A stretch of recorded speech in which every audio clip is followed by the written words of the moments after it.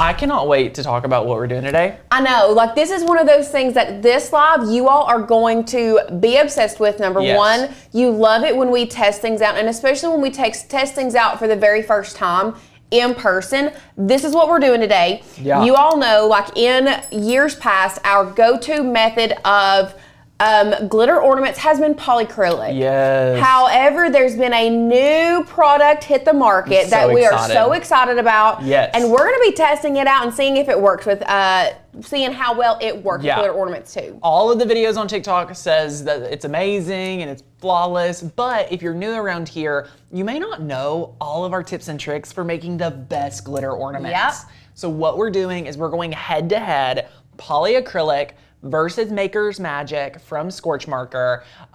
It's incredible. I think you're going to really be impressed with just doing the comparison. I love both products, like just to start out. Yeah. I love polyacrylic. Absolutely. And I'm always ready for something better. So that's kind of what we're hoping for and excited to compare and contrast to give you guys the ideas. In addition, I've been teaching glitter ornaments for 5 or 6 years. Yep. Every year, we kind of like perfect a new technique, a little this, a little that. So this year's is, you know, testing out. Is Maker's Magic like the thing? Like, Is it the it product that you need to have? Yeah, it's gonna be super fun. I'm gonna head over. We're going to dive in. Lauren's getting emails about Cyber Monday deals right now on her computer. Yep, I was. So it's so good. I'm so excited. As you can see, the table has quite an array of items. Don't let this overwhelm you, my friends. We're crafting together in real time. So imagine you were just in the studio with me and Lauren and we were just crafting away. That's kind of what we've set up for today's show. We are adding the supply list right after the show. So if it's not there, it'll be there. Just give us a moment. So I'm gonna go over the supplies and then here's my plan for this show today. We're going to start using the polyacrylic versus the Maker's Magic, all right, from Scorch Marker. Super fun. We're going to set these up, we're going to do the glitter, and then we're going to kind of let it cure, dry for a little bit, not the whole time. So good. And then what we're going to do is head into Design Space, head over to makersgonnalearn.com, pick through some of the amazing cut files, and we're going to cut it and then add it. If you've never used vinyl on ornaments, this is gonna be a great training for you. I'm using paper masking tape, which is probably one of my favorites when it comes to making glitter ornaments. We don't use masking paper transfer tape a lot anymore, but I will tell you, I think it's the best transfer tape for this technique personally.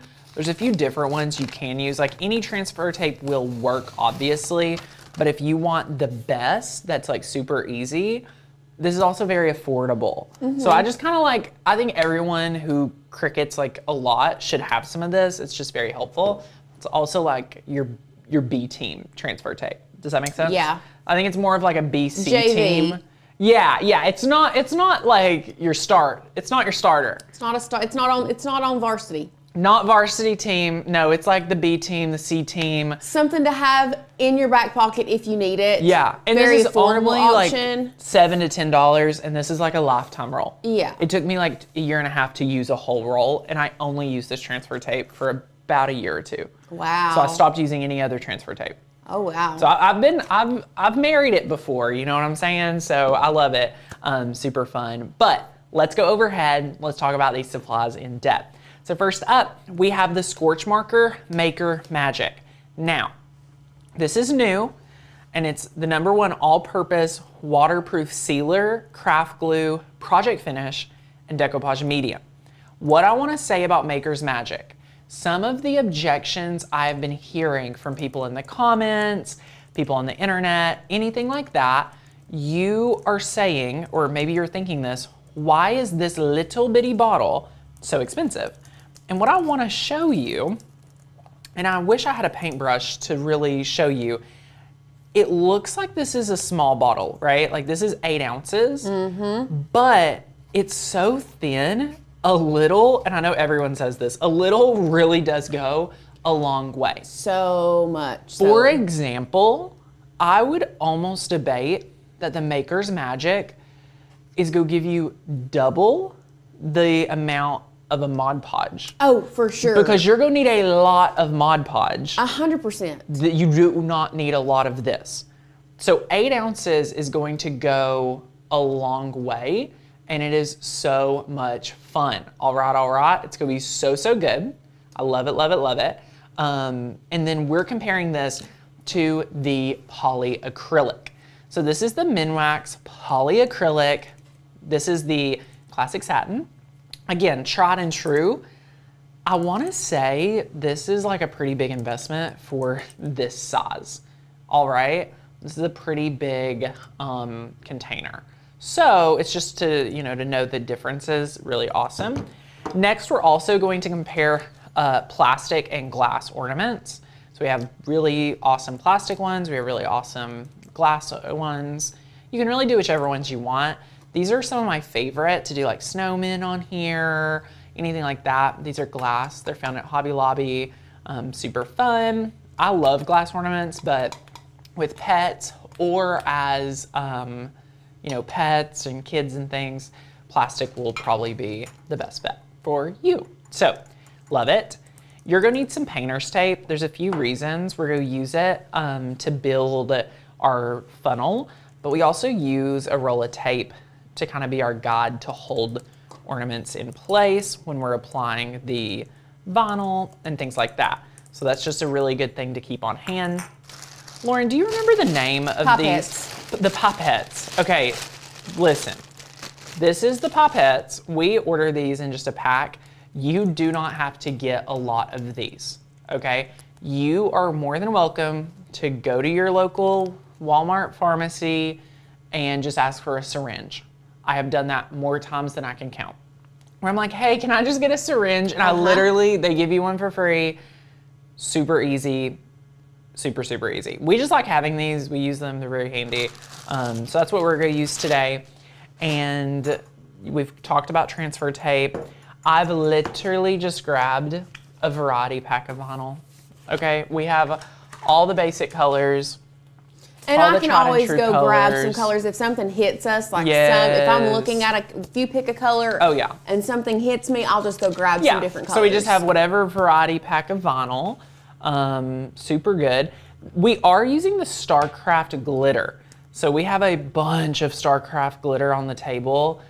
I'm not a big proponent of glitter, but we really love their glitter. Like, they've done such a great job coming out with awesome, awesome glitter.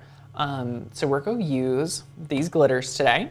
And I'm actually going to teach you how to make your very own funnel too, because it's one of the easiest things to do and everyone has trouble getting all the glitter in there. So that's our supplies. It feels like a lot, but also not a lot. Like, it's all things that you probably already have, everything like that. So now I'm going to teach you how to make your paper funnel first. And it's also very easy. You need a piece of copy paper. You also need just a little piece of painter's tape, okay?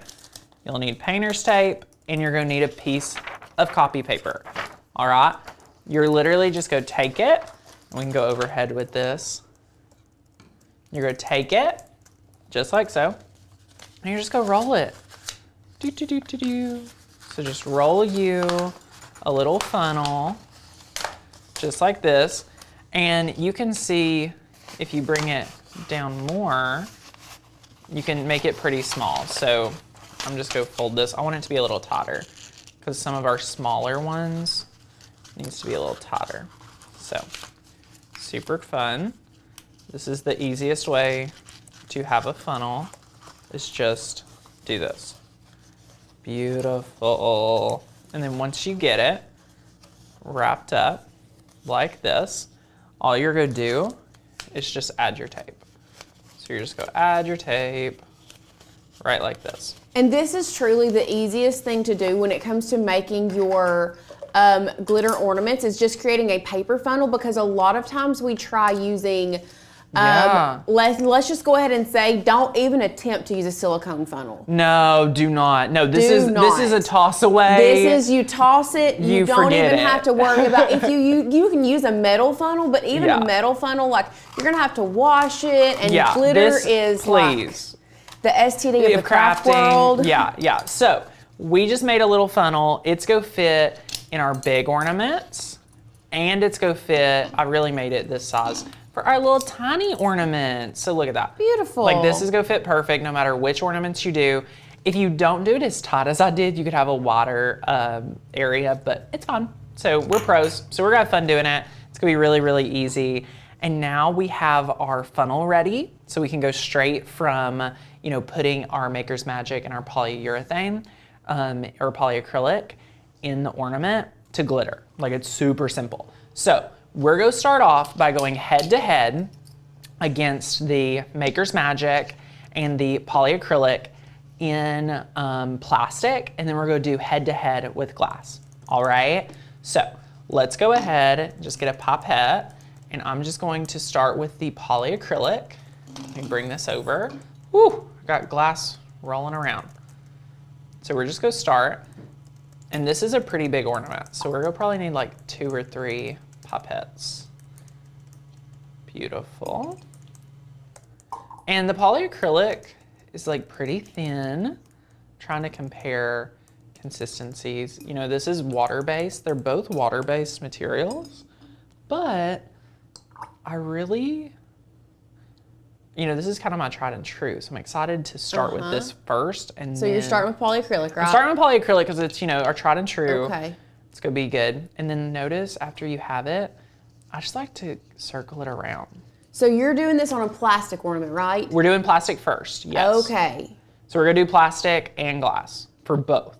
So this is where it's gonna get really, really, you all are gonna see like, oh yeah, the difference.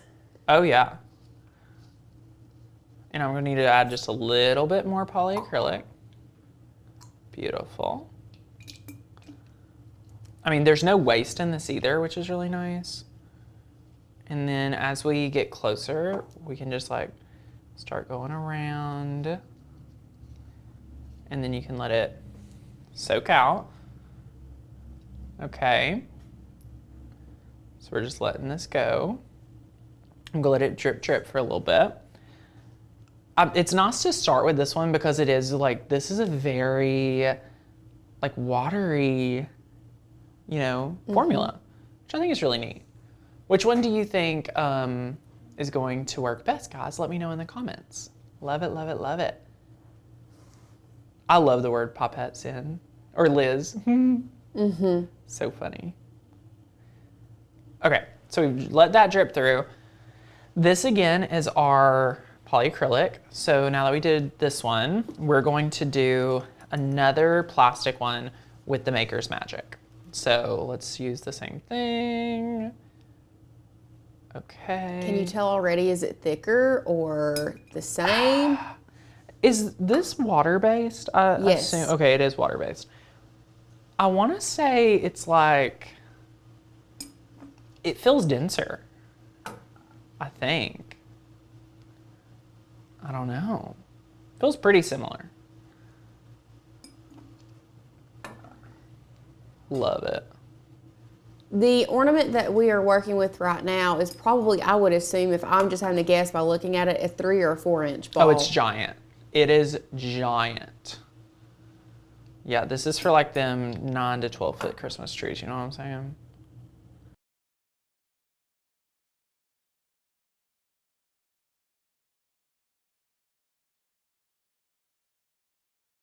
Okay, so I've coated the whole thing. Then I'm gonna pour out the excess. I will say it was pretty similar, like the experience. Yeah. Wasn't anything like that different. I'm gonna let that like drain out for a second. And then I'm gonna let this one drain out just a little bit more too. So they both need a little bit extra drain. I feel like I can see, like, I feel like the Maker's Magic is a little more cloudy. I would think, meaning it's a little thicker. I think it's thicker in a nice way, honestly. Yes, not in a bad way. I don't mean that in a bad way. I mean that in a good way. Yeah, I think, because it was really easy for it all to like drain out. Yeah, it seemed like it did cover easier as well. It did. And I don't know if it took as much because I had to add a lot to the polyacrylic and this already coated. So that's really interesting. Very, very interesting to note. Now what we're going to do is we're going to add the glitter. Let's go ahead and add some glitter. So let's start with the polyacrylic. I'm going to scoot these to the side.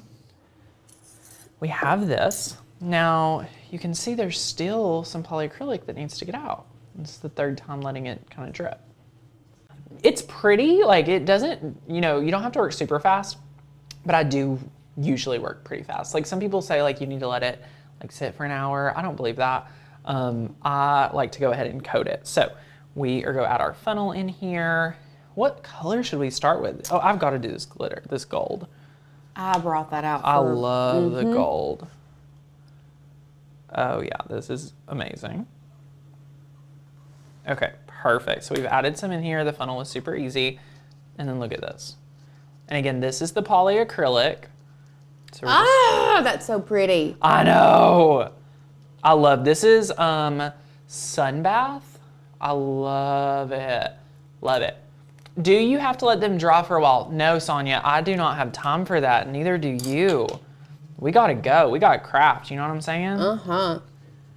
So it's super easy. Now, you can have this like over it to put it back in here, or you could just have it out on a piece of paper towel, whichever way you need. You just gotta make sure you cover it up. I also sometimes put this back in here, like the little cover. I like to put it on and then just shake it to make sure it coats everything. So like you could literally, now that this is on here, just shake it. Super easy. Shake, shake, shake. Shake, shake, shake. Oh, look at that. Now here's my tip. There's some excess glitter in here. You can open this up and remove it, which is probably what I'm gonna do. But if you want, you could just leave it in there because nobody knows, okay? Nobody knows that the glitter's in there besides us. Okay? This glitter is fine glitter, just so everybody knows. Super fun. Now, you can use a more chunky glitter, but it needs to be mixed with a fine. It needs to be a chunky mix. It can't be just straight chunky, and it can't be super chunky either. Correct. And the reason I say that is because we did do one, and the chunky works best, in my opinion, on glass. Here's a great example of a chunky, but this was mixed with some fine. This one's really fun. Yes. Have a holly dolly Christmas. Now there was one that I did last year that I tried to do yellow chunky glitter with on a plastic ornament, and it straight up like did not stick at all. Oh really? Yes. Wow. Okay, so I'm adding the glitter in here again. And again, you can literally, holy cow, Lauren. I feel like it's just coating so much better. Really? Yeah. Like it. You don't have any holes or gaps or anything? No, it's like getting really nice coverage. That's pretty impressive. That's really nice. I love it. Love it, love it, love it. Wow. Do you see that? That gold is beautiful. It is, it is. So you will want to shake it. You'll still want to do your technique that I showed you with the polyacrylic because you want to get all the edges. So I'm just going to pour, already poured it out. Now I'm going to put the lid on it like so. And we're going to shake it around just a little bit. Just because I want to cover it right here. It's not that anything else needs coating, okay? So it's just to get around those edges, shake, shake, shake. Yes, this one that we're doing right now is the Maker's Magic. Yes, this is Maker's Magic. And then I'm just gonna pour the excess out right here. Super fun. All right, put our lid on the proper way. Beautiful. Okay, Maker's Magic, polyacrylic. I can already see a color difference. I can too. Feel like from over here. Oh my, this is, okay. Here's, and again, let's just go to me for a second. We make no commission off of Maker's Magic hold it up and look at polyacrylic. me. What I already have a thought. What I'm seeing here is a difference between the like the white, like it's like when it dries it may go away. I have no idea, But like this is already like, you can see the glitter like in its truest form, in the truest color. This you can still see like. I just feel like I can see through it. Like it doesn't look like it's coated as much. So you know what I mean? Let's go overhead just for all of you guys to see. What do we think? Maker's Magic, polyacrylic. Maker's Magic, polyacrylic. Karen saying Maker's Magic looks brighter, saying definite difference. One is brighter than the other. Wow. We don't have an affiliate link, but there should be a link down below. We'll be adding a link to the Maker's Magic if it's not already it's already down there. It's there. Yeah, it's down there. So we do not have an affiliate link. You can just order it. Is it from Amazon? It's from Amazon. Okay, that's our affiliate link. If you're ordering it from Amazon, we got you.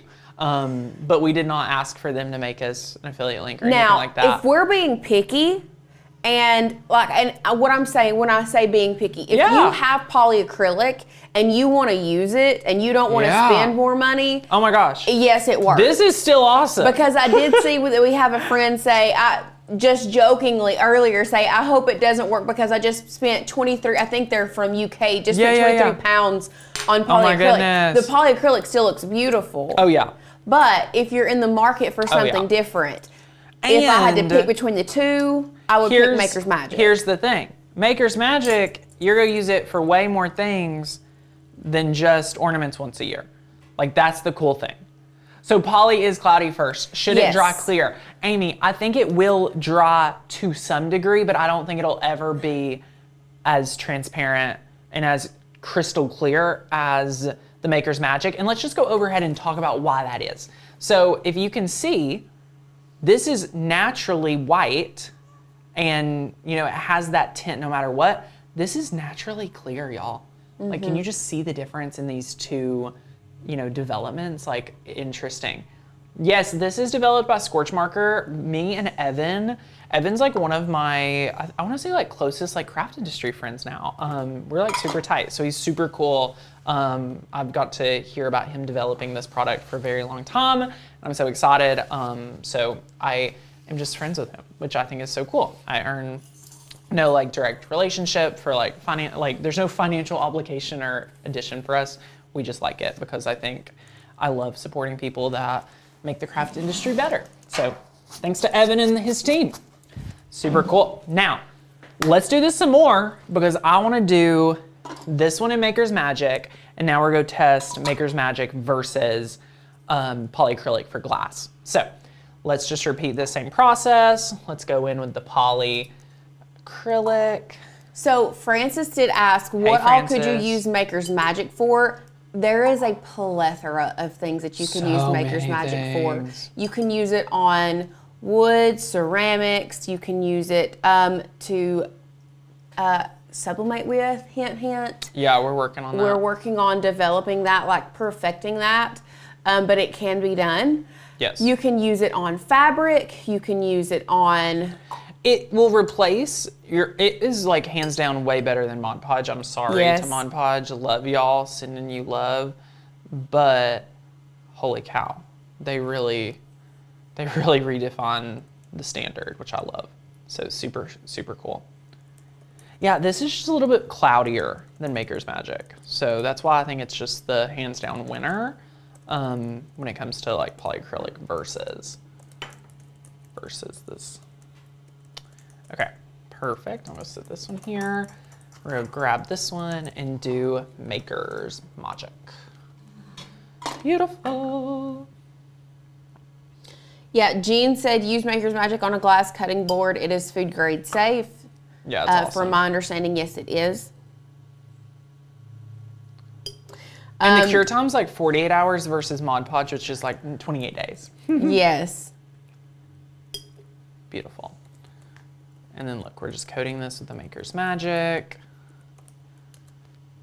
Beautiful, beautiful. Love it, love it, love it.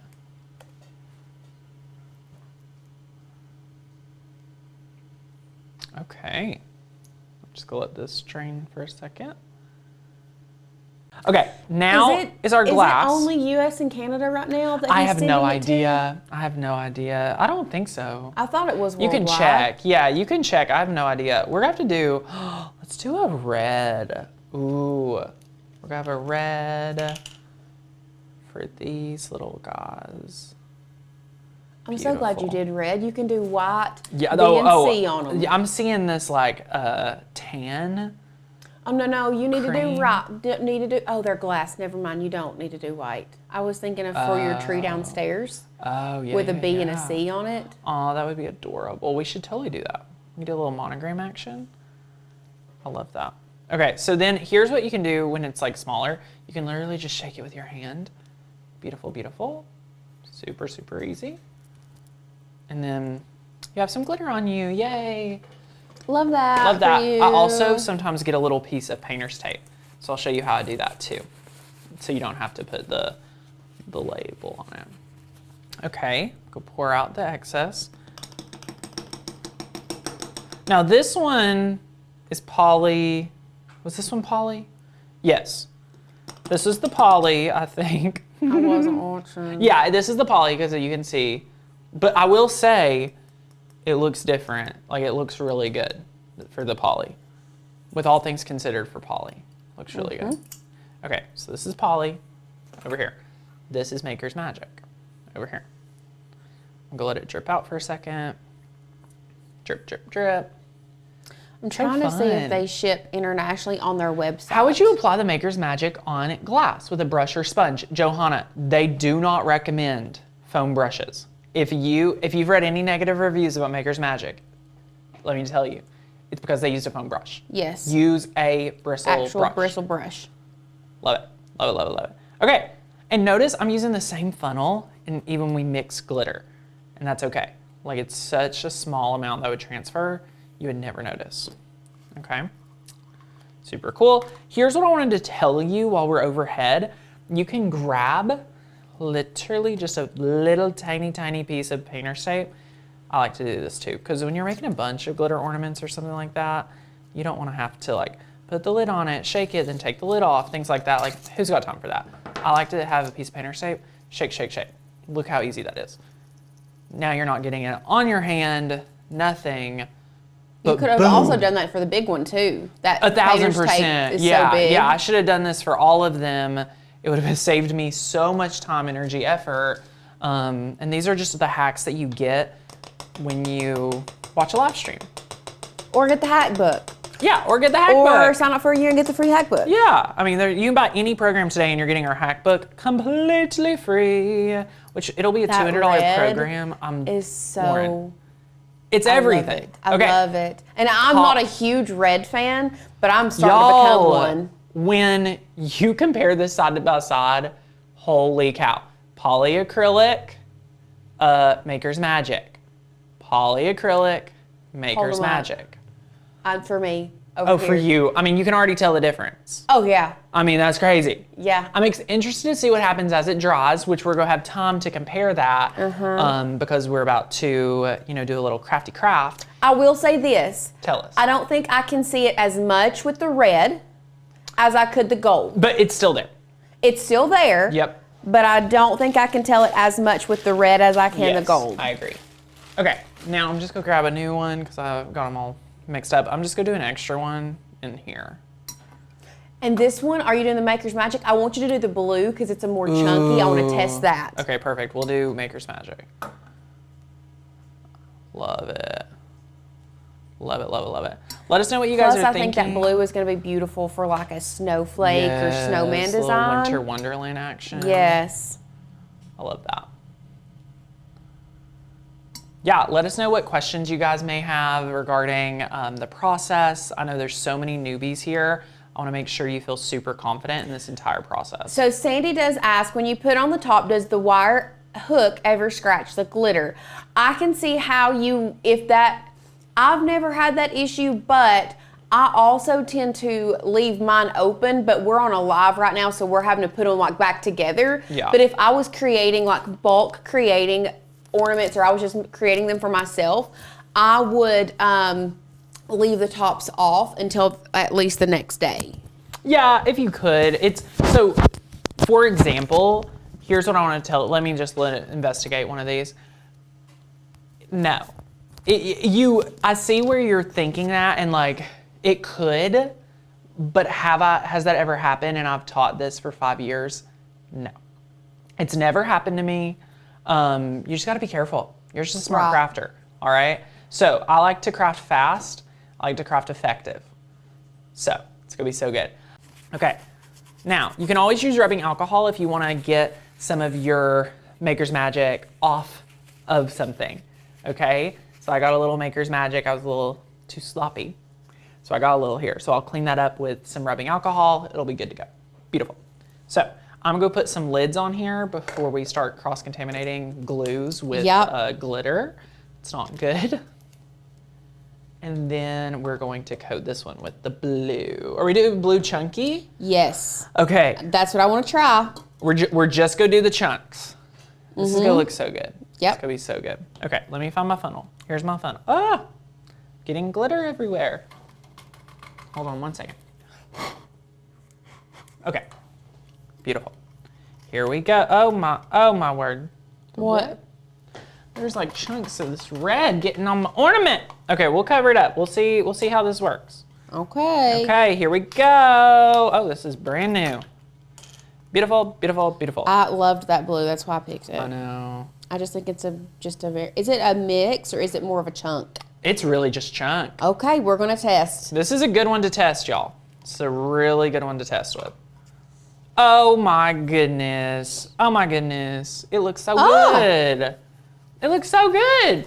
No problem at all. No problem at all. Of course not. We need a snowman face on here. Little snowman. Oh, or just let it snow. Ooh. In white, just simple. Yeah. Or silver. Silver. Oh, we have silver today. Did you put it back or did you actually bring it? I think I brought it. Okay. Okay. Beautiful, beautiful, beautiful. Okay, here's what we got going on. I mean, these are so easy, so fun, so simple. So it does look like Maker's Magic is only they're US only and Canada right now? sending to US, Okay. maybe Canada. But if you are not based in the US, polyacrylic is a great alternative. Oh my gosh, it's fantastic. So good. It has been our #1 for years. 3 or 4 years. Yes, polyacrylic has been #1, and it is like I said, it is a great alternative. Now, while we're just doing general crafting, you're going to see on Pinterest and you're going to see these other shows where they try to use some type of floor cleaner, Lauren. I did used to use a floor cleaner. I'm not a fan. I've tested it. I don't like it. Well, that was before I really got into crafting. Yeah. And I agree, it was very splotchy. Yeah, it just did not work properly. Y'all, I'm so sorry. I'm having to do a little cleaning. Lauren cleaned the craft table so well before coming out today. And I was like, Lauren, this is the cleanest the craft table's been all year. And I just want to respect and honor that. So we're going to do a little cleaning. We did have a friend ask us, and okay, couple things. We're going to do a little action fire Q&A, and then we're going to dive into this amazing lid on the promo. red is not on. Before you knock it off, turn that on. I would totally do that. You're also missing a lid on some glitter because there's I must a lid. be. Oh, here it is. Found it. Beautiful. Beautiful. And then Kathy was asking what color Kathy. that blue is. What's the name of the blue? Crankin' Hugs? C-R-A-K-E-N. Kraken. Crankin' Hugs. Like, okay, so all of 143 vinyls glitters are Enlighten sea, me. like under the sea, like beach sea themed. Did you know that? I do now. Yes. I do now. They're all beach / sea themed. So Okay. look at all of the, look at them, look at the names. Oh, Sunbath. Seaweed. Peer Pressure. Yep. Wow. Pirates Cove probably. Sandcastle. Sandcastle. Call me Captain. Wow. Shark Bite. There you go. What a hoot. Kraken Hugs. What a hoot. I was like, what in the world am I missing here?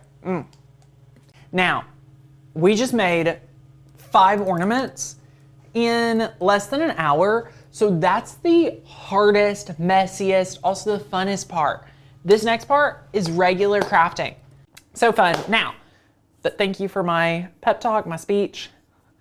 On to the second part of today's project, which is so much fun. Look at this. Let's go overhead, or excuse me, let's go to the share screen. I went ahead and loaded up the Maker's Gonna Learn Christmas files. The reason why I had to let this preload is that there's so many. Like, I'm just go quickly scroll through. This is what happens when you load the whole page. Like, there's so it's wild. Many good ones. So you have plenty of time to like scroll through. Ooh, we are like a snowflake, all different in our own beautiful way. A thrill of hope, the weary world rejoices. Oh my gosh, there's so many good files. Okay, the snowflakes, the sweater pattern, Santa's sleigh cutout. I mean, the Santa's magic keys, like North Pole cookies and milk. Oh, have yourself a very Merry Christmas. Merry everything and happy. I just want to make all these, okay? I know. I'm gonna do all of them. I'm gonna do all of these, okay? So, you can prowl through. We need to get, oh my gosh, this collection right here. We went to a event in Atlanta called Atlanta Mart. Have you ever been? I have not. This was an inspired, we should go this next year. I want to go to. We got inspired and did this collection by seeing some product lines at Atlanta Mart. And this is some of my favorites. So these files, Merry Everything, Merry Christmas, Merry Holly Jolly, 'Tis the Season. This one's so fun for a Santa sack. We did that for a Santa sack. I'm pretty sure a couple years ago. Yeah, I think it was the last late night live that I did. It was so good, so good. Probably do it for the boys. Oh, Happy, Jolly, Merry, A Thrill of Hope. Oh my gosh, so much fun.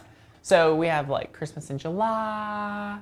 Love it, love it, love it, love it. Christmas by the Sea. Yes, so fun, so fun. Okay, Christmas hedgehog, if y'all love oh my gosh, our Christmas trucks, our snowflake truck. We have 3D files. We have so many fun ones. I wanna see if we have our first, what's funny is our first version Christmas files are still some of my favorites. Okay, oh my gosh, I love them all. Yes, I know which ones you're talking about. Okay. Here they are. So if you're new around here, all of these files, like on down, are the first collection Maker's Gonna Learn ever launched. And it was a Christmas file. It was a Christmas collection. I've used that Happy Holidays so many times. I love it. So these are like vintage Maker's Gonna Learn files. They're still some of my favorites. I think you all should use them. They're super fun. So, oh, this is hands down. Okay, this one and the Oh Come Let Us Adore Him in the Christmas tree and the Walking in Winter Wonderland, hands down 2 of my favorite files on the website. Yeah. Okay, hands down. So we need to actually start picking some. I know, I was looking. Okay, we need a... I like that Walking in a Winter Wonderland. Is it kind of square or is it? It more is square. circular? Yeah, it's just gonna be fun to weed. Yeah, I know. I thought of that too. Yeah. You know what? We're here for a long time, not a good time today. Okay, so we'll do that one for our Well, blue. you can cut one and then I'll weed while you cut another if you want to, or we can just stick with one. It'll be good. Okay, so we're gonna do that one, and then on our little red guys, what should we do on them? Let's scroll through here. I'm just gonna jump to a different collection. The red ones are the little, why don't we do a cute little monogram? Oh, we talked about doing a monogram. Let's do a monogram. Go over here. Let's go over to fonts. And this is a really good way to see what kind of like font you want. I would for sure go to, I wouldn't have gone to monogram. Yeah, I would have gone to fancy. Ooh. I would have just gone to fancy. Love it. And then typed in the 2 letters I love that I our need. fonts, like guys, these are all the categories of our fonts, and it actually makes your crafting so much easier. Yeah. You don't need a bunch. So we're just gonna use a C and a B. Just so you can preview what they look like. So then you can scroll through. Right. I actually like using the grid view too, to kind of see more. Oh yeah, so good. So good.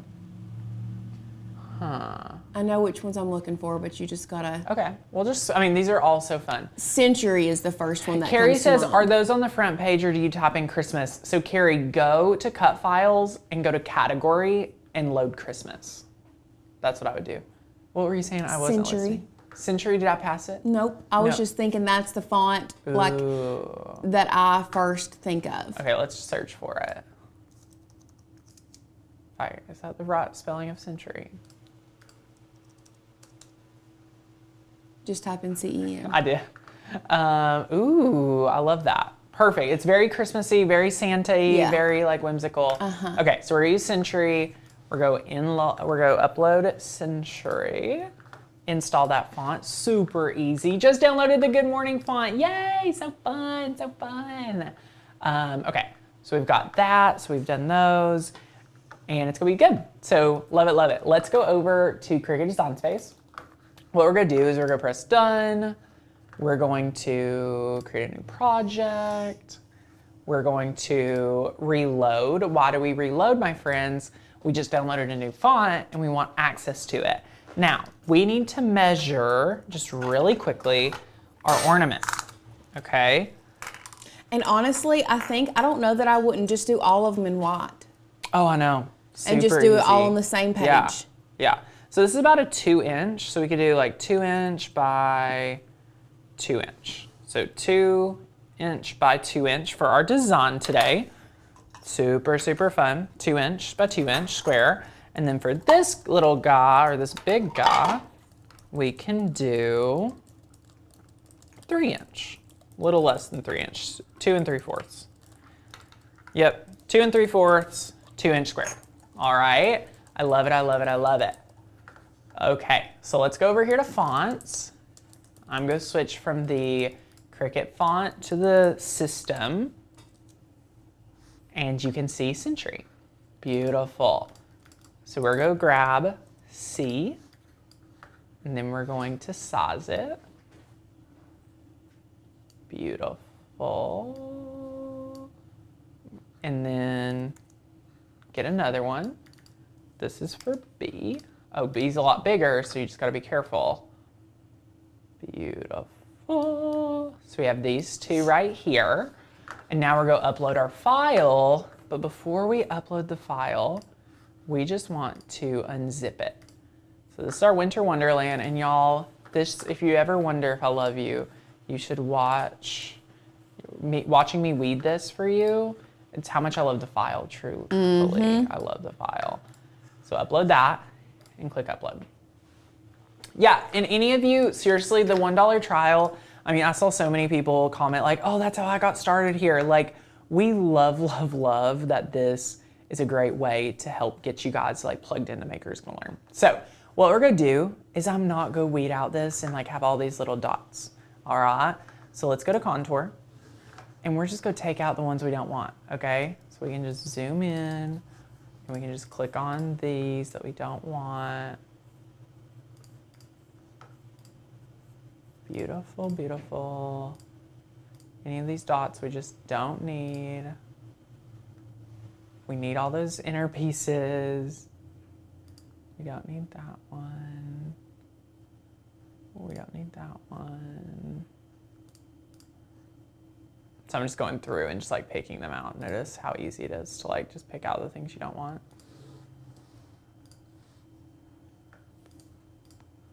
Love it. Okay, I see 2 more that I don't want. File's acting a little funky.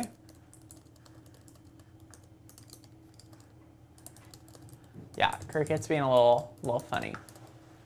Oh, and then look, I accidentally clicked, got a little click happy. Let me bring back this one.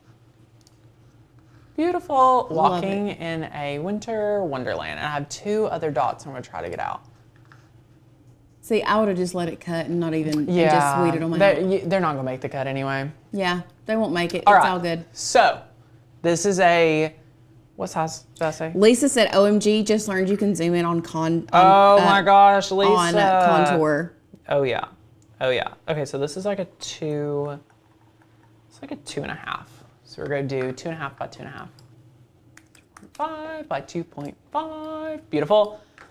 Love it. Yes, this is gonna be really small. I don't know if I can weed it. This is gonna be like a little craft challenge, y'all. Maybe we don't want to do it. We're here for fun. We're here for fun. We're here for y'all.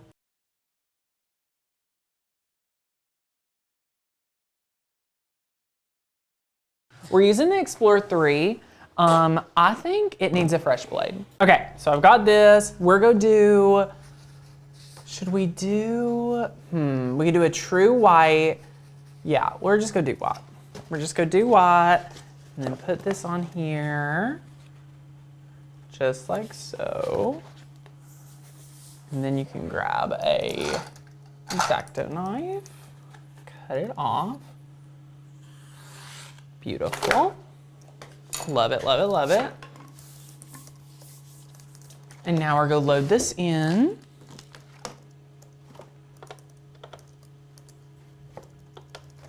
Oh, I gotta select what material I'm using. I'm gonna click premium vinyl, and we're going to load this in here. So good.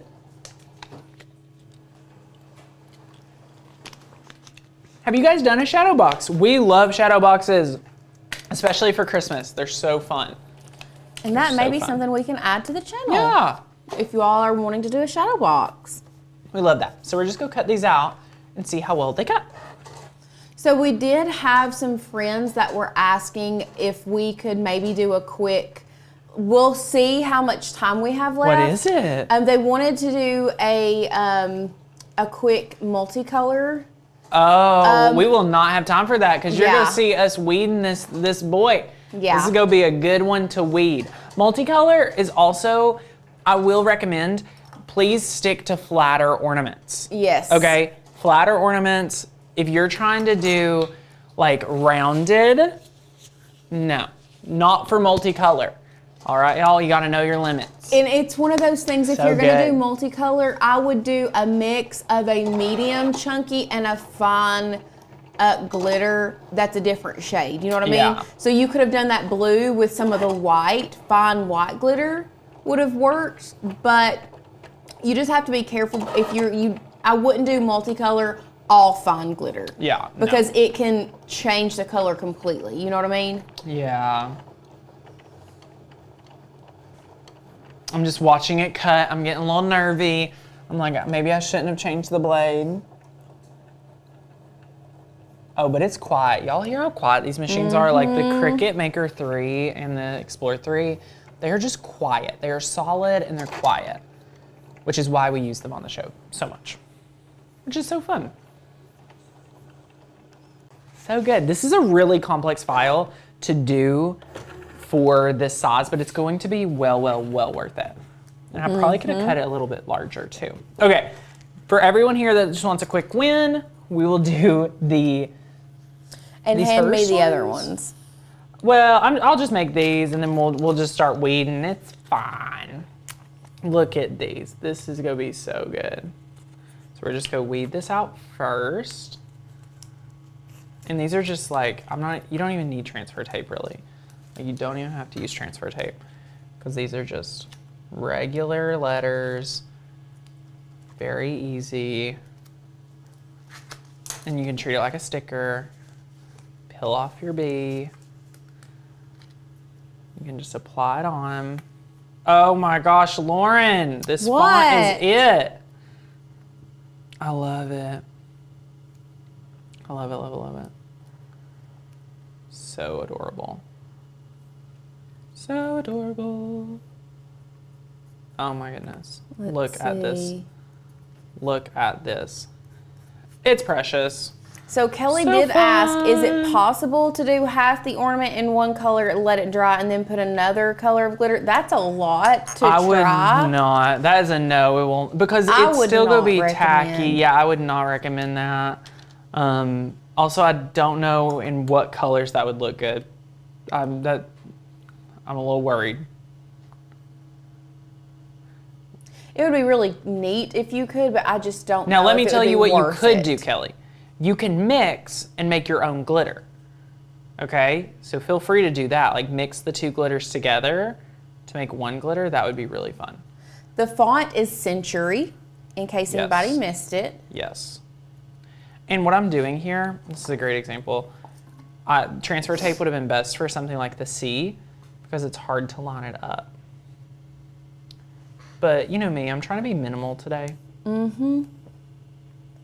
Beautiful. Beautiful. So we have C and we have our B.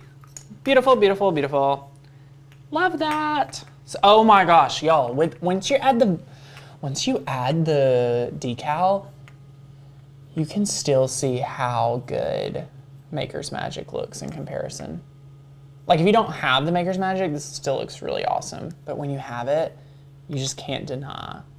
You can't deny it. Can't deny it, period. Okay, now it's go time, y'all. Who is ready for a weeding session? I feel like it's been a while. You're going in with it. Did you think I wasn't? I don't know. Lauren, we cut it. Of course we're gonna weed it. Okay. Okay, I don't know if I should zoom in, Sadie. How, should I zoom in? Can I zoom in? Okay, we're zoomed in. I just wanna teach you all a few things because I know we have a lot of newbies here.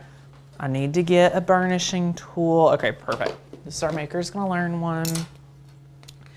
I'm starting with this. Why is Tanner starting with this? I wanna make sure the vinyl knows to stay down. All right, that's step one. Step two is to pull out an edge, get to a corner, and start going in. All right, super easy. Don't get overwhelmed, take deep breaths. Remember, don't get overwhelmed, take deep breaths. See, you've already got the outside done. Already got the outside done. Now we're gonna come in, start picking out some centerpieces to get. Don't get overwhelmed.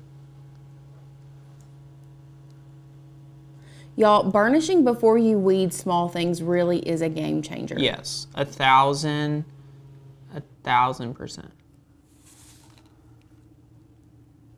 Oh. Correct. Push it up. Mm-hmm. No, like I think all I'm seeing is your head. Oh, I'm so sorry. Thought you were talking about my weeding. Nope, all I was seeing was your head. Oh, that's so funny. Sadie, let me know if I need to move my head as I am weeding. Oh, no. Okay, perfect. Beautiful, beautiful, beautiful. Okay, so I'm just weeding away. Love it, love it, love it, love it. This is a pretty This intricate. is also a pen tool would come in very beautiful for this. Mm-hmm. Do you need one? Do I have one? Oh, I have a should pin have pen. one. I have one. So yeah, this is really where the pen tool can shine, like show up and show out. Absolutely shines. Yeah, it really does do wonders. And if you guys are like, where do I get this cut file? You got to get it at makersgonnalearn.com, my friends. So a couple of people are saying reverse weeding, would this work with that, with the transfer tape? Yes, absolutely. You need to use strong transfer tape though. Yes. Yeah, you can totally reverse weed this. This is definitely one that you would do well with reverse weeding. Great question. You guys are pros. Already pros. Oh yeah. So if you've never reverse weeded, this could be a really good one. Mm-hmm. It's just very, very intricate. And this was cut at a 2.5 by 2.5 design. So it's pretty small. If this was on a big sign, anything like that, so easy. But it's honestly weeding a lot better. I think changing the blade, having a great cut. For sure. Is very important. It makes the weeding process so much easier. Okay. Look at that. Lauren thought I wasn't gonna weed this out, y'all. I just wasn't sure. Just wasn't sure. I love it. That's it. Okay, so we've weeded out. Now you just gotta take a look. Walking in winter wonderland. It looks beautiful. Didn't even need an eye in winter. Took that out. Okay, so now we're gonna grab our transfer tape, rip it off. We're just going to apply it taco method style. Grab our burnishing tool. Burnish, burnish, burnish. Love it, love it, love it. Grab a little X-Acto knife, wherever mine disappeared to. Cut off some of this excess. All right, now peel it off the mat. Or go back over here. Okay, we gotta get this in frame. Is this in frame? Beautiful. Then we're gonna peel this back. Peel it back. Okay, now, if you're doing a curved surface, which we're kind of not doing because this is just a square one, you will want to, I like to trim it down. So if you have any excess like this, it really throws me off. So you don't want to trim it down. And then you can cut slits. So slits like so for round ornaments. All right, this is flat, so it really doesn't necessarily need it. I can already tell how good this looks. Oh my word. I knew it would. Oh my word. Holy cow. Burnish, burnish, burnish. And peel back. Oh my goodness. Walking in a winter wonderland.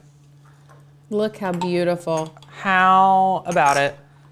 Have a holly dolly Christmas. Guys, I mean, look at all these. We could just keep going. We could have a whole marathon of just ornaments. Can you see all these? Ornament marathon. So fun. Does cutting on the mat affect the stickiness? Absolutely not. Sonia, if you are not cutting on the mat, Ooh. this is one of my favorite hacks. This is your third hand, okay? You have your right hand, you have your left hand, and this is your third one. Because the mats go keep it on, like on the mat, right where you want it to be. No hustle, no bustle. You know what I'm saying? So good. So good. Love it, love it, love it. I love that C and that B and that century font. This is it. So these are our twins' initials, and this is going on their tree in their activity room that we're doing for them. And it'll be really, really special on their little trees. So it's gonna be so fun. So the font's Century. So you got to see us download a font today, put a font in Design Space, make 2 monograms, make a bunch of ornaments. Make 5 ornaments. Holy cow. What are we doing? What are we doing? This file is beautiful. Walking in Winter Wonderland. Don't walk, run to download this. Here is the glitters we used. Let me grab the red one too. Okay, screenshot this if anyone's wondering which glitters were used today. These are them. The Love blue it. glitter is like Kraken Hugs. Yeah, Kraken Hugs, Sunbath, and Shark Bot. Yep. So good. We have links for these down below. Super easy. You're going to be a glitter connoisseur. Like you're gonna be a glitter ornament like pro because you've just now learned how to make how many? So many. You could sell these as a set. You could sell these individually. I would charge at least like $7 to $8 per ornament.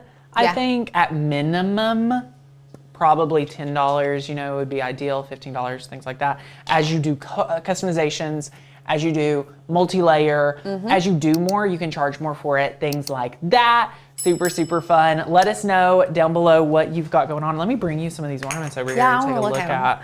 I mean, they're so much fun. Today, we are gonna be making our super cute, this is like a faux acrylic ornament that you can do easily at home. And let's go overhead so we can see this. And I'm gonna lay this, we'll lay it right here. This is what we are going to be making. The supplies for this are pretty minimal, and we are going to be utilizing AI plus some Makers Gonna Learn fonts and files to make this super, super cute gingerbread house. I mean, come on, it's so stinking adorable. And I'm gonna be teaching you how you can take an image of your own house or an image of a friend's house, or maybe you're making this for someone else. I'm gonna teach you how you can take an image of a house and turn it into a gingerbread house using AI. Yes, this is not just gonna be a generic house. I mean, I'm gonna use a generic house, but I'm going to teach you how you can go take a picture of your house, put it into ChatGPT, and have ChatGPT turn it into a gingerbread house for you. So, this is what we're gonna be doing today. Let's go ahead and go over the supplies since we are overhead. And while we're overhead, before we really jump into the project, I wanna show you, because we've already had some questions about, well, can I use this or can I use that? And I'm gonna show you all of the different ways that we attempted this project to show you what the different looks are and what works and what doesn't. So, starting out, we do have Cricut printable vinyl, and this is the transparent printable vinyl. This is going to be very important if you want that kind of faux acrylic look, kind of like the see-through look, and we'll go back to the front.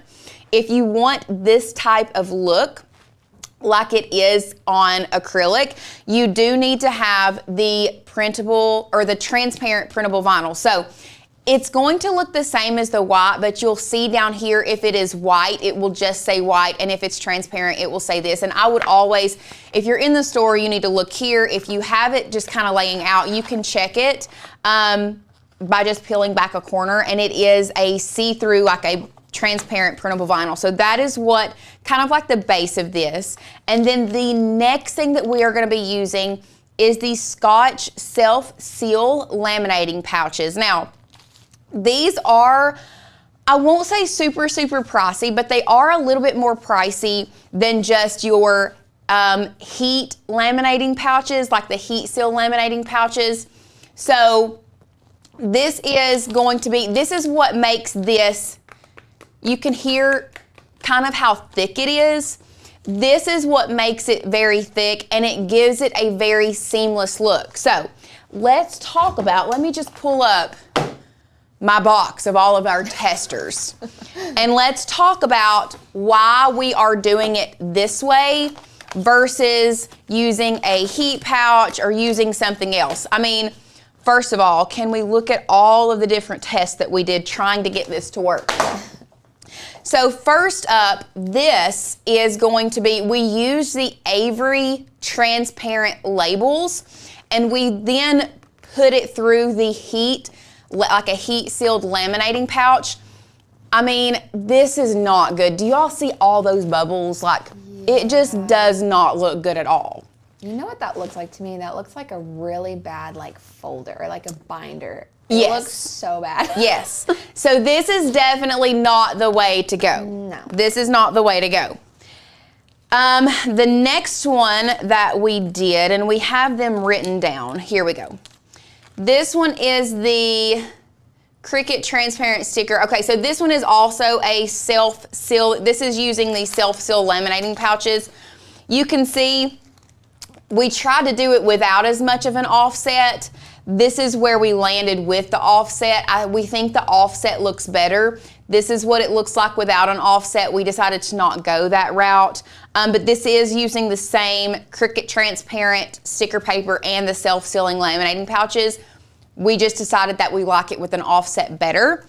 Next up, this one is Cricut transparent sticker paper on acetate. So the reason that we're not doing it on acetate is because I just don't feel like, I guess the color is fine, but it's very flimsy. It's a lot more flimsy than the self-sealed pouches. So that's why we decided to not go with acetate for this project. If you have acetate, it's not terrible. Just know that the sticker sits on top of the acetate, whereas with these self-seal laminating pouches, you put it inside and it has a protection on the top and the bottom. So that's why we decided not to go with the acetate, is because it's just one layer and it's really not as thick. And then the last one, what we did was the printable transparent film with the Cricut waterproof sealant on the top. And it's definitely, which this is off, it didn't print right, or it didn't cut right. I think because Cricut was having a hard time seeing it, because it is kind of like, it is a lot light. Not go that route because we felt like this was too light. We like the color that it has, because in all honesty, this has more of a milky color to it. And this one was clearer, but it doesn't allow the color to stand out when you print it. So that's why we went with this one instead. So those are all of our tests. That is why we did go with the Cricut transparent printable vinyl and the self-seal laminating pouches with the offset. It just looked the best to us. But I did want to show you all of the different ways that we tested it so that you could see and kind of make your own decision from there. So let me go ahead and put all of these back together so we don't lose them and we don't misplace them.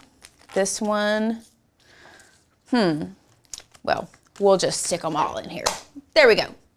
Other than these two things, the last, or not the last thing, you are going to need some type of ribbon. We got this from Amazon. This is just like a frayed hem chiffon style ribbon.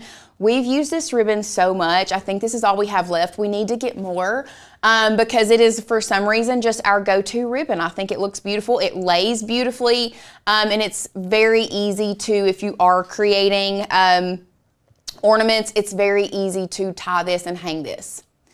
Does my mic sound all okay?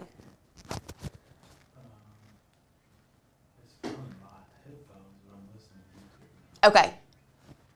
We're checking the sound. We are checking the sound. Other than that, the last thing that you are going to need is a squeegee, and it is going to be best if you have a squeegee with a felt, felt on the end. That's going to help you get all of the bubbles out without scratching your print or without scratching the self-sealing laminating pouches. Is it still breaking up? Do I need to move my mic? Okay, if you all are having issues with sound, try going back out and coming back in. It might be where I'm moving around. Let me just go ahead before. It's not the mic, it's like somebody with the stream. Oh, is it something to do with the stream? It's like a YouTube issue or something. Okay, well, let's go ahead and change it anyway. Let's change my mic and put it on the outside. That way, in case it is something to do with this, it's out here and it's not knocking on anything. Okay, perfect. So we've gone over all of our supplies.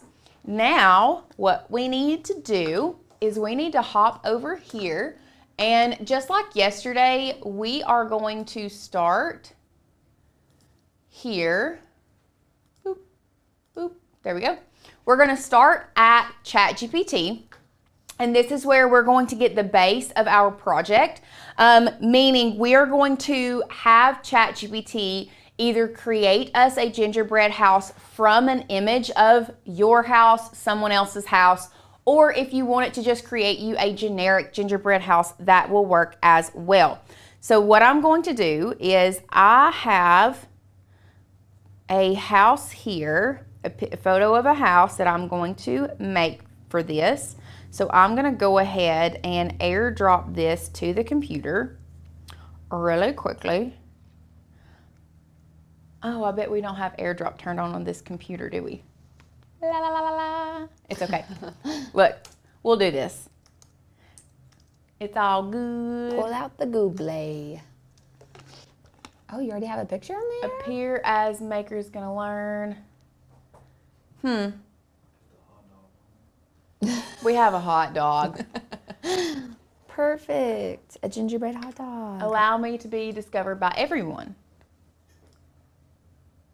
Maker's Mac Mini. There we go. Beautiful. Let's save to downloads. Beautiful. Okay, so we have our image now. What we are gonna do is I'm here in ChatGPT with this plus icon. I'm gonna click this plus icon and I'm gonna come down here to where it says create image. Now, if you are creating an image, you always need to go to this plus icon and come down here to create image, or it's not going to do what you want it to do. Little plug on how not smart I am. It took me a minute to realize that I had to hit the plus button to do create image, and I was trying to do it for a little while, for like a week. I was trying to just do it from chat. So don't make my mistake. Now that we have that, I can bring my Finder back into view right here. Let me go ahead and exit that off, and I can now drag and drop this image into ChatGPT. Now, once you have done that, what you need to do is I'm just going to ask Chat, what would this house look like as a gingerbread house? And then, I always say please and thank you. I know I shouldn't, I know I don't have to, but I do it anyway. Can you please make this graphic for me with a playful,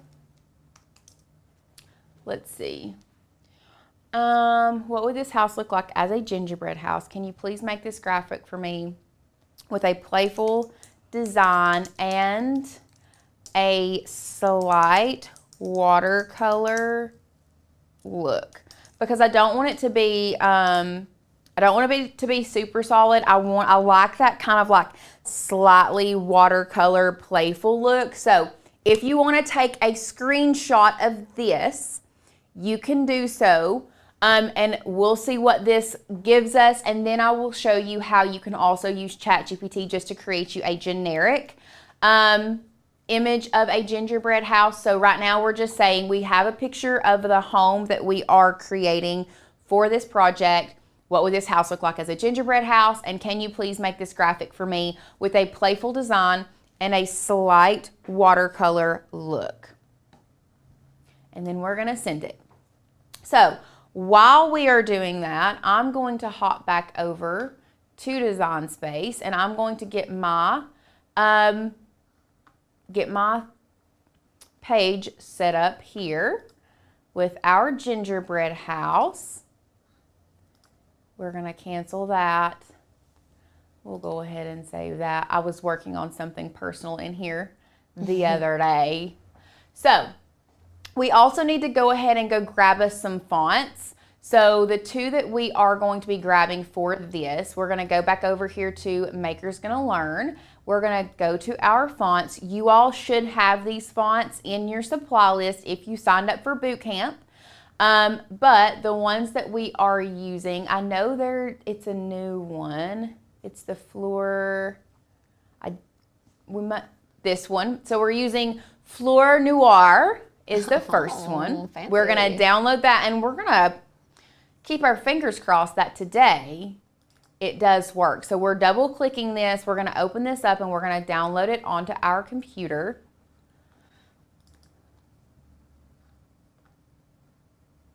Install. And then we're gonna make sure that it does get installed. Huh. Is there a reason why our fonts aren't installing? Give me just a second. Let me double check. Because, let's do it in list form and see if I can scroll down. No. Maybe it's in the MGL section? Okay. It is. There it is. Okay. Beautiful. It's downloaded. It has MGL. And then the next one I'm pretty sure is Fairy. And so we're going to search for that font. Nope, that's not it. Let's go back and find out.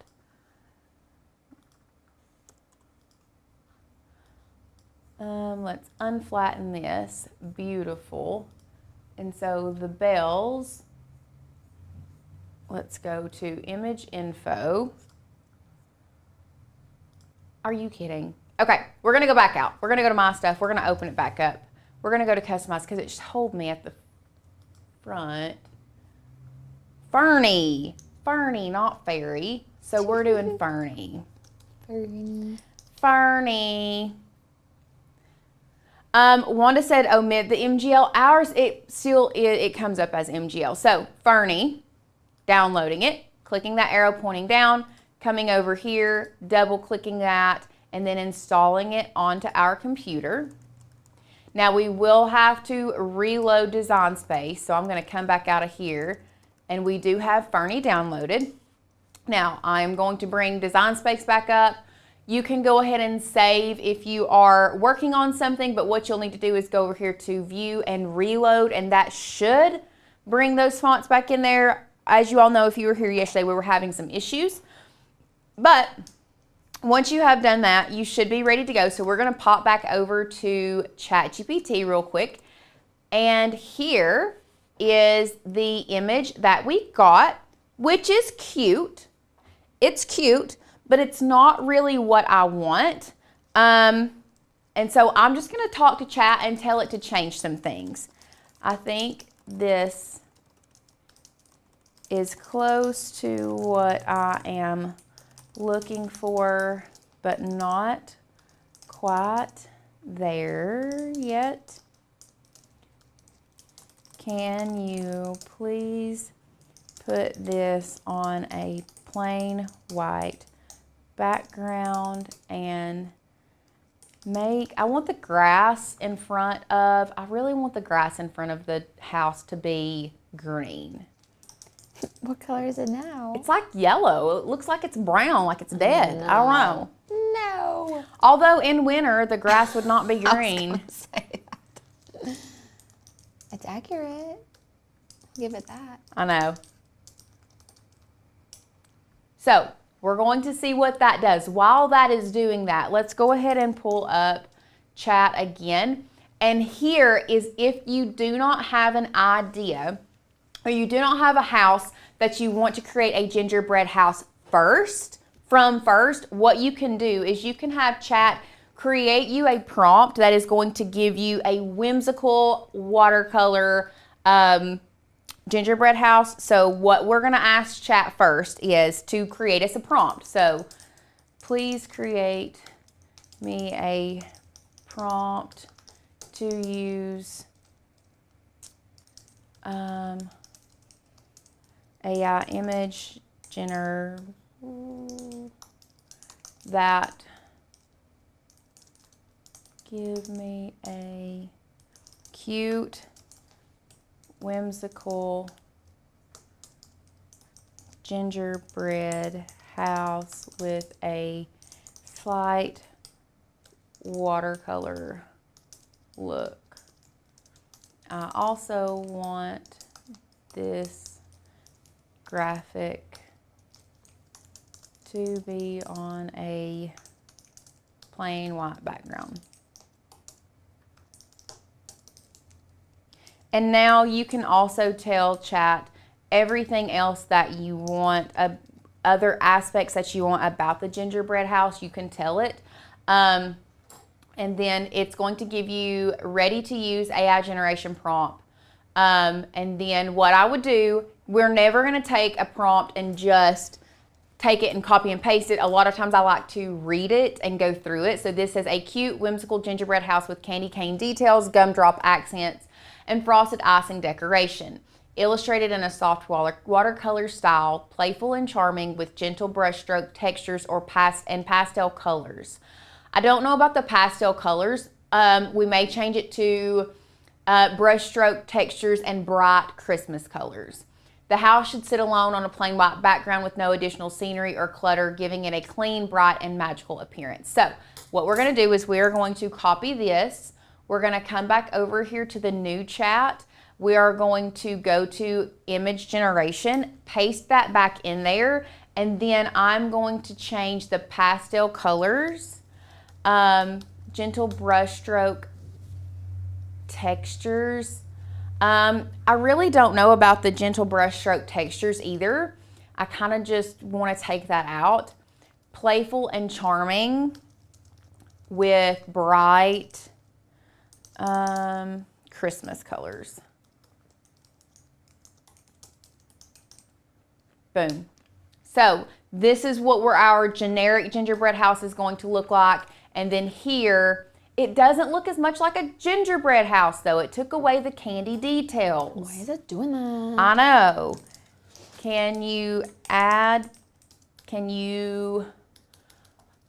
Let's say, without altering this image very much, can you add back in bacon?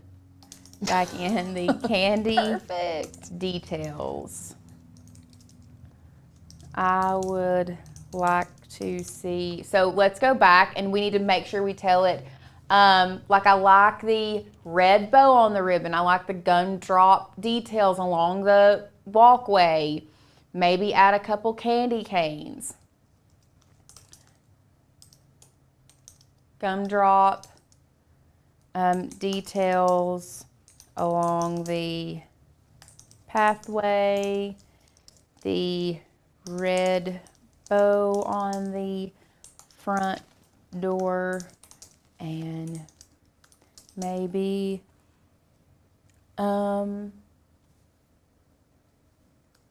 and add some candy canes, I don't know. Please and thank you. To the landscaping. So now we're gonna see what we're working with. So this is how you have to keep just playing around with it if you don't get what you want the first time. But let's say you did, after so many like image generations, it kind of starts, that's the thing with this, is after so many generations, it kind of starts going away from the original. But with this thread, I can always go back and I can still download this and I can take this image and I can start fresh and go from the first if I need to. Also, yeah, somebody said it took the snow away. It did take the snow away. I don't know why it did that. Let's see what this one looks like. Okay, so this one is tiny. This one is tiny. Can we please, let's just say, I love the looks of this, but can we make the gingerbread house bigger and look, and without, let's take this, without taking away any of the candy details, can you please make it look more like a modern, I don't want to say modern. Modern's not the correct word. What do we want to say? I want it to look more like a standard house. Let me just say that. Standard house, but gingerbread. I don't know. We'll see what it does. This was a teeny tiny house. So yeah, it takes it a few times to go back and forth. See, now it's in a completely different size aspect ratio. Now it's not even square anymore. So we may have to take this and start fresh again. And that's okay. This is the ebb and flow of AI, if you will. Yes. If you will. This is the ebb and flow. So we're going to see what both of these look like. Now, that don't look any different. Oh my God. Okay, let's try this one more time. Are you wanting it to look exactly like the house? No, I mean, it doesn't have to look exactly like that. But what we can do is we can bring this image in here and say, actually, let's go. Okay, Courtney's saying for us to try 4.0. So I'm going to go to a new chat. I'm going to go from chat 5 to, Legacy. Okay, 4.0. And we're going to go, we're going to try this again in 4.0. Okay? So we're going to bring this finder back in. We're going to pop this here. And actually, let's go back to, what is going on? Wait, I accidentally clicked this did this to me yesterday, and these things will not go away. And I must have accidentally clicked this. That's hilarious. What even is that? That is an astronaut with a rubber, with a duck float on Mars, looks like. It says, photorealistic image of an international astronaut on Mars wearing a giant duck inflatable toy around its waist. What in the world? That's exactly what we wanted. What are you talking about? Oh, okay, let's copy this. Let's go insane. back here. We changed to Chat GPT 4.0. And then we're gonna paste this in there. What would this house look like as a gingerbread house? make this graphic with a playful design and a slight watercolor look. And we're just gonna go with it. We're just gonna go with it. So we changed it from chat 5 to chat 4. Now, once again, this one is not bad. So what I would do if this were me, if you're not getting it, when you go back, when you look at the grand scheme of things and you're like, oh, that's not what I wanted, but then I go back and I'm like, okay, it's not bad compared to what everything else it's created. You can save this and then you can go and manipulate it. And I'll show you how you can manipulate it here in a minute. But let's see what 4.0 gives us. Let's see. And then we'll go from there. Now we do have our little gingerbread men. So these are files that you have access to on the Makers Gonna Learn website. So we're gonna go over here to cut files while that is generating. And we're gonna say gingerbread. We'll just go with gingerbread. I don't wanna type in gingerbread men, gingerbread people. I just wanna say gingerbread and hopefully they will come up. Or maybe I might have to pull up our description and see. Can you pull up the description and see if it has the name of the actual file? It just says, let me pull it up real fast. Gingerbread house. Yeah, that's what it's called. Okay. It's just called Gingerbread House? Mm-hmm. Cool. Oh, so we do have the gingerbread house here. If you just want to create the exact gingerbread house that we have, if you search gingerbread house, you can use the exact one that we created. And then this little gingerbread man is the one that we are using to represent the family. So you can click that download button. It's going to pull up as a PNG, and that's what we're going to put in front of the house once we create it. So now it's still generating. Give us a minute. Erica says, I don't have the option of versions. Mine just says Chat GPT, no numbers. Huh. I wonder if that's because,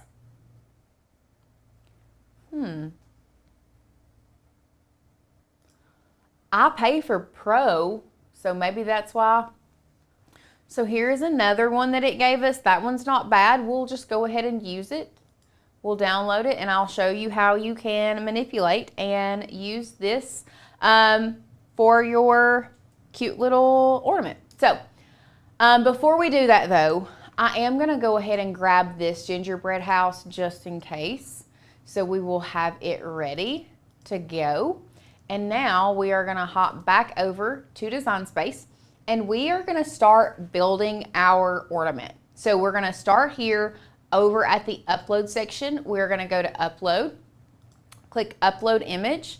We're gonna bring our Finder back into view and we are going to, let's start with, this is the first one that we got.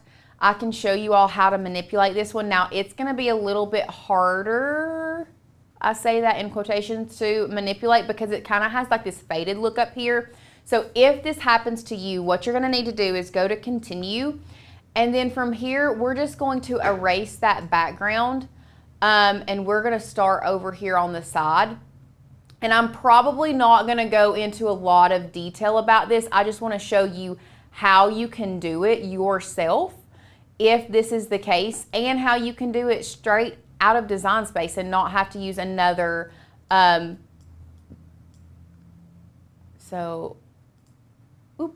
make it a little bit smaller right through here. And you don't have to use a different software. So what I would do is I would just come in here, erase all of the outside stuff, and then bring your eraser size down, and now you can kind of start manipulating it here. With this one particularly, you don't have to get super precise because it is on that thing. And if you accidentally erase something, you can come back to restore, and all you have to do is restore the piece that you accidentally erased, and then just pop it back over to erase, and then you're just gonna erase all of that around it. So If for some reason your image is created and it doesn't give you a solid background, this is what I would do to manipulate it, to make it work, is I would just erase everything that I don't need, okay? And then, whoop, didn't mean to do that. Let me slow my roll just a little bit. And I'll slow down. So we're gonna go back to erase. And we're just gonna erase that side. And then I'm just going to erase this corner here. And just a little bit there and round that out. And now I can zoom out and you can see it looks more like our original image. I think after erasing that, I like this a lot more than I thought I would. Like, I really think this is a cute, and I'm gonna go back to restore. I'm gonna restore this corner right there. Beautiful. So now we're just gonna go to apply and continue. I'm going to choose a flat graphic and we're gonna go to continue, and then we are gonna upload that onto our canvas. Beautiful. And now, really all you have to do after you have utilized AI to create your gingerbread house or downloaded the one that we have provided for you, either one. If you want to download the one that we've provided for you, it's going to be the same process. You're going to go over here to upload. You're going to go to upload image. All you have to do is bring your Finder in and you're going to drag and drop, except I'm going to do the gingerbread man. Same process if you're using the house, like I said, that we provided. So drag and drop the gingerbread man. We're going to go to continue, apply and continue. And then your same thing, we're choosing this as a flat graphic, okay? Then we're gonna go to continue and upload that. And now all you have to do is place your little gingerbread men in front of the house, position them where you want them, and we can zoom in so that you can see them better.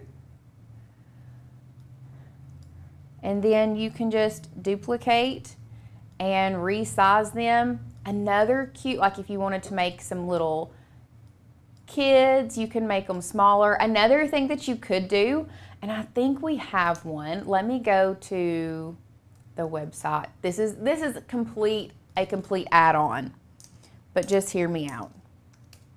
If you wanted to distinguish between a girl and a boy, then oh, I thought we had, wait, we do have watercolor bows. Watercolor bow. You could add a little bow to the top of the gingerbread or ginger girl, ginger woman, ginger person's head. We have different colors. Oh, this one's cutie. Let's download that. That's so cute. Super cute. And now what we can do is back over in Design Space. We can go over here to upload image, bring my Finder back in, drag and drop that watercolor bow. Continue. This one for some reason is a very large graphic, so it may take it a minute. Once again, it is a flat graphic. And then we're gonna go to upload. It's telling us that it is a large image. It may take it a minute. Come on, honky. I wonder how big it's gonna be. Take bets. Never mind. 20 inches. What? It's 28.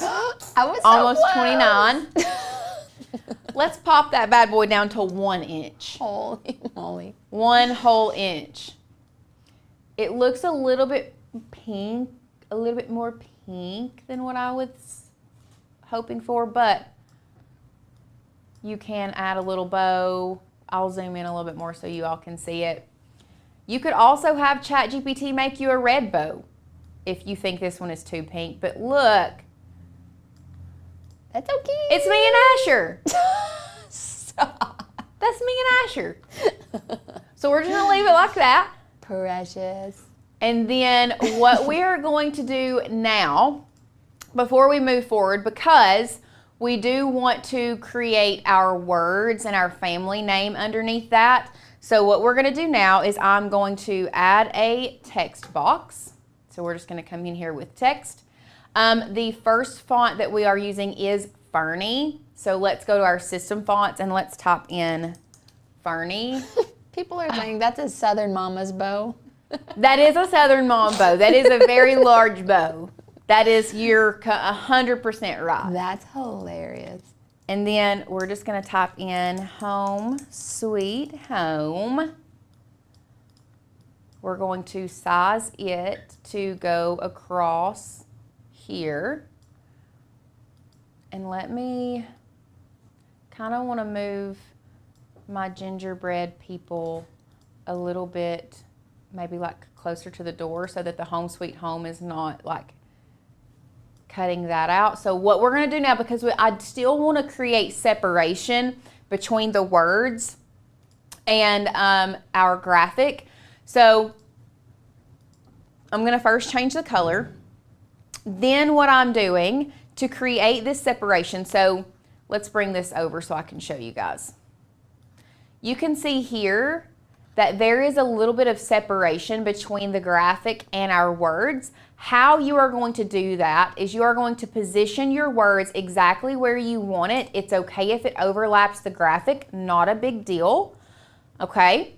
And then from there, what you're going to do is you're going to create an offset. It doesn't need to be that large. We'll make it like a 0.1 offset or maybe like a 0.15. I think a 0.1 will be good. And then we're going to hit apply.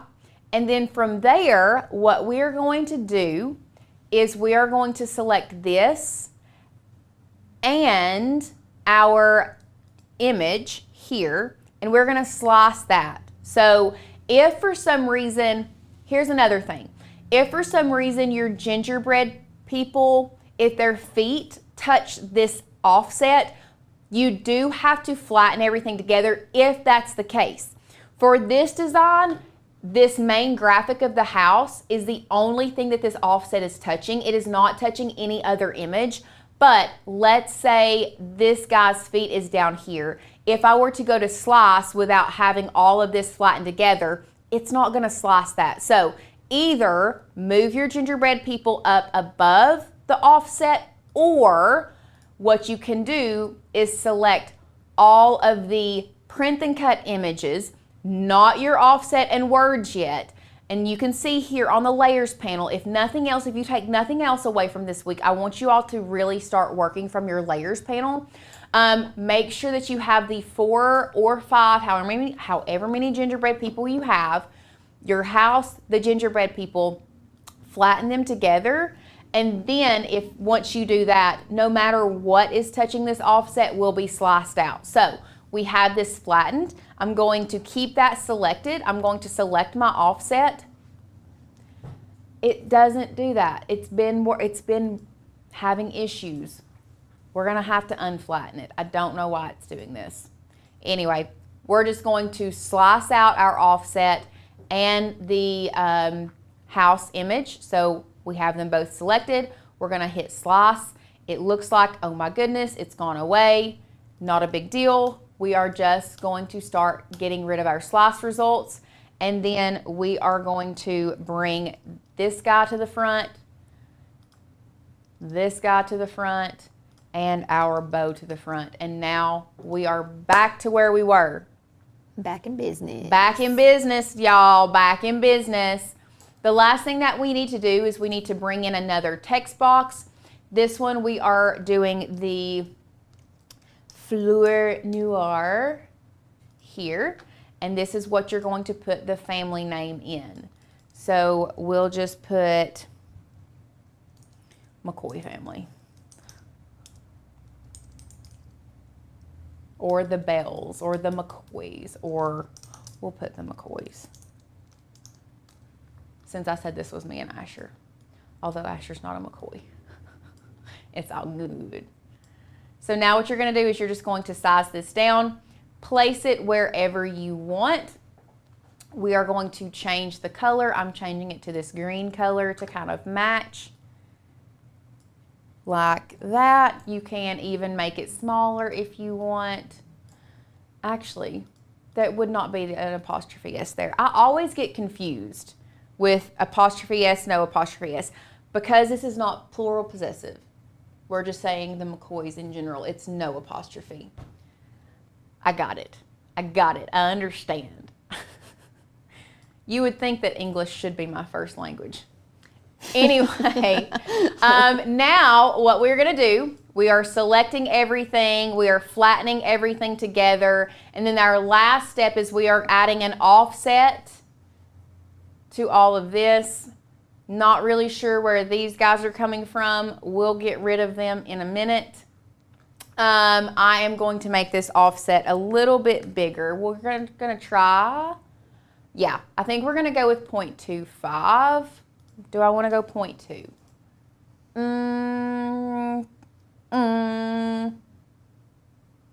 I think I might want to go 0.25 because we do have to leave enough room. We have to leave enough room to add the hole. But I am going to contour out these pieces. I guess I forgot to like erase part of something. Don't know. And I'm going to change this to white, just like this. Let me change the background color so that you all can see this a lot better. Even better. What is this guy? Hold on, let me go to contour. I don't know what this guy is. I think it might be part of, yeah. I need to contour out this. Yeah, this and this. Cool. So, last thing we need to do is flatten this all together. Then we are going to add a circle to the top, like this. This is going to be, we're just going to cut a hole out of the top so that we can put our ribbon through it. Like this. It's okay if it kind of goes through the top of the house. It should not be that big of a deal. And then we're going to select that again. I'm not understanding why it is not allowing me to slice, because that is one layer and it should be. So we're going to unflatten. It is not allowing me to slice for some reason, and we're going to select the circle and the offset, and we're going to slice it.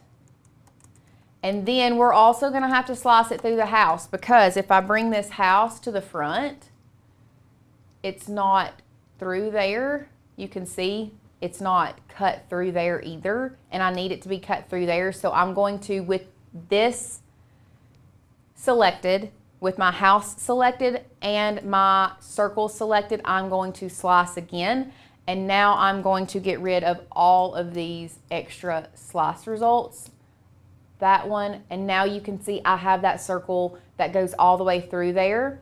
And then I'm just going to bring everything else forward. Now, how I'm doing this is I'm using my shortcut keys. You can either drag and drop. You can see here I can pick it up and drag it here. I need my bow in front of there. That one can go there. You can pick it up, or you can use your keyboard. I use keyboard shortcuts to bring mine to the front. For Mac, it's Command and then right bracket brings it to the front, and Command left bracket takes it to the back. So now that we have all of this done and we have it arranged the way that we need to, we're now ready to come back in here and flatten this back together. Once again, it should have been easy, and I should have been able to have sliced that through that flattened image, because flattening an image makes it one layer. But for some reason with Cricut's updates, I've noticed that it just doesn't work that way anymore. Dorian says slice has been giving me issues lately. It has been me too, because let's come back to one. What I'm not understanding, and what I'm having issues with slice, I feel like that was a lot, and this is something that you all are definitely going to have to go back and rewatch, because there was a lot of back and forth. But it's because slice has been giving me issues. When you flatten an image or you flatten things together, it is supposed to make it one layer. Now I understand that they still have that drop down menu and it shows like the flattened image, not really understanding why. So this is my plea to Cricut. If anyone at Cricut is watching, please allow us to slice a flattened image with multiple. If there, we used to could do it before. Why can't we do it now? Anyway, back to our share screen. That's my soapbox. We are now going to size our ornament to whatever size you want. The one that we have made is 4 inches by like 3.5. So this one is closer to 5. Let's bring it down to about 4 1/4. That's going to be a pretty good size. And now we are ready to print. So I'm going to hide these over here that were on our canvas. Hide that guy. And this is the one we're going to be printing today. So I'm going to go to Make It. I'm changing my material size to 8.5 by 11 because we're printing it on our Cricut printable transparent vinyl. And then I'm going to go to Continue. We're going to click Send to Printer. Next. For this one, I do not need the bleed because I do have a white offset, so I don't need my color to bleed. So I'm turning bleed off. I'm changing it to our Canon TS9500 series printer. I'm always using System Dialog and then clicking Print. Now from there, it will pull up behind your window normally. Sometimes it will pop in front of it. But we are once again using our Canon TS9500. I'm feeding this from the rear tray. I'm changing my media type to photo just because this is a glossy vinyl. So I'm changing it to media type to photo and our quality from normal to best and clicking print. And then that will print. Sadie, if you want to go grab that print for me, now is a great time for you all to ask questions. I do already see one. I see a couple actually. Lisa says, could this be made with the Shrinky Dink stuff? Yes, if you want to make this with Shrinky Dink, it absolutely could be made with Shrinky Dink. If you have that and you want to try it, just know how much it shrinks. I think we have a couple tutorials on Shrinky Dink on our channel. You would have to make it really big and then it would shrink down. If you've used it, you know how it works. And then Karen asked, how did you go get the toolbar in Design Space up at the top after an update? I don't know that we've updated, actually. I'm not sure. Anyway. Are you using an inkjet or a laser printer? We are using an inkjet printer. What is the actual size? I think we were at 4.25 or 4.26. Is this the transparent? Did I put the right one in there? I think I did. Oh, yeah. Yeah, I put the transparent. Praise.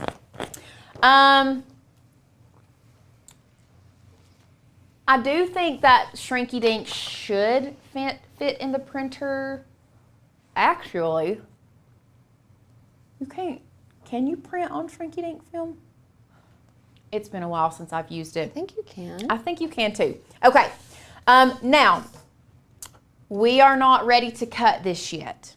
There's actually a process. We're putting it in the self-seal laminating pouches first before we cut it, and then we will go to cut this, but we are putting it in this first. Now, how these work, you need to read these instructions.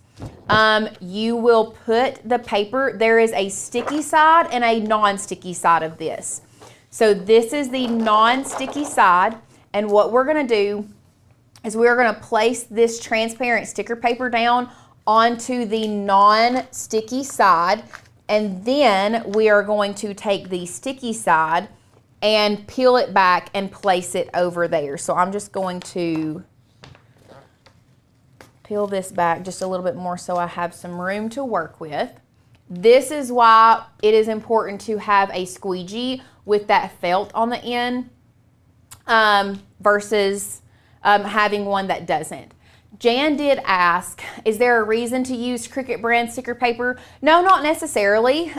We just really like the Cricut brand sticker paper these days. And they do have the transparent. If you have another brand of transparent, by all means, use it. I say go use what you've got. Don't go out and buy something or Cricut brand just because we're using it for this one. There really wasn't a reason why we chose Cricut. It's just we've been really enjoying it. And we like the quality, and it's what we had. So what I'm doing is I'm pulling just this much of this back. And I'm going to line it up here.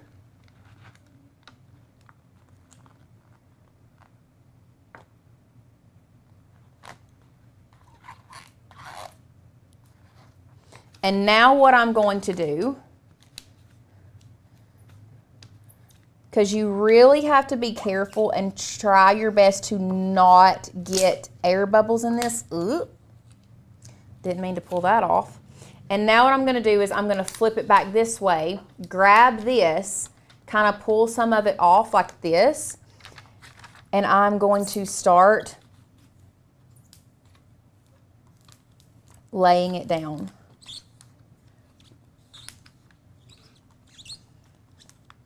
And actually, I'm already getting some air bubbles, so I'm going to try to get these out.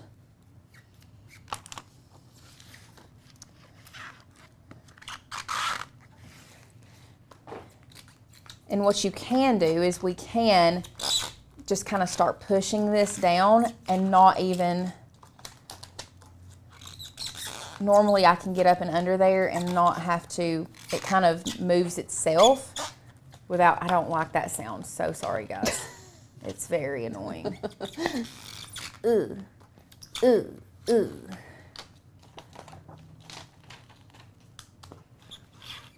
You know what that sound reminds me of? When you accidentally scratch your fingernails on the side of your car. That's the worst. You can stop talking about that now. I did it the other day and I thought I was going to cry. It's about to crash out. I'm about to crash out right now, actually. Poor Brooks with the headphones on. It's not that bad? Okay. ASMR, ASMR. Yes, Annette, this is a self-laminating sheet. Yes.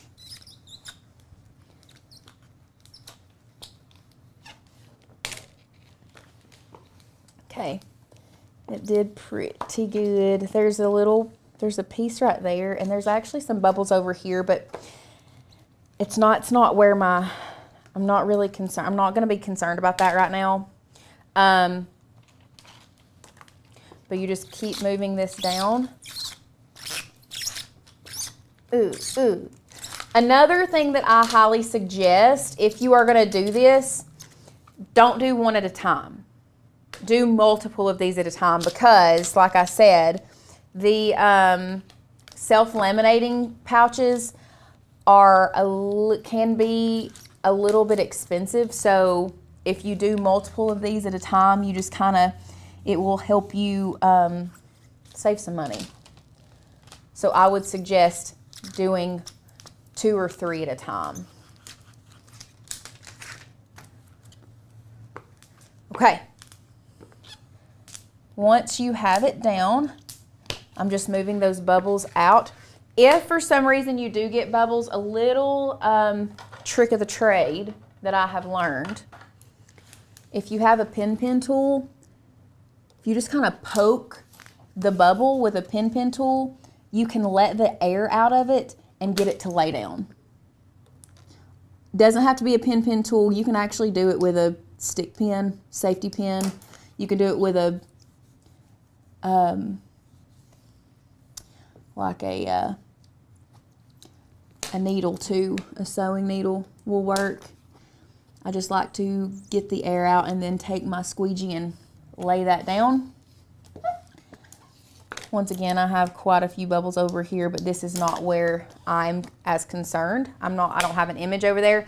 And now what you're gonna do is you're gonna peel that back. And we're gonna start laying it down too. And I probably should have also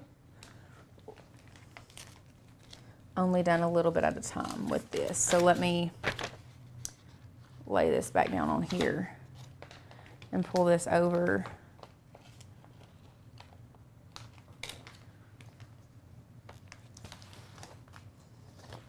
Not really sure why that's not wanting to lay flat right there. I must have gotten it too close.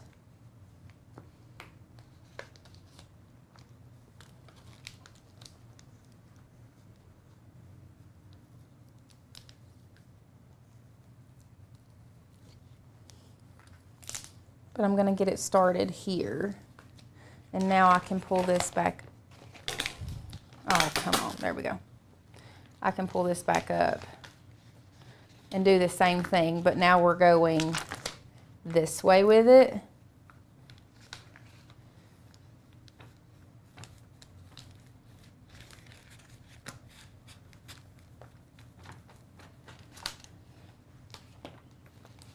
And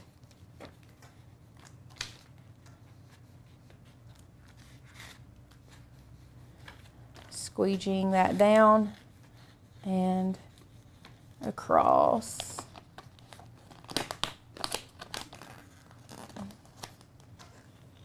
And really focusing on where your image is the most.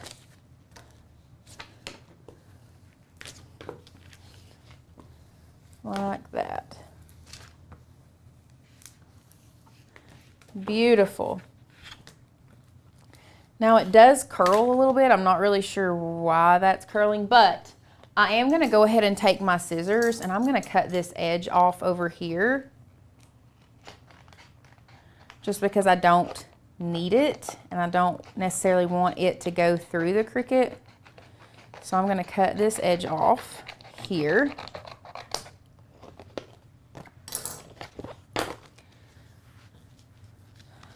I'm also going to kind of from the back squeegee this down. I would probably use a strong grip mat if you have one for this. And now what I'm gonna do is I'm laying this down on my mat. Oh, that's a brand new standard grip mat, so that'll work perfectly.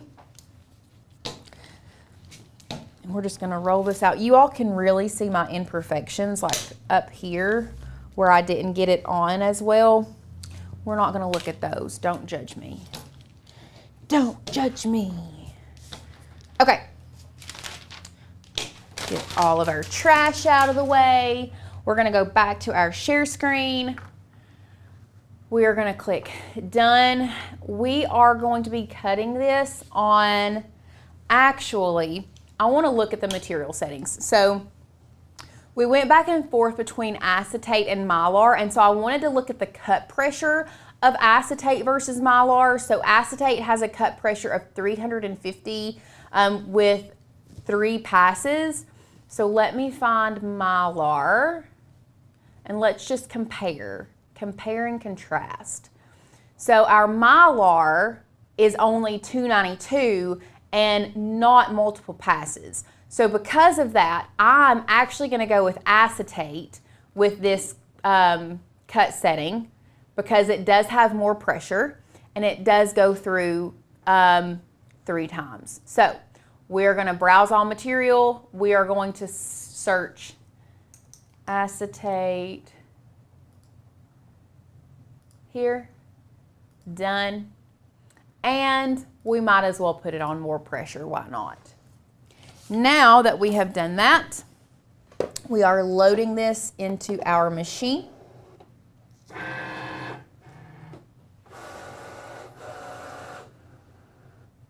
Okay, so we had someone ask, while this is cutting, I'm just gonna press the play button. While this is cutting, we had someone ask, would it work with a laminator machine? I'm assuming a heat seal laminator. Let me just go ahead, if you were not here at the top of the show, let's go overhead. We tried it with the heat laminator, and this is how it turned out. and I just don't think this is the quality that we are going for. So that's why we're going with the self-laminating pouches. Okay? So, if you were not here and you didn't hear what we were talking about, if you've not been here, maybe you came in late, our Advanced Maker Bootcamp, we're really focusing in on advanced projects and utilizing AI because we just officially this week released 2 new courses within MGL called Maker University Junior Year, and we officially released to the public AI for Creatives, which is a course teaching you how to utilize AI to create the designs and images that you want to use with your Cricut projects. And we are running an epic, if you will, sale on MGL Plus, which is our membership tier that encompasses everything that we have within our membership, including all Maker University courses, plus our new AI for Creatives, Maker's Gonna Sublimate, so much more. If you use code EPIC, E-P-I-C, you're gonna get $200 off that membership. So let's go back over to our Cricut camera. And you have to check this first because it said we had 3 passes, but it's not popping off the page like I want it to. So I'm actually not gonna unload it, and I'm gonna hit this play button again, and I'm gonna send it through and cut this out again. So yes, we used acetate. Yes, it had the highest pressure. Yes, it did 3 passes. But it's still, if that doesn't tell you how thick this material is, I don't know what else will. So it is now cutting out again. It's gonna go through 3 more passes, and hopefully this time it will pop off the page. Okay, that's our second pass. I think we had to put it through twice when we made these anyway. Oh, I can already see it looks a lot better, I think. Let me come back over here and check it. Oh yeah, this little piece came off like it was nothing. So let's go ahead and unload it, and we'll go overhead and I'll show you how well it cut. So here it is. Are y'all seeing how well it's just popping off? So you do need to send it through twice, but there you go. Super cute. You can see the colors so much better when you have it on a white background, but that's still very pretty. And then the last thing that you need to do is we are going to thread this ribbon through here like this, and then you just have to tie it off and you are done. And this would be such a cute, like a cute little gift tag way to do gift tags, a different way that you could do gift tags. So many different possibilities. And then you would just trim these pieces off. Except I don't want to right now. Let me see if I can tie a bow. Let's tie it in a little bow. See how that looks. Let me straighten this out first and get these pretty even. I think for bows, when you're tying bows like this, making a knot first, like this, and then coming back in here and tying your bow is so much easier than just strictly trying to tie a bow like you would normally tie a bow. That's my little trick, is make sure if it's a loop, tie a knot first. And there we go. Cute. Cutie patootie. I love it. I love it. What do you guys think? What do you guys think? Precious. Do you guys want to see what we're making? Let's show them. Okay, this is like the most adorable, what Tanner called this like revolutionary or something the other day. Revolutionary. It's very cute. So this is like, so it's gonna be hard. I'll show you this way, okay? And then I'm gonna kind of grab the bottom of it and turn it. Are you guys seeing what's happening here? So we have used the same snowflake file and we put holes in it, stacked it, and kind of adjusted the sizing to create a Christmas tree. We can go to camera 1 so you all can see it just like Hold hanging. it in front of your black shirt. I know, I think that's going to be like the ticket. Can you see it well from there? Look how It's cute. so cute. We're gonna do a green one today, which I'm really excited about because I love this like this green. I'm about to say green is really in for Christmas this year. Not like it's a Christmas color. But I mean, like, you know, like lime green comes in and out, and then there's Yes, like Kelly yes, green and yes. dark green. Y'all, if you are a color person, just leave us a comment and let us know. Me, Lauren, I think all the girls in here in the studio are color girls. Oh, for like, sure. we're really weird about like the shades of color. Like, it's not just green, it's olive, or it's not pink, it's magenta. Yeah, and you it's know? not only that, like, but when we're making stuff, like it has to be Yes. the exact color that we have in our brain, or it's Yeah. not right. Yeah, exactly. Like Ashley Falco's ivory is superior. The ivory. It's the only one. Yeah. So, anyways, you don't need a lot of supplies for this project.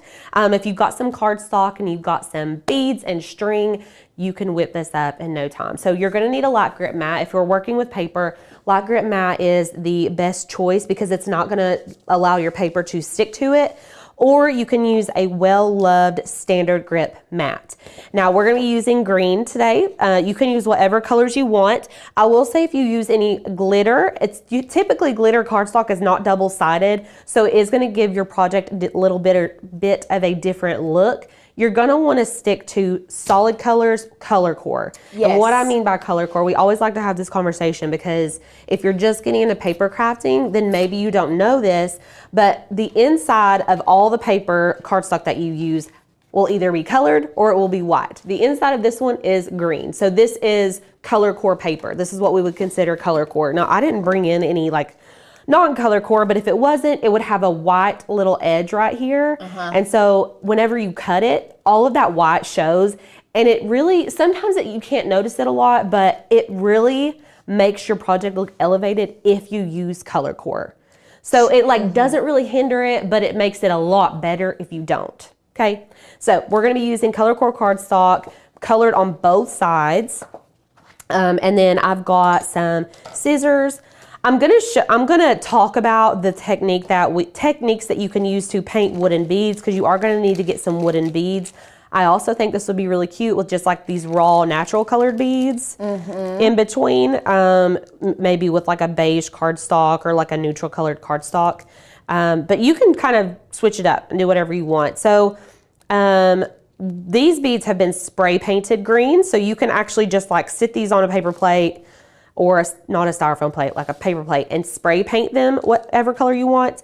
Or you can take all your little beads and drop them in a Ziploc bag. I'm so glad you said that. Yes, I was gonna show you guys this because we're not gonna do it because it takes forever for them to dry. But just take a Ziploc bag, put your raw wooden beads in there. So these started out looking like these little wooden beads. You're gonna put them in the bag, put in just a little bit of paint. You don't need a lot. You can add more, but you can't really take away. Put in a little bit and you're gonna close the bag up and just shake, shake, shake, shake, shake. You can even like rub them around like this. And then you can kind of, after they're completely covered, dump them out on a paper plate, let them dry, voila.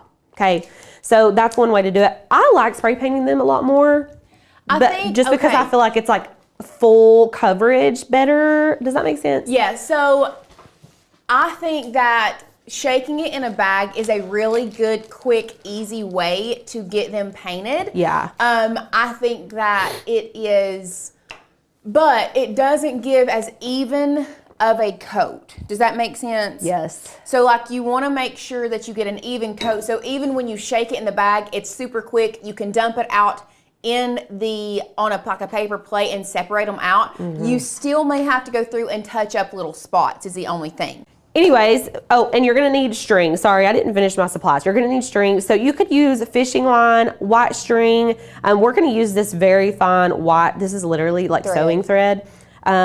You can use whatever you've got on hand, but I would try to pick something that isn't super like standy outish unless you're wanting it to be like a bold string, but you're really not going to see it. Right. And I also like that these look like they're floating. Yes. And like I said earlier, if you don't have string, you could also use a very small gauge wire if you wanted it to kind of stand up semi on its own. Yes. So yeah, there's lots of different ways that you can do this. Like, I just feel you could get like a little wood circle from Hobby Lobby and put the wire in, and just instead of stringing it on a string, you're just going to put it down on the wire and then bend that wire at the top. It'd be so cute. You could add a little star. Oh, so cute. Be so cute. Okay, let's get into Design Space. Now, all of the links for everything that we're using today are linked in the description for you guys. So if you're already a member, you can get access to these files right now. But if you're wanting to become a member, you can get access to the files today. Absolutely. So let's go. Let's go to Maker's Gonna Learn. We're literally already here. We're on Maker's Gonna Learn. Okay, we're gonna go to Cut Files. I'm just gonna show you how you would search for it on our website once you get logged in. So I'm in our Cut Files area, or if you're on your dashboard, you can also get to Cut Files from there. And then we're just gonna search snowflake.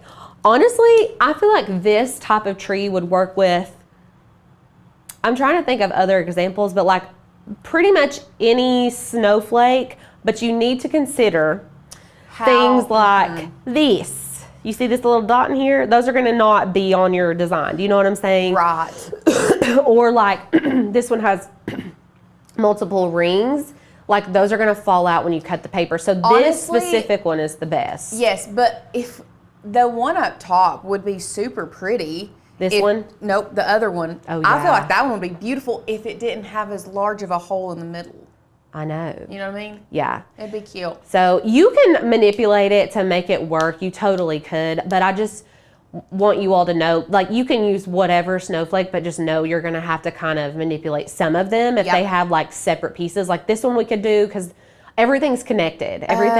This one's all connected. The one you said, I still like those. To me, you could do them, but I would almost be like, would that be too intricate almost? It would be, yeah, a lot of work. It would be a lot of work and very much. This would be a good starter one. Yeah. This would be a good starter one. That's a good one. Now, that's not the one that we use. Should we use that one or should we use a different one?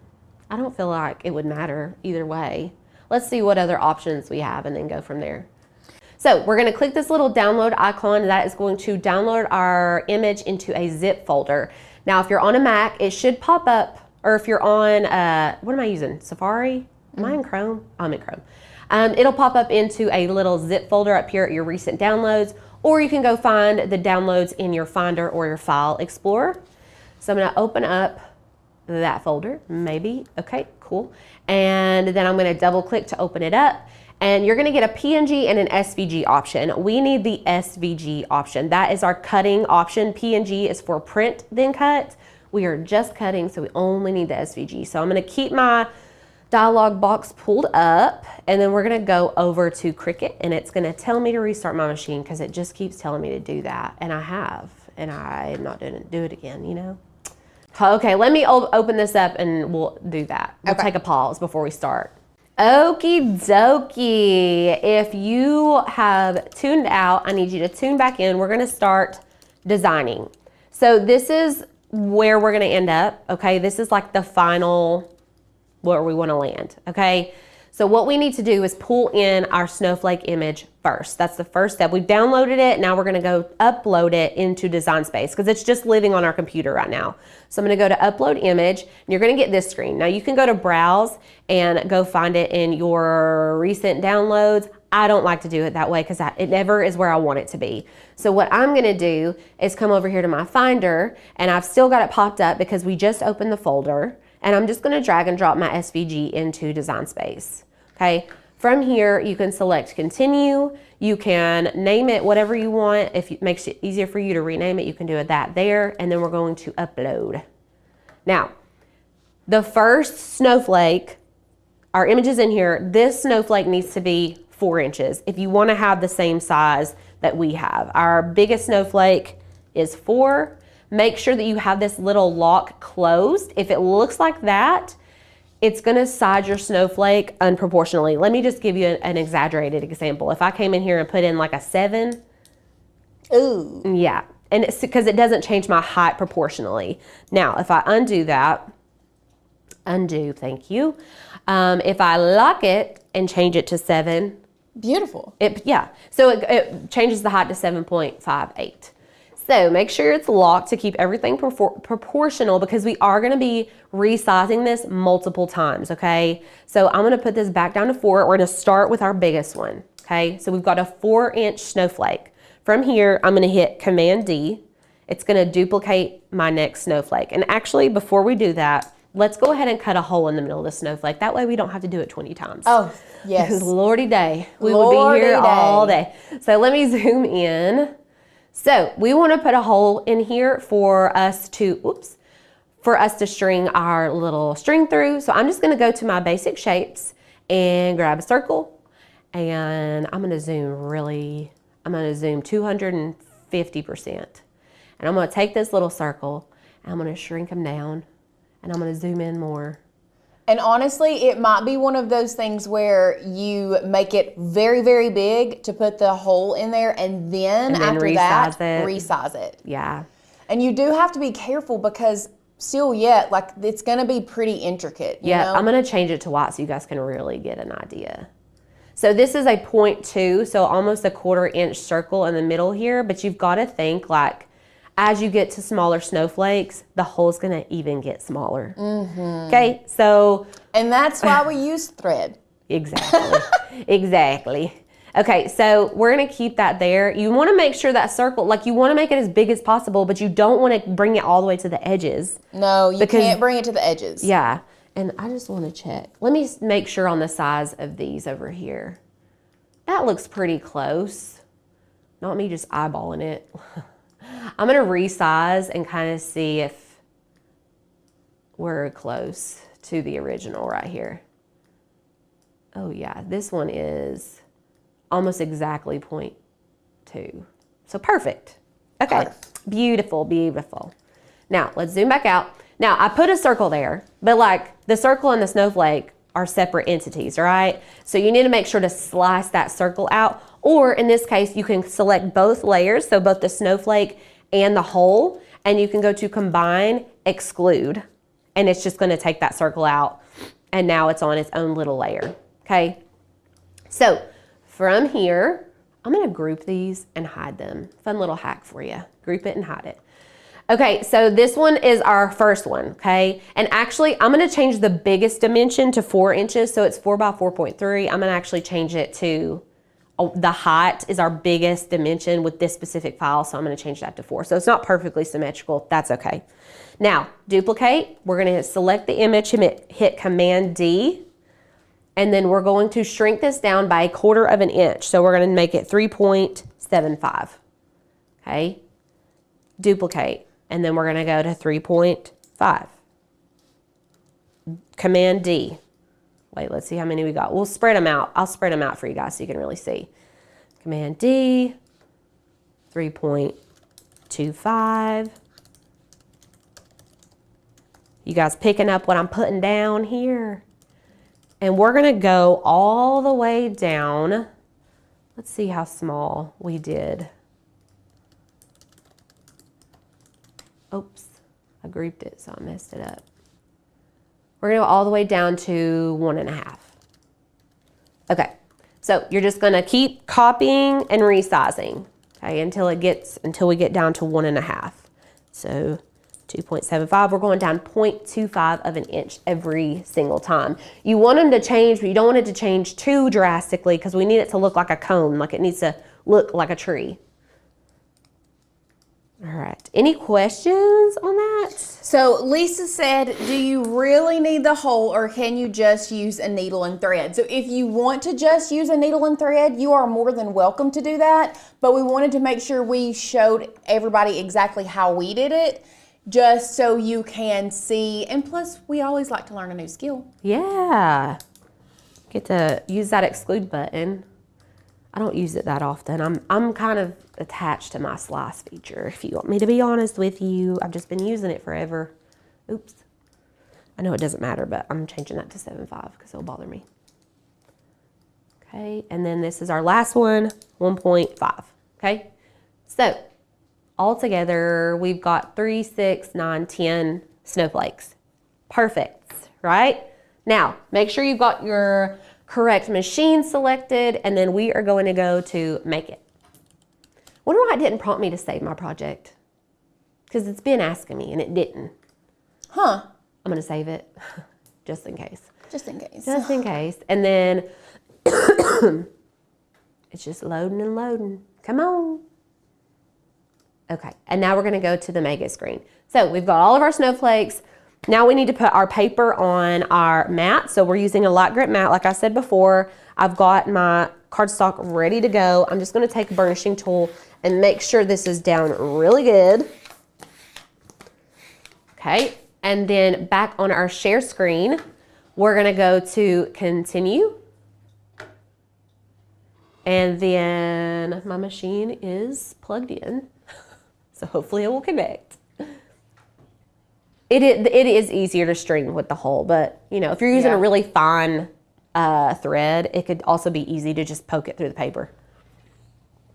Okay, base material is medium cardstock, and we're gonna be using a fine point blade. So I'm gonna take my mat, and we're just gonna load this into our Cricut.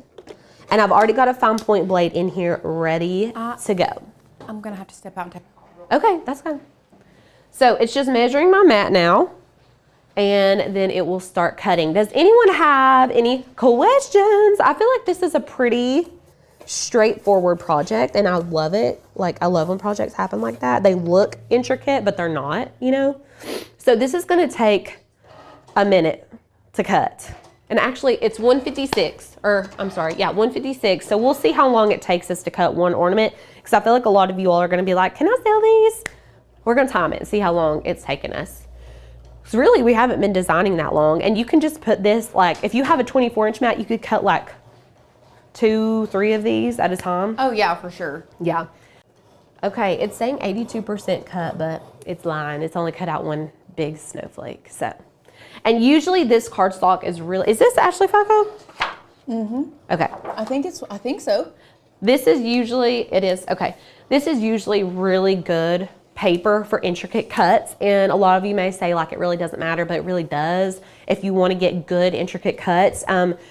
Recollections is another good brand if you're just in the store and want to buy some. I think Michael sells it. And does Hobby Lobby sell it? I think they do. Hobby Lobby sells I don't know. I'll have to look. I know. Okay, Lauren's going to look it up for us. But the fibers of the paper really matter, and Ashley's just taking the time to figure out which papers work the best. And we just swear by it. Like, it just cuts so good. If the fibers of the paper are like not the way they should be, then your cuts are going to not be good. So I'm not seeing Recollections paper. Okay. So maybe it's just Michael's then. Maybe it's just Michael's. How large is this? This one actually comes out. Let's measure it. This one, finished product. Like top snowflake to bottom snowflake is like 4 1/4. I said 5 inches. Yeah. I was pretty close. I mean, with the beads, it's like 6 inches tall.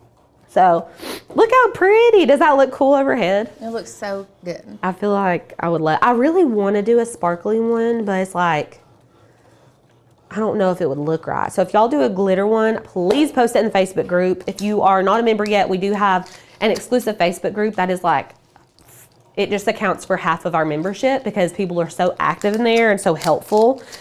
Okay, so while Lauren is getting some glitter cardstock, because we have feelings about that, I'm gonna take my thread and I'm gonna take my bead and I'm just gonna weed it through there. If you've got thicker thread and it's frayed on the ends, just lick it. I don't know, stick it in your mouth, I don't know how else to say it, and make sure that the thread is like all together. Okay, I just literally picked this up with my teeny tiny fingers, and then I brought this so you could show them all the colors. Okay, hold on. And we're just gonna tie a knot. I truly cannot get over this color right here. That red is money all day. Gosh, and I don't even like red. Ooh, I do. Red's one of my favorite colors. I mean, I do, but I don't. Okay, this is non-Ashley Falco. This is Ashley Falco. This is white. I don't know if you guys. Just rub it on your hands and show them your hands. I literally The got so much disrespect. glitter just on my fingers. Okay. I hate it. Now, let me go in with Ashley's. Now, this is my hand before Ashley's, okay? You can even hear the difference. I have white glitter on my hands, you guys. But there's like literally no glitter, okay? This is completely shed-free glitter. Ashley Falco's glitter is shed-free glitter. It is like the end-all be-all of glitter cardstocks unless she comes out with a colored core glitter cardstock. Hello. But I brought that in there so you could see all of her colors. I mean, We'll show you our favorites. This is beautiful. Do we have that? Which one? No. We That's have the other yummy. gold. I love that color. Okay. This, gorgeous. Also gorgeous. These blues are like my color palette. That icy blue that she has, Yes. Which one? I think it's that one right there. Yes, I love that one. Yes, this is giving Elsa. Giving Yeah. Elsa, giving Cinderella. Ooh, these are pretty together. She has a white a white glitter cardstock and a white sublimation glitter cardstock as well. That's really nice. Her black. There's silver. We're about to The get to our favorite. champagne right there. Yeah, we love this one. And there's some colors that are not in that. We've had that one for a long time, and she's come out with new glitter colors that we don't Yes. have. This Red, this is like the best color of cardstock. I glitter. cannot even. Like, it's just so gorgeous. And I don't even know Yeah. if it translates as well on camera. I'm fixing to see here in just a second. I know. Like, it, I feel like actually, it it doesn't translate near as well on camera as it does in person. does. Sad day. Oh, it's so pretty in person. These are pretty too. I mean, I just love it. These for fall right here.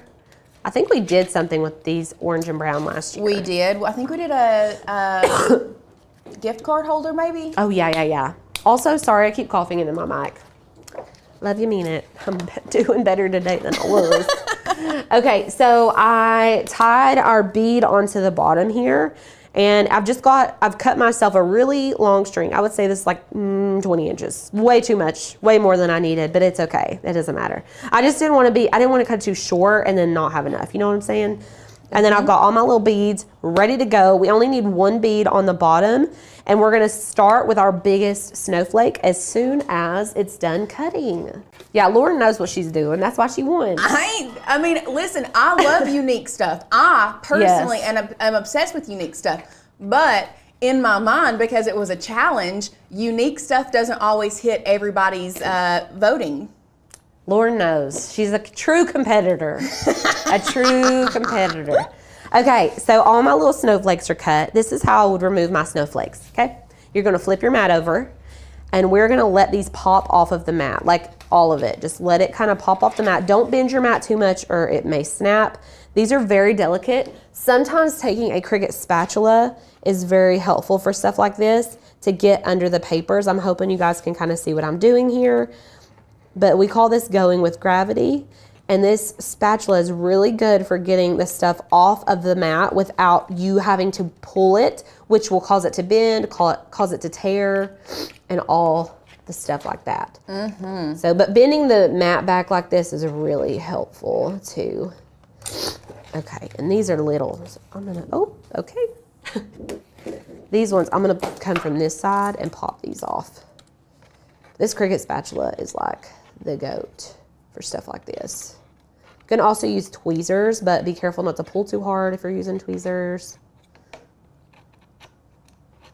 Tamara said, what did you suggest as a stand for the bottom of a standing tree? So Hobby Lobby has, like, if you look in the wood pile section, they have these like little wooden discs. I'm sure. Yeah. I mean, I'm saying that like I know exactly. They do. I don't know exactly. I'm assuming they make like these little wooden discs. They And do. I feel like that would be a really good thing to put like some very small gauge wire in. Yeah. And kind of put it in there with some super glue, E6000, whatever, so that it stays standing, and then start building your tree that way. Yeah, for sure.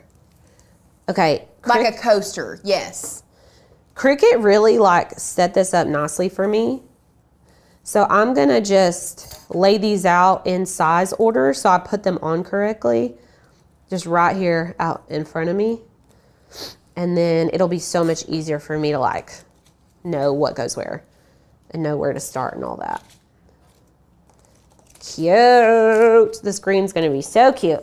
Okay, so we've got all of our little things. I've got my string and my bead. I'm so sorry. Okay. What are you sorry for? Because I'm like sniffling and coughing. Girly pop, we're all sick. We have Everybody's all sick. been sick. It's awful. Okay, first snowflake, we're gonna string it on, okay? The bead is going underneath the first snowflake. Just like that, okay? It's gonna look like this from this side, which is actually kind of cute, like that. But we're gonna keep going. We're gonna grab a bead. I've got my beads in my ornament hanger. You can use a bowl for your beads. Listen, whatever's gonna contain the beads. You don't wanna be stressing about no beads. That's right. Ain't nobody got time. I know that's right. Now that song's gonna be stuck in my Honey, head. that song has been in my head for the past 30 minutes and I don't know why. We must have said something. Also, this will get so tangled so fast. Yeah, you do have to be very Mindful. gentle, mindful, careful, Demure. Are we the same person? I knew you were going to say it. I was on to you. I don't know why this string won't go through. Okay, come on, Bobby. Come on through. I'm trying to hold tension on my string beneath it. I like kind of wrapped it up. Okay, we're going to go to a next bead. This is peaceful crafting with Alicia and Lauren, not stress about my string not going. We're not stressing today. We're having peace. We're having joy. We're having love. I love that It energy. might even be easier to just string it on a needle and put it through that way. Gosh, it would be. Would you want me to go grab You know where they're at. I do know where they're at. Okay, we're I gonna know put exactly where they're at. We're gonna put the string on a needle and then we'll string the needle through the bead hole because it'll take us way less time. So I'll keep fidgeting until you do that, but I think the string is just getting stuck on the innards of the wooden bead and like it doesn't want to go through. You know what I'm saying? So we are gonna readjust. Fishing wire would go through a lot easier too. The thread is getting caught on the wood. Yay. Okay. That's more of like a embroidery needle. It's not as thin as a sewing needle. But it'll work. Yeah, it's fine. So just poke it through that little hole and I'm going to give it a tail. I know y'all just can't see what I'm doing because this is a white string and I'm so sorry. So just string it through. It's gonna have a little bit of a tail because I wanna keep some tension on that string so I don't keep getting it tangled in my bottom snowflake. And we're just gonna pop on this bead. Beautiful. So we have a couple questions. Okay. Carol says, what size are these beads? I would say these are, do we know Like where 2 millimeter, 1.5 millimeter. they should be linked in the description. And then that should also tell you if you, because we got them off Amazon, correct? Oh Lordy, I don't even know. We usually have a supply of them. I know. So I it's know. like, and like they're all thrown together. Also, someone said, Jen says, I wonder how it would look if you use those flat circular beads that are used for bracelets. So that would be cute. The only thing is you'd have to use quite a few of those. If you wanted separation between your layers of snowflakes, Yeah. you would have to use quite a few of those flat beads. But if you wanted them closer together, that would give you the option to kind of adjust the size. For sure. Y'all, this is starting to come together. So let me hold it up. You can see I'm doing a snowflake and a bead and a snowflake and a bead, and we just keep rotating until we get to the top.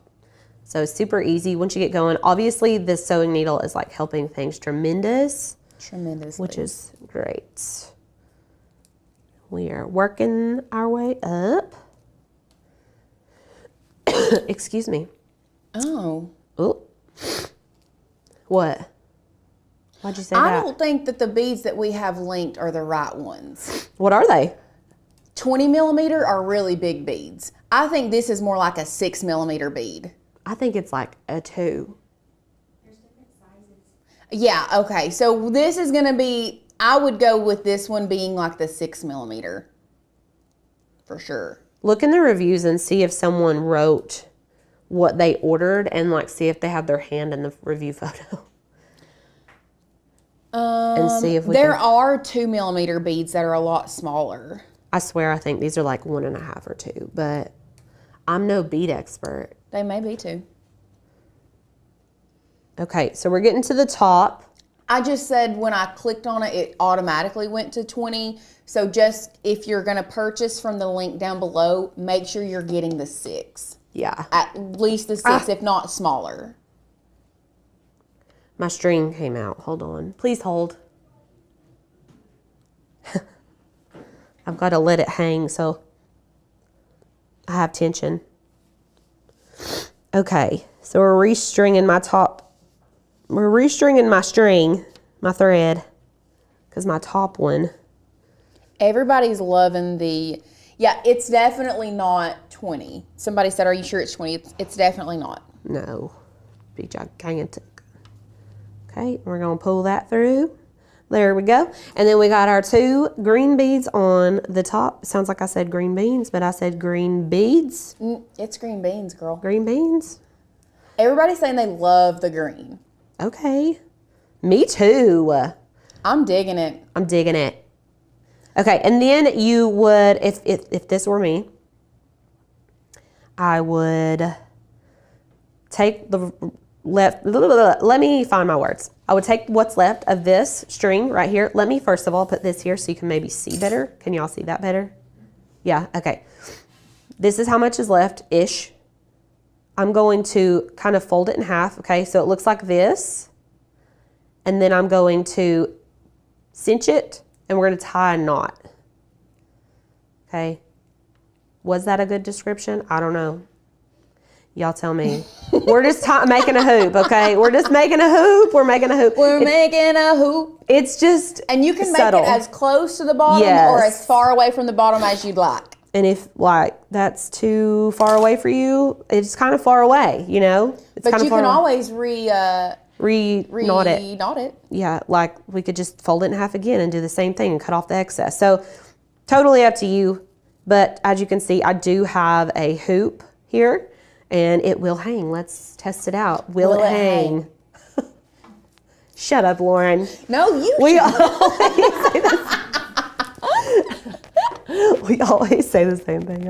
I was thinking in my head, it will cut. It will cut. I'm gonna make my hoop smaller, you guys. Don't listen to me. Because it's just too long and it won't hang correctly.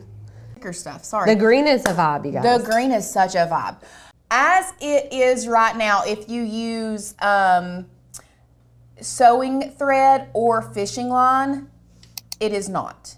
However, we did suggest if you wanted it to stand on its own, to use a very small gauge wire, put it in like a little wooden coaster. Are you ready to get crafting? Because we got a lot to do today. Let's go ahead and jump in over here. First off, let's have a moment for the project. Ooh. Look, she's cute, she's gorgeous, she's adorable. She's festive. The box, I can't. And then look how cute.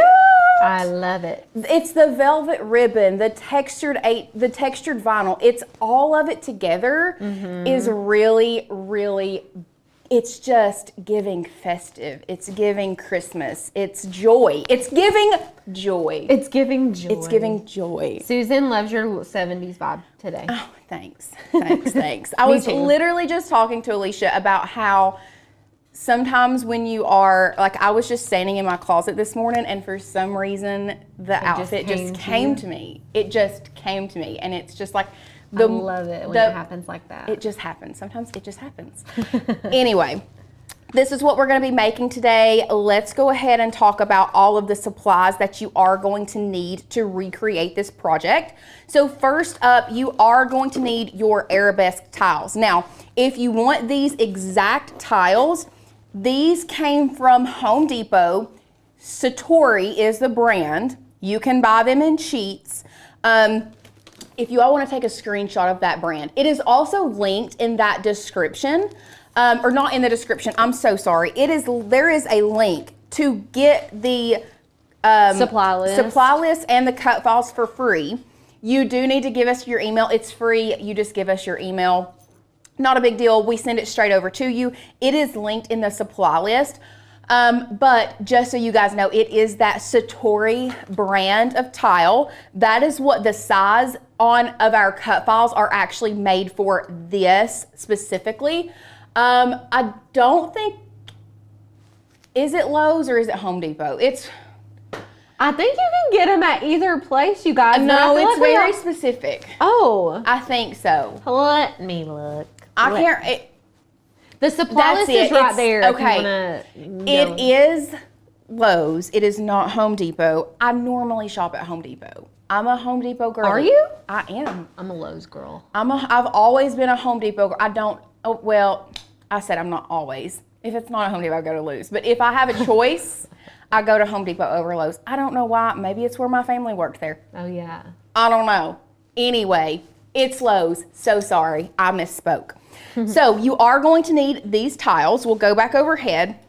The next thing that you are going to need, we can just quickly talk about the box. You are going to need some cardstock. Like we talked yesterday, we are obsessed with Celebration Warehouse cardstock. It's the best. There truly isn't any better that we have found. It's just the bee's knees. That's all. I don't know how else to say it. It is the bee's knees. Next up, when we get into our tile, we do have a few different types of vinyl that we are using, okay? So we are, and I'll move this right here and I'll show you the difference. So we have our base, which is gonna be our red. So you're going to need 4 different types of permanent vinyl for this project, okay? We have our base, which is the red. That's just gonna be the basic arabesque shape we're gonna cut out of this red.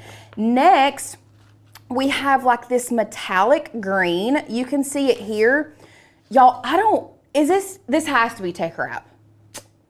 This has to be tech wrap. If it has that plasticky backer, yes. yeah. So this is tech wrap vinyl. It's such a yummy green. Oh, it's like one of my favorite shades of green. Goodness gracious. I love it. So I love this green. It is tech wrap vinyl. This is gonna be our second layer. Our third layer is going to be the Offset of Joy. That's just gonna be in your standard white vinyl. And then lastly is the actual word joy and this little outline of the arabesque. You are going to use or you don't have to, but we use a textured vinyl. So this specifically is Cricut Premium or Permanent Premium Vinyl. This is their textured. This is like a true yellow gold. This is like a softer gold, and this is silver. Honestly, guys, this is such a pretty vinyl.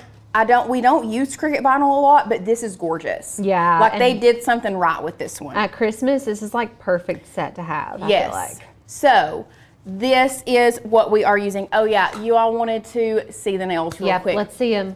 I don't know if they can really even see them like on camera in the as full well. capacity. The color's really pretty, but they're like can you see it as well? It's Not delayed, really. but yeah, you can tell. You can tell a little bit. Anyway, they're like the jelly chrome cat eye nails. I love it.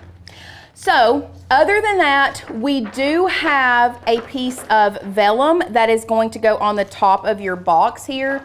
This just makes your box enclosed. So we are using a piece of vellum. Vellum? Here. I did say vellum. Thank you. Acetate. Acetate. Or mylar. Mylar, not vellum. Vellum is not see-through. I guess you could use vellum. It would be like semi-transparent. I don't think vellum would look as good. No. This is mylar. Yeah. I'm so confused. So sorry. Sometimes the wrong words just be coming out. Sometimes the wrong words just do come out. And then, of course, we do need some type of mat, whether it is a light grip or a standard grip. Y'all know the grip of your mat. This is a brand new light grip, so it's actually more like a used standard grip, in my opinion. And then we have our transfer tape and tape runner. And yes, this tape runner is in stock. You saw it here first. We're not using the ATG gun, guys. Tanner already we had talk about words this? about it. He already had words about it yesterday. Oh, he 'cause did was have like- words about it yesterday. Yeah, he's like, well, see, salty about it. But we can't do anything because they don't make them anymore. They don't so we make them can't get anymore and they don't sell them. Honestly, I don't hate this one. I don't either. I like it. I don't hate actually. it. Scrapbook Adhesives is the name brand of this one. I'll send y'all a link real quick in the chat. Yeah. So yeah, those are all of the supplies that we are going to be using today. So with all of that being said, let's go ahead and hop over to our share screen and we are going to grab the files that we're going to be using today.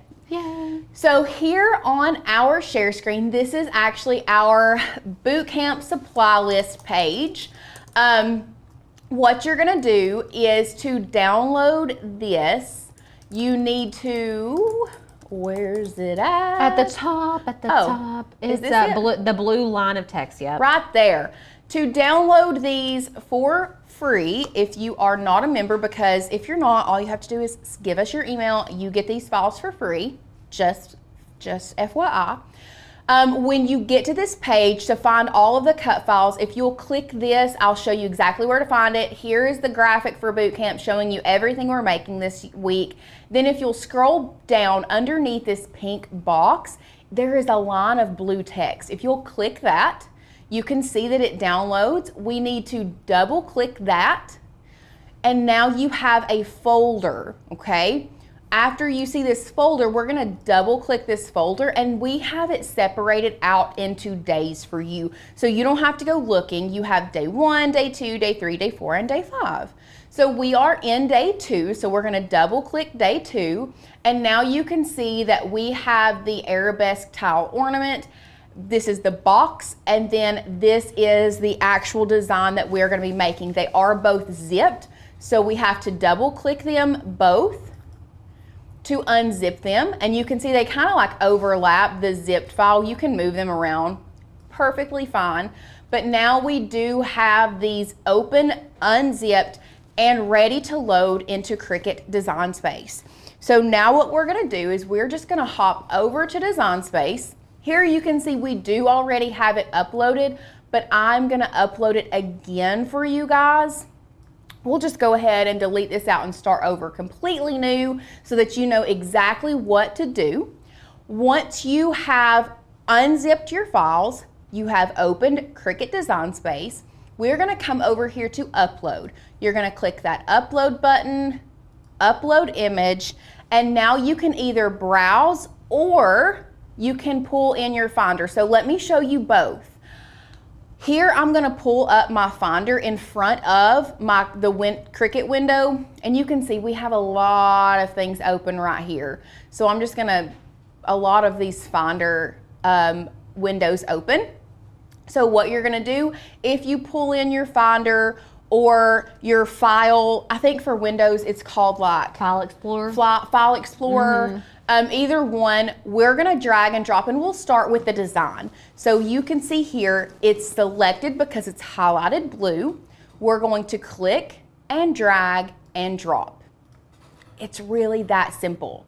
So once you have done that, we are gonna upload it and it's going to add to Canvas. Now, it does come in a little wonky.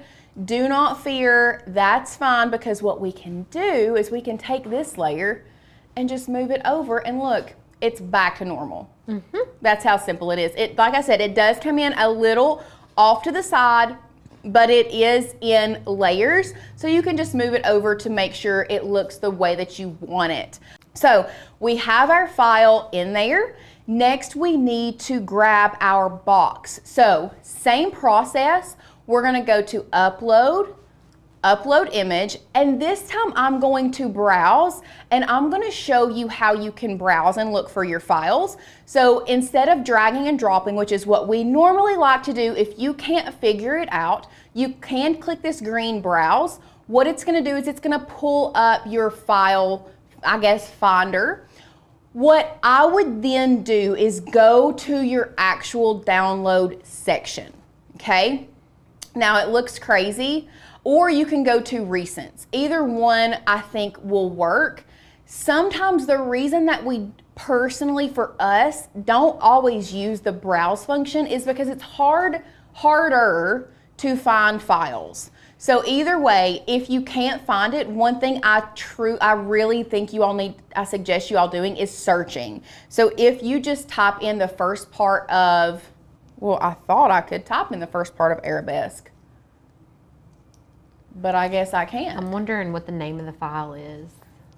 Well, let me pull in my Finder and it's arabesque tile ornament. So I have issues with the browse upload feature. That's why I always drag and drop. I know. I can never find my file. But I wanted to, oh, there it is. Okay, so I started typing in arabesque.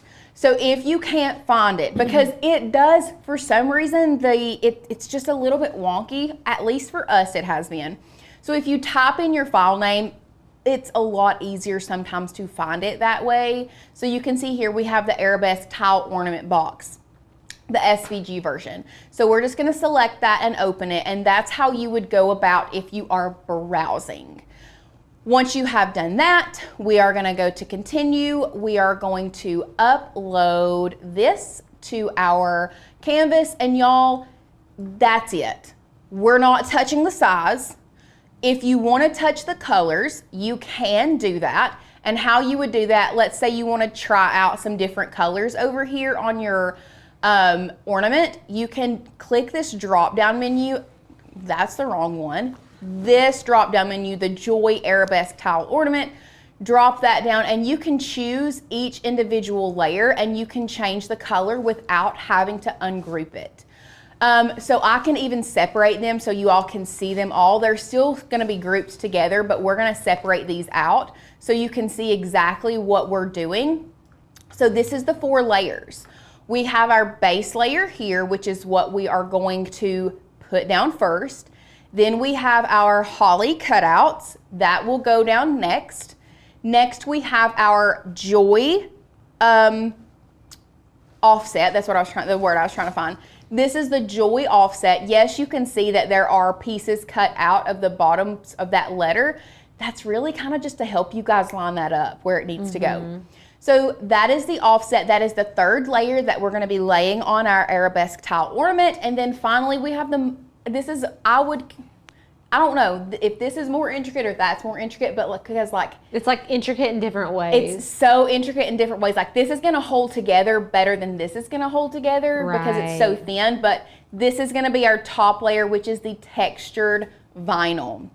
Now, I said we were ready to go, but there is one other thing that you do need to complete before we go forward with this project, and that is turning these lines into score lines. That is one thing that I did forget to mention in our materials, is that you are going to need either a scoring stylus or a scoring wheel.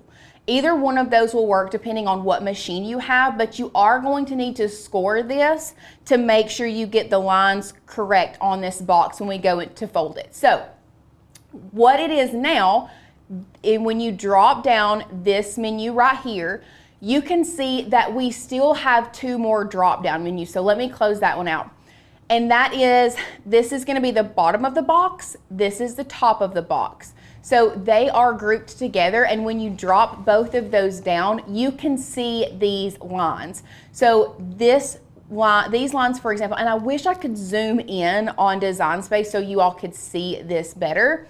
I don't like moving and messing with these, and really I don't like ungrouping. I only like working with my drop down menu and selecting my layers from this without moving anything, because when you move something on a file that is made for you to upload and cut, you can get your sizes off, okay? So yes, Kara, you can score on the Air 2, perfectly fine. Kathy, the box size, I don't know the exact dimensions. I can tell you the dimensions of this box, but you do not need to resize this file if you want this size. So this box is 3.5 by 3.5. That's what the end result is you get a 3.5 by 3.5 inch square box. And it'll fit your tile perfectly if you've got the same tiles as us. And the height of the box is a little under 1 inch. It's about 3/4 of an inch. But like I said, this file, if you resize it, you're gonna make it, it'll get bigger, and it's gonna be too big for the tile if this is what you're making it for. Now you can take this and make it larger and make a bigger box if you wanna make it for something else, but for this specific project, we are leaving it as is. So, back to turning these lines from basic cut into score lines. The way that we know these are basic cut lines are a couple different ways. One, you can see underneath here, it says basic cut. The other way we know that it is a basic cut is because these lines are solid. These are solid lines. We do not want them to be solid lines. We want them to be dashed lines. So, how do you create a dash line or a score line? You are going to select the layer on the right-hand side of your layers panel. You are going to select the one that is the lines. Once you see that it is selected, because it is highlighted green here, you can also see the bounding box on your canvas. Once it is highlighted, you're going to come up here to the top left corner where it says Operation, okay? Drop that menu down, and then you're going to come on down here to where it says Score. Now watch what happens when I change this from a basic cut to a score line. Did you see that happen? Yes. So it went from a solid line to a dashed line. That dashed line is telling me that that is a score line. That is what we want, okay? You do not want it to be a solid line, you want it to be a dashed line. Beautiful, just like that. So once you have done that to your first, or to the bottom of the box, top of the box, whichever one you started with, your next thing is you're gonna do it, you need to do this to the top as well. So let me move this guy out of the way so you all can see what we're doing. Once again, working over here on our layers panel, and I'm gonna, let me zoom out because I keep clicking on one thing or the other. So once again, I'm gonna zoom in so you guys can see and you all can watch what happens. So once again, we know this is what it needs to look like, not this. How do we do that? We come over here to our layers panel. We make sure that all of these arrows are pointing down so we can see all of the grouped layers together. And this is the one we're working with. This is the top of the box. Currently, we can tell it is basic cut. How can we tell? Once again, because it says basic cut here, but also because it is solid lines. To turn it into a score line, once again, come up here to the top left-hand corner. Sometimes I get my left and right confused, guys, so if I say the wrong one, I'm sorry. It's my other left, or my other right. Operations panel or operation section right here, we're gonna drop that menu down, change it from basic cut to score, and it turns it into a dash line, and now it's scored. Now, if this was not already attached to, actually it's not attached together. We do have to attach it. It's only grouped. It's only grouped.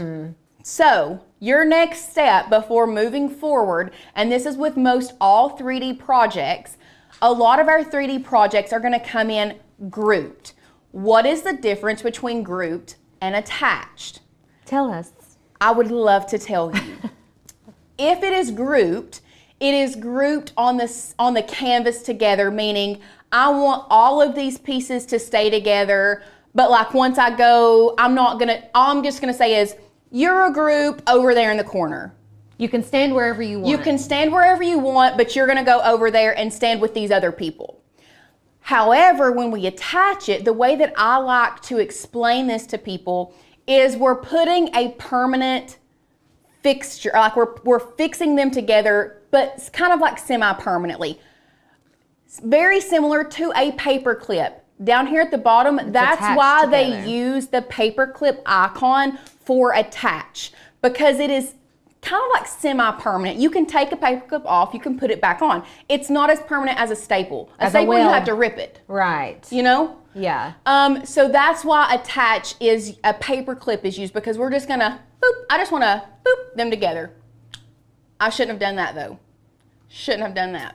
And when everything changes colors like that, it's because everything's already grouped all together, and so it thinks you're attaching everything. Right. So what you have to do once you have changed these lines, we're gonna come up here to the top where it says ungroup. We're gonna ungroup them. Okay. Now it doesn't look any different. Nothing looks different. But we now have, these are all still kind of like separate. So once again, we're gonna select these two together and we're gonna attach them together. Once it doesn't look like anything changed, but you can see that it has attached that together. If you want to, you can rename that attachment to box lid. Now we know we have attached the lid together. Next, we need to attach the base score line with the base. So how I'm going to select that, there's a couple different ways you can select it, okay? You can drag and drop that way. The only problem is it's going to go ahead and select multiple ones. And actually this one we need to ungroup another time. That needed to be ungrouped twice. So you can drag and drop the area that you want here attached, or you can work from your layers panel here and you can click the base, hold your shift key down and select the score lines as well. Now because they are both highlighted green, you can see that they are both selected, and we're just gonna boop, attach them together. Now we can rename this one as box bottom. I don't know, box base. Box bottom. Box base. Beautiful. So now we have our base of our box attached with the score lines, the top of the box attached with score lines. This guy here that is white colored is going to represent your Mylar or your clear film, and then this is going to be just a different piece that you can cut out of like textured cardstock, glitter cardstock, whatever. As just like fun pop. Yeah, it's like a base of your box. And we'll go ahead and I'll show you what I mean. So you can see we've put a piece of like decorative paper inside, and it just kind of elevates it. It's just not a white box all the way through. Right. So that's what that green layer is for, is just for the base. The white layer is going to be the clear for the top of the lid. Love it. Okay.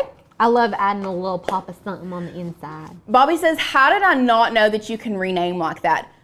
You learn something new every day. I'll be real honest, I don't use the rename function as much as I feel like I should.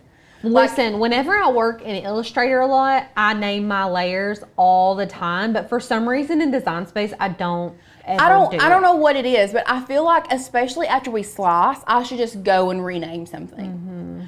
But yes, in case you didn't know, we'll go back to our share screen. To double click, to rename something, even if it's a file, like this one that's all grouped together, if you don't like the name of that file, you can double click it and just rename it Joy. I don't know. And then you can name all of these layers. So, Easy as pie. easy as pie. Now, with that being said, we're gonna start the process of cutting all of this stuff, because y'all, we got a lot to cut today. Lots to cut, and Lots to cut. we have a green layer on the way being weeded for you. Oh, thank you, Jesus. I don't know why, but earlier I was like, oh, we should have weeded that before we That would have been really good. That would have been good. We got it. Now we're gonna go to the Make It. At this point, you can save your project if you want. We already have a project like this saved, so I'm not personally gonna save it. Don't do as I, do not do that though. Do it, save your project. I think what I want to do is I want to start with my base, and then we'll just build from there. And then after that, we will start building the box. So we're gonna start with our base layer first, and we're gonna cut this guy. Let me kind of get my stuff organized here real quick. Lorraine asked, will the Joy layer be a little bumpy from the vinyl layers underneath it? Can they see that? Is that too close? I don't feel like it looks bumpy. No, it doesn't at all. It doesn't in person. I just No. wanted to make sure you guys see it as well. Yeah, it looks good. So It's perfect. there you go. Also, while she was talking, I got to thinking, like, I need to show you guys how to cut multiple Colors? Colors on the same mat. Definitely. It's so much easier. Especially for a project like this. Like, Yeah. if I didn't have a green layer already being cut and weeded, I would put my green in the bottom as well. Yeah. Like, I have 4 corners for my 4 different vinyls. Exactly. So what I'm gonna do is I'm gonna show you how we're gonna do this. So we're gonna pop back over to our share screen. So I have my red, and we'll go to our overhead, you can see where I have my colors. I have my red in the top right, my gold in the top, you see my top right, my other right. Red in the top left, gold in the top right. Left, right. Somebody that's right. come get her. Somebody come get her. And then the white in the bottom left. So what I'm gonna do is I'm back over to our share screen. We're gonna grab our gold layer. I'm gonna click these 3 dots, move object, and we're gonna move it to this red mat. Not the bright red. The bright red is gonna be our box. This kind of like good, like juicy red. We're gonna move it here. Now it's gonna come in behind it and it's gonna turn it red, but y'all don't worry. We still want our base red layer in the top left, goldy over here in the top right. Now we're gonna come here to where it says joy. This is our white layer. 3 dots, once again, click that, move object, move it to this mat and continue. Same thing, it's gonna turn it red, but we're gonna pull it down here to the bottom because that's where our white is on our mat. Okay? Are we good? So easy. So it looks like everything's being cut out of red, but you can see on the mat, like obviously we have gold, red, and white on mats. Yes. Super helpful. So once we have moved our colors or our layers to our respective corners of the mat, we're gonna go to continue. It is going to connect to our machine. Yes, Megan, I also knew when to finish that song. And we are cutting this on. Please tell me why vinyl is just not on our favorites. Like permanent vinyl? Like just permanent adhesive vinyl. There's no, because we're HTVers, I guess. Sometimes it just changes my favorites. Like it changes. Look, special delivery. Special Merry delivery. Christmas. Thank you. Appreciate it. Okay, I'm reading What do we cut? premium vinyl. Premium vinyl. Okay, but it's like, okay. I do permanent. Dude, there's Glossy. too much of this. They really have too many extra. There's just too much of this. We're just gonna favorite that. Let's just have one vinyl cut setting, premium vinyl. Okay, here you can see we have our beautiful green layer already cut out. Thank you, Holly. Lifesaver. So now what we're gonna do, we're gonna come over here and we're gonna load our mat Locked and into our loaded. machine. Locked and loaded. Okay, so I am a weed on the mat girly. Sue me. I love it. Alicia does not, and that's fine. To I each do their own. for you guys sometimes, just to be nice. The brand. Erica, are you going to see the Eagles in the Sphere? Because if you are, Oh my gosh, that would be that is my epic. dream concert. I just want to go to the Sphere though, because I just can't. I just want to see the Eagles. Actually, I would be happy to see them anywhere. Yeah, honestly. So like, has anybody? I know somebody here has watched Legends of the Fall. No, but this is Lauren's favorite movie. She It is talks my about it all the favorite. time, and I I've know never somebody watched in the it. comments has watched Legends of the Fall. Surely. Surely. It's my favorite movie. One of my favorite movies. It's definitely top 3 for me. I don't know why. I've just loved it. Any Hoosier, the reason that I brought this up is because I go around quoting the father after he has his stroke all the time. And all the time. After he has a stroke, he says, "Scrum!" And I'm like, I love that. And I say it all the time. So anyway. That's hilarious. Okay. So I have weeded everything. We were just talking while I weeded. It's not a big deal. Back to crafting. We are taking our transfer tape and we're laying it on the vinyl. Lindsay brought up my other man crush, Tom Hardy. Oh, Tom Hardy in shoot. Hold on. In I mean, Venom. I don't Venom. really want to get started on all my man crushes because I have a very specific type, and me and my mom were literally just talking about this last night, I think, yesterday, something, I don't know. Because I asked, no, it was Sunday. It was Sunday because I was watching Tennessee Titans. We were watching football. On a Monday? On a Sunday. I said Sunday. Oh, I said Sunday. Sorry. Let's do this craft so I can concentrate. So I'm layering this. We're gonna do the taco method. And I'm doing this because I'm sorry, they can't see because of my big hat and my head. Can they see this, Sadie? Okay. I'm trying my best to line this up without being over top of the tile, and it's not working. But you just want to line this up as good as you can, leaving the edges enough, the same amount of space on the edges, and I'm still getting it down too far. What is wrong with me? Is it the amount of caffeine I've had today? Who knows? How much caffeine have you had? Probably about 250 milligrams. Approximately 257 milligrams of caffeine has been ingested today. Well, that one Starbucks drink that I had like a lot. Oh. Like 200 plus. Oh my. Sue me. Sue me. What, a cold brew? Did you have a cold brew? No, I had a refresher. yeah. Corey, I did not clean the tile first. Should I have? Yeah. Did I? No. You can, I mean, listen, you can if you really, especially if you're selling these. It is going to stick a lot better if you clean it with alcohol first, but I mean, that was pretty darn good in my opinion. I love this project too because you're going to be able to reuse your transfer tape 4 times. Yes. Okay, one little thing I want to show you guys, a little trick of the trade that I have learned.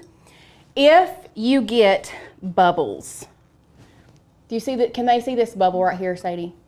What I like to do, if you have a pen, I like to take my pen and literally just make one little tiny hole.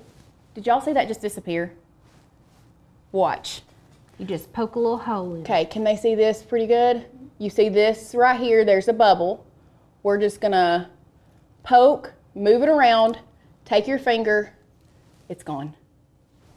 It's gone. Like that's how I don't even do the wet method anymore because you cannot see where I have poked holes in this, but it's allowing that air to escape so you can poke that hole, rub it down, and it comes right out. But that's it. Okay, so we have this. We're now gonna move on to this one. While I'm putting this on, back to what I was saying, my very specific type of men. Let's hear it. Can I guess it? Yeah. What's that? What's that old? Stop. First What's of all, that no, old guy? just hush for just a minute. Just hush. Because when I say this, you all are gonna be like, "Dang, Okay. she really does have daddy issues." I mean, I'm part of the Dead Dads Club. What can I say? Anyway, I'm not allowed to laugh at that joke, but it's always funny when you say it. if you don't have humor about stuff, what do you have? What do you have? Nothing. Exactly. I was watching the football game. First of all, the Titans are terrible this year. And I was like, I couldn't remember the guy's name who used to coach. And I was asking Mom, and I was like, I remember him being like pretty good looking back in the day. It was Jeff Fisher. Jeff Fisher. Yes. He's like a very average. Once I looked it up, like he's not as good looking in my brain as he was, like how I thought he was back in the day. Jeffrey Todd Fisher, a voice actor? No. A Titans football player? Maybe his... Hold on. I'm looking him you up. see Former cornerback. No, he was the coach Oh, yeah. This is him. with his mustache. Yeah. Okay, very average looking. Very. Very average Yeah. looking. And Looks like a tab. and that's what I said. I said he's very average looking, whatever. But then I was like, but in my brain, he falls in the same category as Burt Reynolds, Tom Selleck, Sam Elliott. Elliott, Those are my man crushes. Sam Elliott is Lauren's type to a No, T. Burt Reynolds. Okay. Burt Reynolds. They're like the same word in a different font, you know, or is that what people say? Yeah, Same font, different word? yeah. Okay. Burt Reynolds is my guy. My type, long hair, bad boy. Artsy. Artsy, eccentric. Yeah. My husband is not my type though. My husband is very like, he's an accountant. He's more clean cut. Like he does ride motorcycles. So maybe that's like his edginess. That's his claim to edgy fame. You know that Trey's celebrity lookalike is the Green Babe. No, that guy on that show that you sent me the picture of. Oh, he did have a lookalike on a reality show. What's the football player that's really old and he won't give it up and he plays for the Packers? Ben Roethlisberger? No, Aaron Rodgers. Oh, yeah. Oh, Ben Roethlisberger plays for like the Steelers. Who played for the, I don't know. Y'all, I'm not a big if you know football what my girl. husband looks like, Aaron Rodgers looks like my husband in like 10 or 15 years, in my opinion. Everybody's saying Sam Elliott could speak sweet nothings. He absolutely could. 100%. I mean, I don't care. He is a good-looking man. I think it's his voice and like his charisma. Jamie says you do have daddy issues. I can't help it. If it puts in perspective, me and Lauren are the same age, and she has a crush on Sam Older Elliott and men. Burt Reynolds. Yeah. Okay, let's go back to back to our craft. When you are adding, so we've added our green layer, you can see I've just lined it up with the red. When you're adding your offset, this is gonna be our third layer that we add. Line it up to the bottom corners. That way you can get the perfect alignment just like this. And that it's so much easier to line up those bottom corners first. And then we're gonna press this on and make sure that it goes on really well. And then we'll only have one more layer left. And then we'll just add our little hanger and we'll cut, I guess I could be cutting the, after I get this on, I'm gonna load the mat and we're gonna cut the box while I'm adding this last layer. So here, there's our offset. I'm saving my transfer tape here. I'm gonna bring my mat in and I'm going to go ahead and add my paper.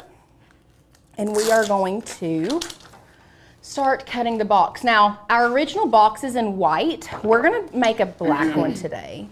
I figured it'd be easier for y'all to see it. Yeah, this black is definitely gonna be easier for you guys to see on the camera. So I'm just gonna make sure that I burnish this down really well. Beautiful. We'll go back to our share screen. We're gonna go to the layer that is the red layer down here, where it says score and basic cut. From there, we are gonna choose medium cardstock, and we are using the scoring stylus. We'll come back over here to camera 3. You can see we have our scoring stylus in clamp A ready to go. So what we are going to do now is we are going to load our mat, and then we'll hop back. I was gonna say we're gonna hop back over to share screen, but we're not. We're just gonna wait just a second. I mean, you could have done that. You could have added this to the offset. That would have worked. I just went ahead and did it because we do have these cutouts on the bottom of Joy, so I know exactly where it's supposed to go. So that's why with this project, it's okay to do it that way instead of, and I'm gonna burnish this one from the back because it is textured vinyl, and I'm afraid that it's gonna maybe be a little bit harder to stick to this. Okay, not as bad as I thought. Oh, it came right off. I know. was actually wondering if it would stick. Now, y'all, I did lose the dot to my J. I'm gonna have to recut that. But once again, I'm gonna line up these bottom corners like this, and y'all, look how perfectly that goes on. I mean, I'm a little off over here, But like I'm more worried about the center Right. than I am the outside edges, and that's what you need to be as well. You need to be worried more about the center instead of the offside edges, and making sure that these offside edges get stuck down before you even attempt to take your transfer tape off. And this might be one where, okay, I'm so glad that we did this.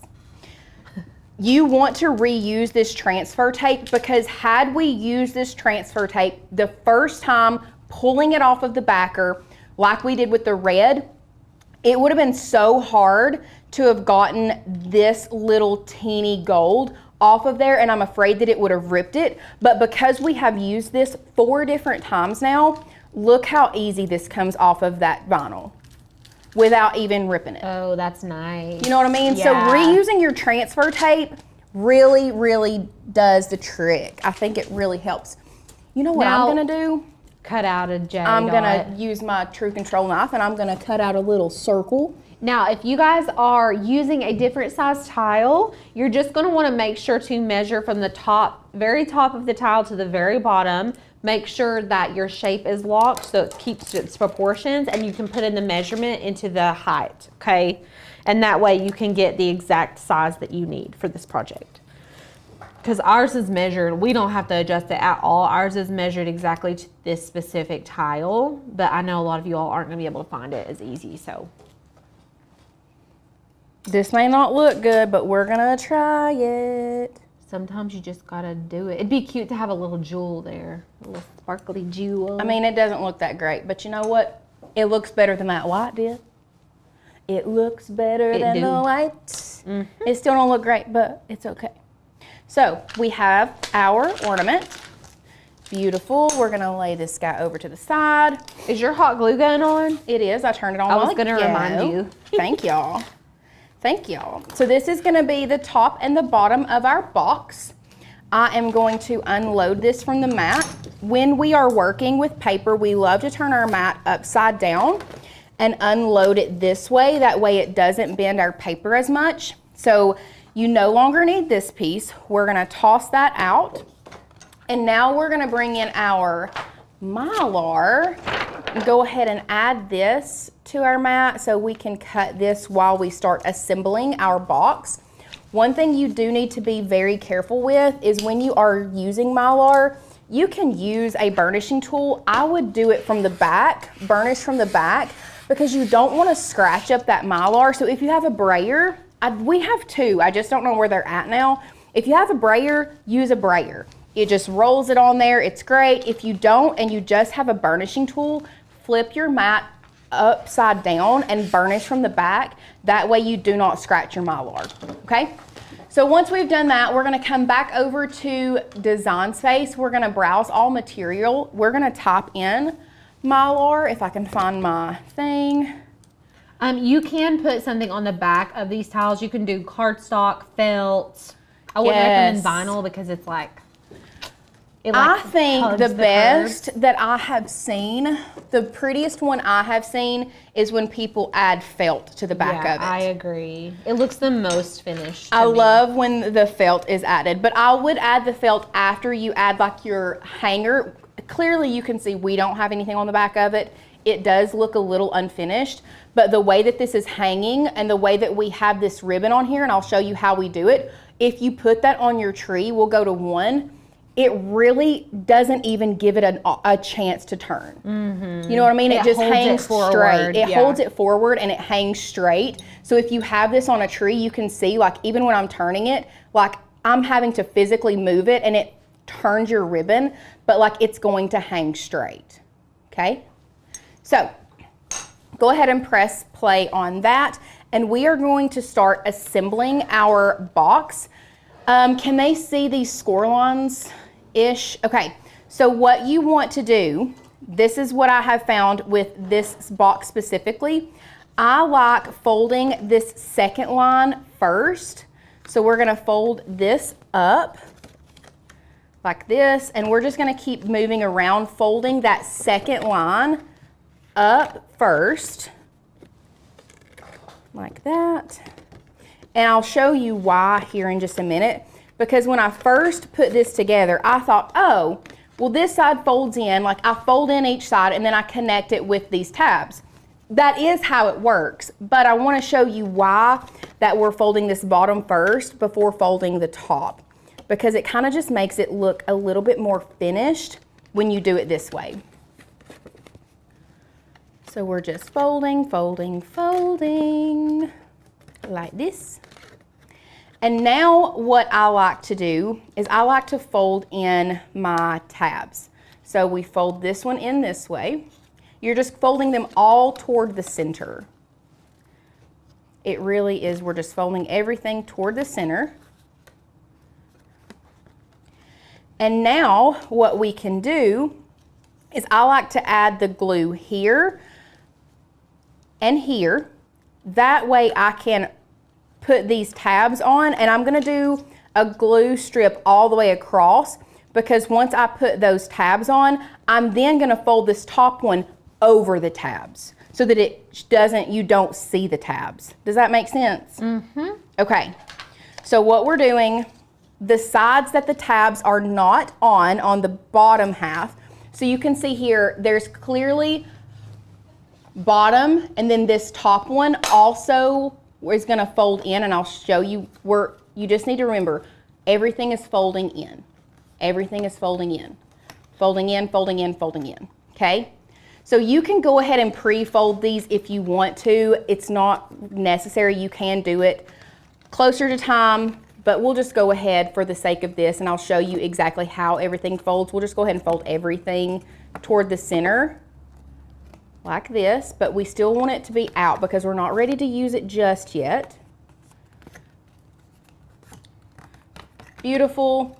So on this first section of the sides that do not have the tabs, we're going to take our tape runner and we're going to run it along that bottom portion, like that. Okay? You see that? Now, once you have done that, we're gonna bring our sides in like this. And this is why I personally probably wouldn't fold these sides just yet. We're gonna pull in our tabs in, we're gonna line them up, and we're going to press that down.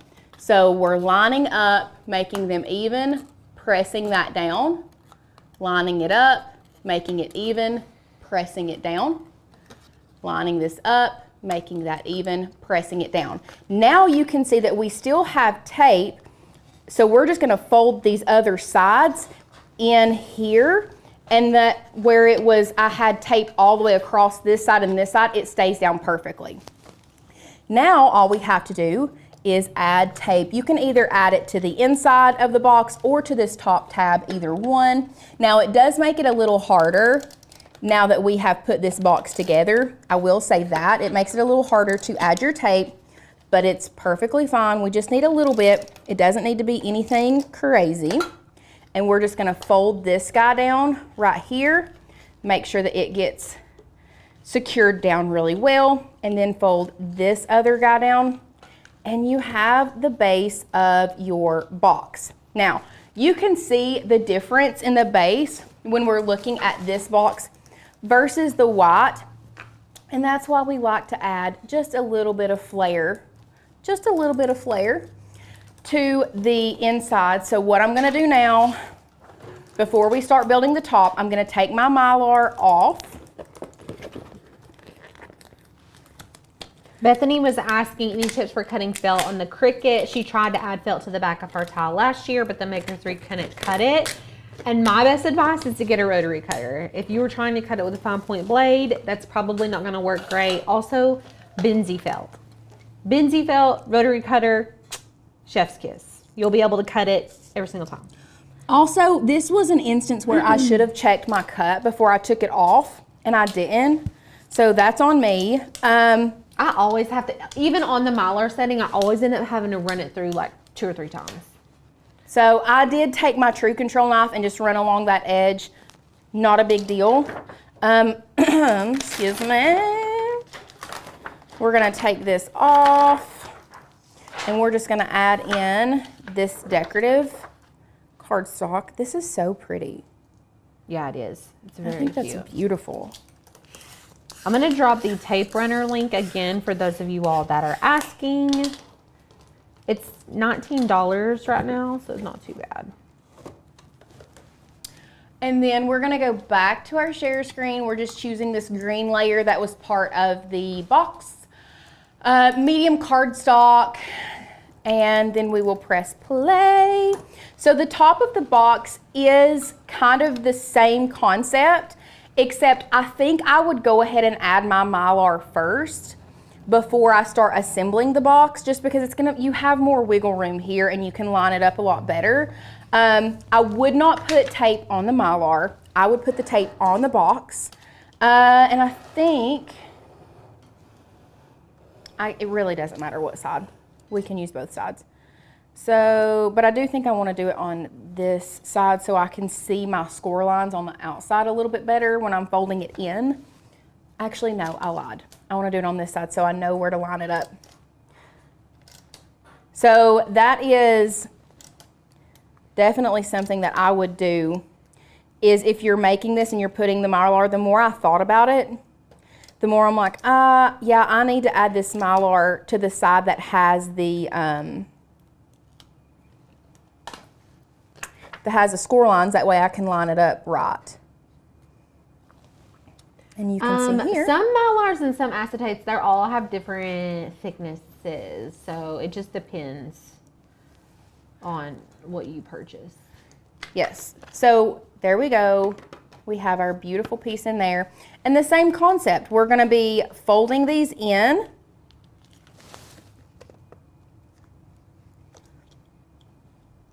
Folding these edges in all across here. Now, if you have a bone folder, I would suggest using a bone folder to help you. Especially with this, it can. I used a credit or a gift card yesterday. Oh yeah, I need to check and see if there's anything on that gift card. Oh, that's your gift card. From last Christmas. Last Christmas, I gave you my heart. You're welcome for that. You're welcome. Are you excited as excited as me for Moana 2? Yes. Okay. Cool. You know I am. I've been watching Moana 1 for like 2 years straight. I'm like, please, God. Please, God. We need a sequel. Send help. Okay. So what I'm going to do now, same thing. I'm actually going to go ahead and add tape here, because that's going to be folded down here on the bottom side. And I think from my past making the bottom of the box, I think I want to go ahead and add tape to the top just to see how well it does. That way I'm not trying to like finagle my way through. Does that make sense? Mm-hmm. So now we're going to fold this in. We're going to make sure that our tabbies are folded toward the center. And just like this. And this. And this. Now we're going to start lining them up.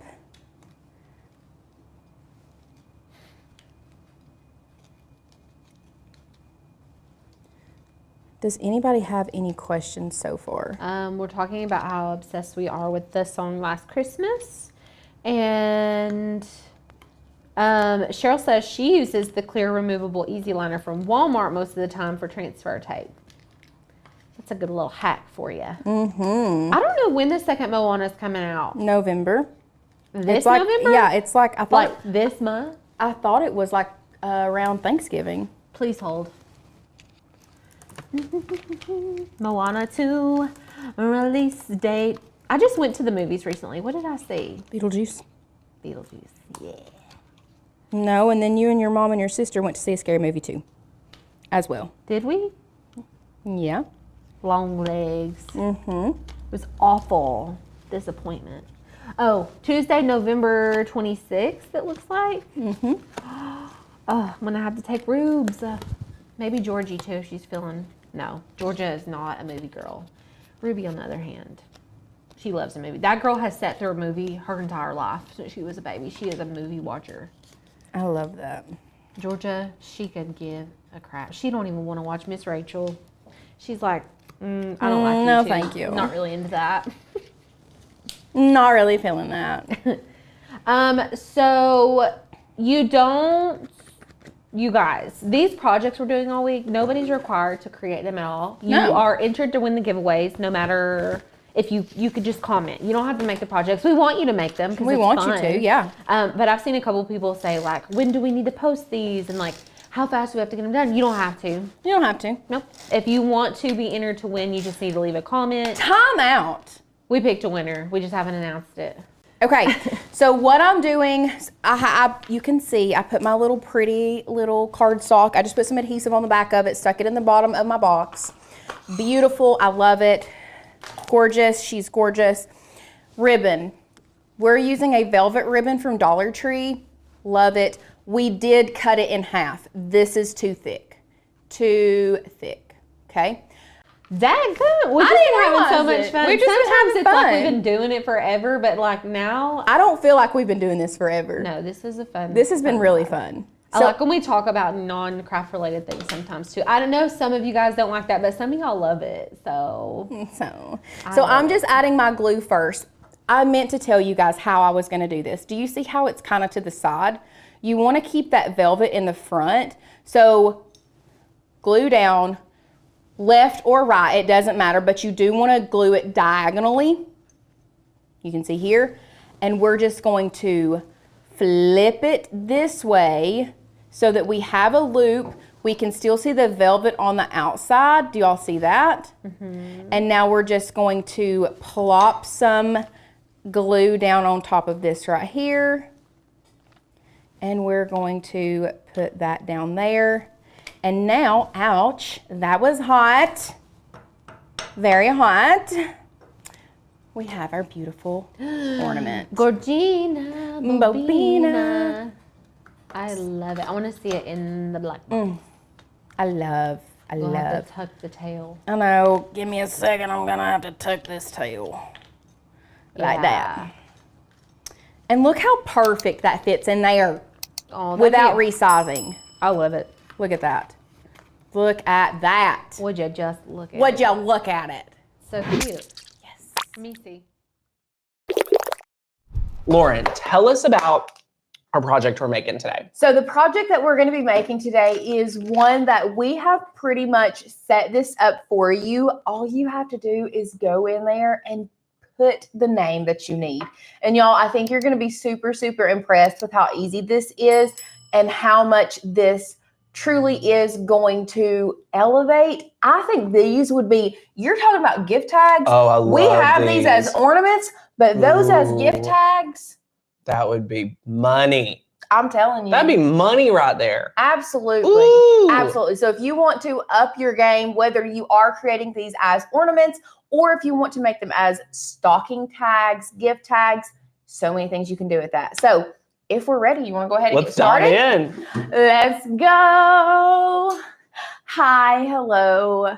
I still, just So to let glad everyone know, you're we here. are a little flustered today. We still are a little bit. And I think it's important, like when you're on a live show, the energy matters so much. It really does. So I just want to let you guys know, again, so sorry. Thank you guys for being so faithful and patient with us. We're so excited. So we're going to have so much fun forgetting about all of that. And I am just so thrilled. Show this overhead. Like, yeah, let's go guys, overhead and look at this. I keep thinking this project is made out of wood and like it's Nope. so elaborate. Nope. It's not. It's just white Yes. white and brown cardstock. And really, you can do this with any colors that you want. You could even make the face all of like the carrot nose. You could do orange. You could do the toboggan. We are going to do it a little bit more simple today and just do one color. I really love this neutral looking snowman. So this is what we're going to do today. Like I said, super, super easy. What you're going to need to get started to create this is, of course, you're going to need a mat. We have a light grip mat today. You know us, we like to switch between a light grip mat, a standard grip, whichever one feels like it's not going to tear your cardstock. Yes. Really is the mat to go with. Next up, we do have some ribbon. This is just your standard silk ribbon, nothing really special. That's going to be sandwiched in between two pieces of cardstock. You can see that we've cut that out twice. So this is going to be sandwiched, your ribbon's going to be sandwiched in between those two pieces. Next, we do have some foam tape. Now, I'm pretty sure this came from the Dollar Tree. This is just really thin. I do like this for projects like this because I can take this and really maneuver it around my project and not have to cut it as much. So we do have some foam tape, and that's just to give it that 3D effect. It's not a large gap. It's just a pretty small gap. So that's why we're using this small foam tape. But we are using that to sandwich these two pieces together. And then finally, we have our cardstock. Now, if you've been around this channel for a while, you know that Celebration Warehouse cardstock is our absolute go-to cardstock. It is our favorite. Yes, we love it. It cuts like butter. It never gives us an issue. So if you want to head over to the Celebration Warehouse website, it should be linked down below for you. You can grab you some cardstock to stock up for this holiday season because y'all, I'm telling you, and honestly, if you're grabbing cardstock from them, first of all, and you like glitter, grab their red glitter. It's phenomenal. It's my favorite. I think that there is no other better red shed-free glitter out there. And I don't even like the color red that much. Right. But it's gorgeous. Plus, you need to use code MGL for 20% off. So good. Now, I will say this. That code is not stackable if she does have a sale going on. But if there is not a sale going on, make sure to use code MGL for 20% off. Now, the last thing that we're going to need, and I knew I was going to get hot, the last thing that you are going to need, and we'll go back overhead if we're not, is your craft glue. I know we have a lot of friends here that love the Barely There art. Y'all just use your favorite craft glue. Our favorite, we go back and forth between these two. We've always been a huge supporter of the Zig Pen. I do love this two-way glue. The It's Zig amazing. Pen has been faithful to me since 2010. Not that I've been using the same one, but the company. I mean, if this Zig Pen was 14 years old, I was going to say absolutely. Yeah. Absolutely. And the other kind that we do like is this super tight. Now, once again, we were talking about Celebration Warehouse. The owner of Celebration Warehouse is none other than Miss Ashley Falco herself. She helped them create this precision craft glue.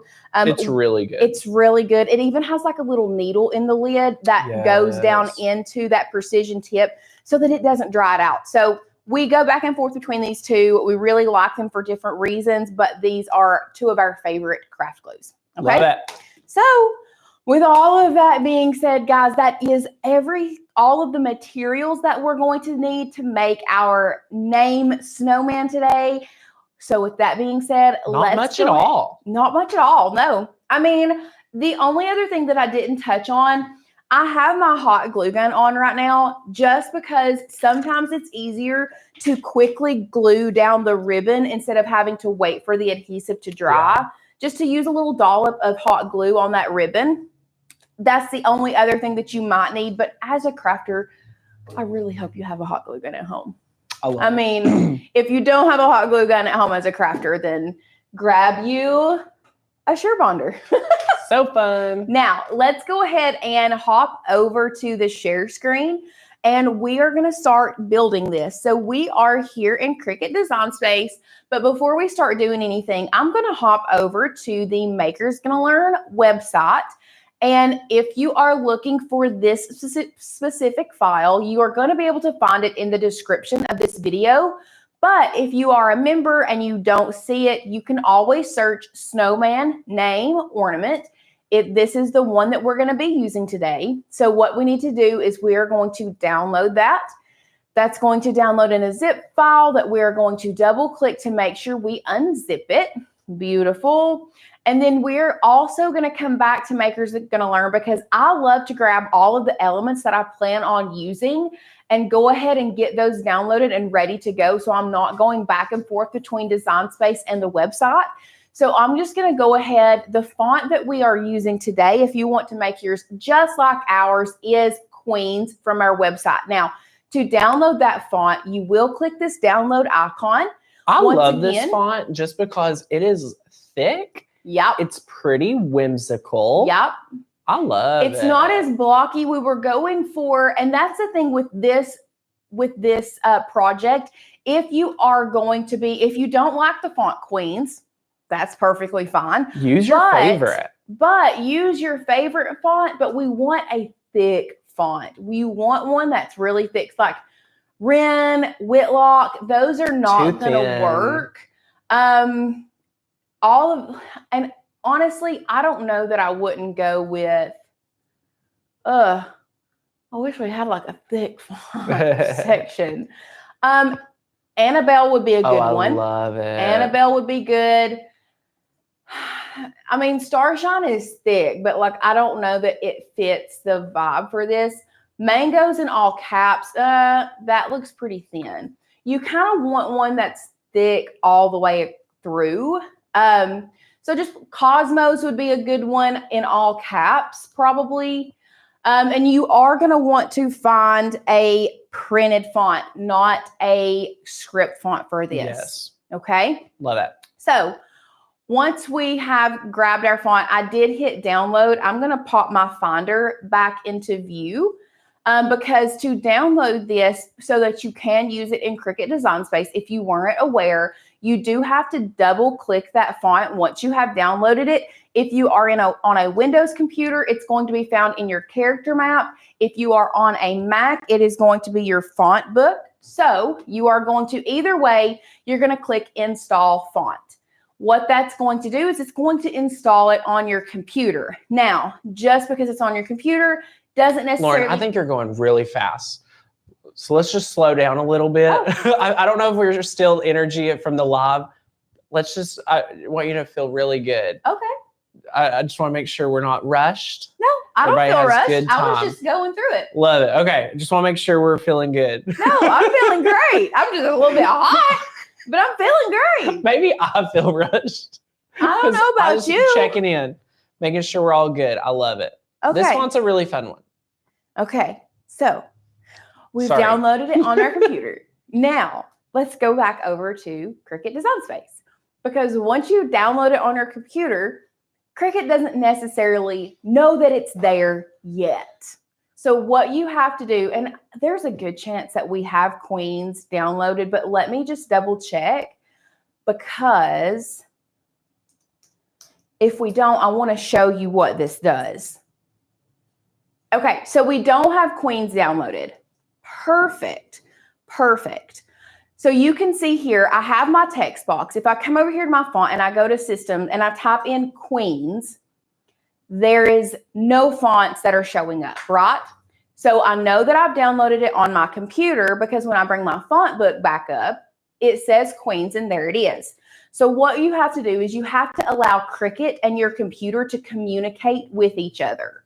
So what we're going to do now is, if you will click View and Reload. Now, if you're working on something, save it. Do not go to reload if you haven't saved your project. Because it wouldn't save it. Because it would not save it. That's scary. We're working on a blank canvas, so we can go to View and Reload. If this was not a blank canvas, I would click Save and then Reload. But this is another reason why I like to download everything that I need first before I start the actual process of designing. So good. Now that we've done that, we're going to click Reload. It's going to take a minute. See, it's going to prompt you to save it. I would save it anyway. I don't need to save it, so I'm just going to click Replace. So awesome. We're coming back over here to Design Space, and we're going to go back. Remember, we were talking about the font Queens. We didn't have it on our in Design Space yet. We had downloaded it on our computer, but not onto Design Space. So, and I showed you that it wasn't there. So when we come over here to our font, we go to our system fonts, and now when we type in Queens, look what pops up. Boom. Beautiful. That's it. Ta-da! Yay! That's it. So now we have our font ready. Now we need to upload our snowman. So what we're going to do, over here on the left-hand side at the very bottom, you're going to see the upload icon. We're going to click that. We're going to click upload image. And from here, you can either browse, or my favorite is to drag and drop what I need. So I brought in my Finder here.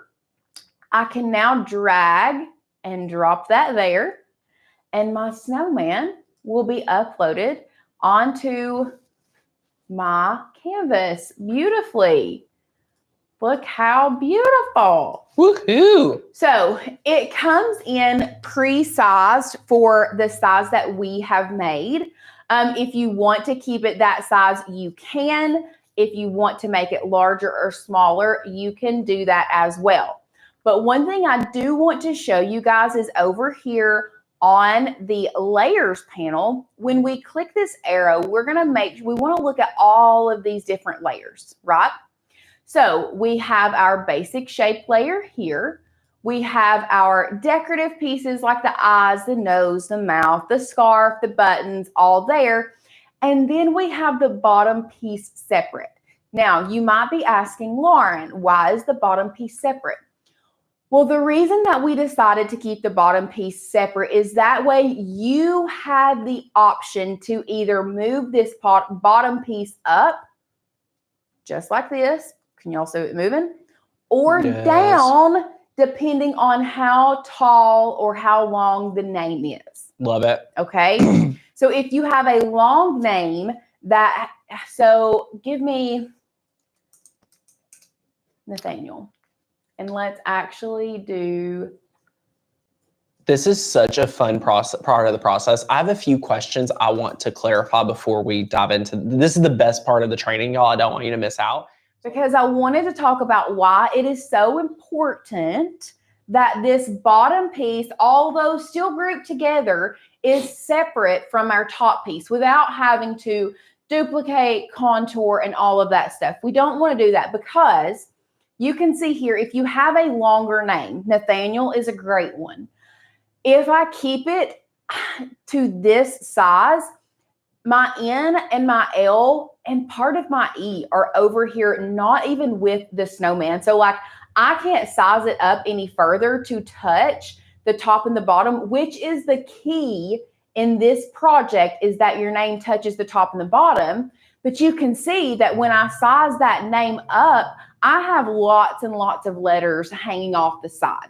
So what we must do, and why it is so important that this bottom piece is separate, is because once you have your name typed out, you are going to have to size it down so that the first letter and the last letter fit within your snowman. And you want to use the top as your base.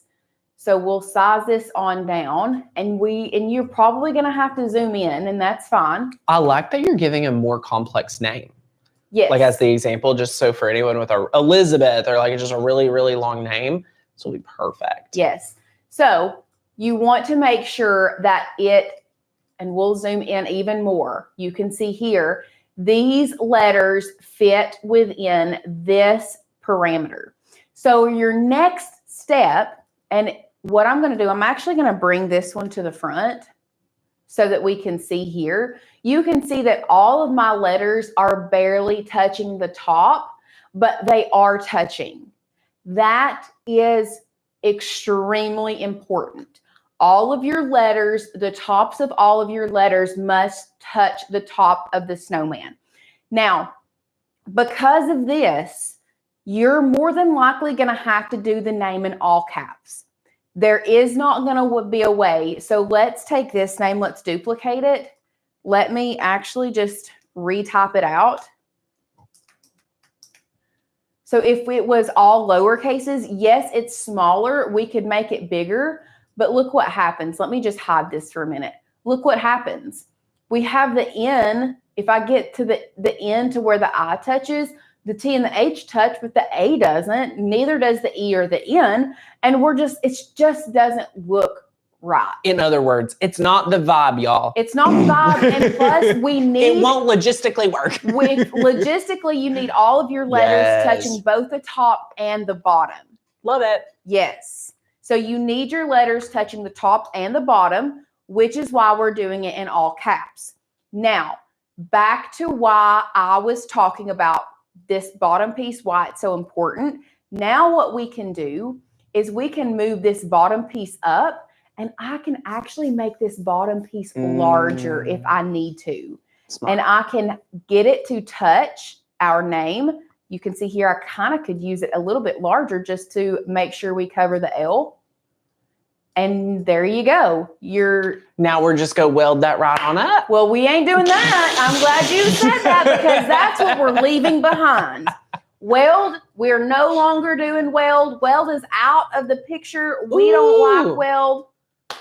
Cricut said we don't like weld, so we said we don't like weld. Cricket said we don't like weld, so we don't like weld. Love it. What we're going to do now, and you can zoom out and check it, make sure it looks good. This might be an instance, I will say this. Let me just say this really quickly. This may be an instance where I normally say we're not stretching a name, but if you have to, and especially with this font, why did it just do that? Why did it just do that to me? Here, let me just show you. With this font, I normally don't. Are you kidding me?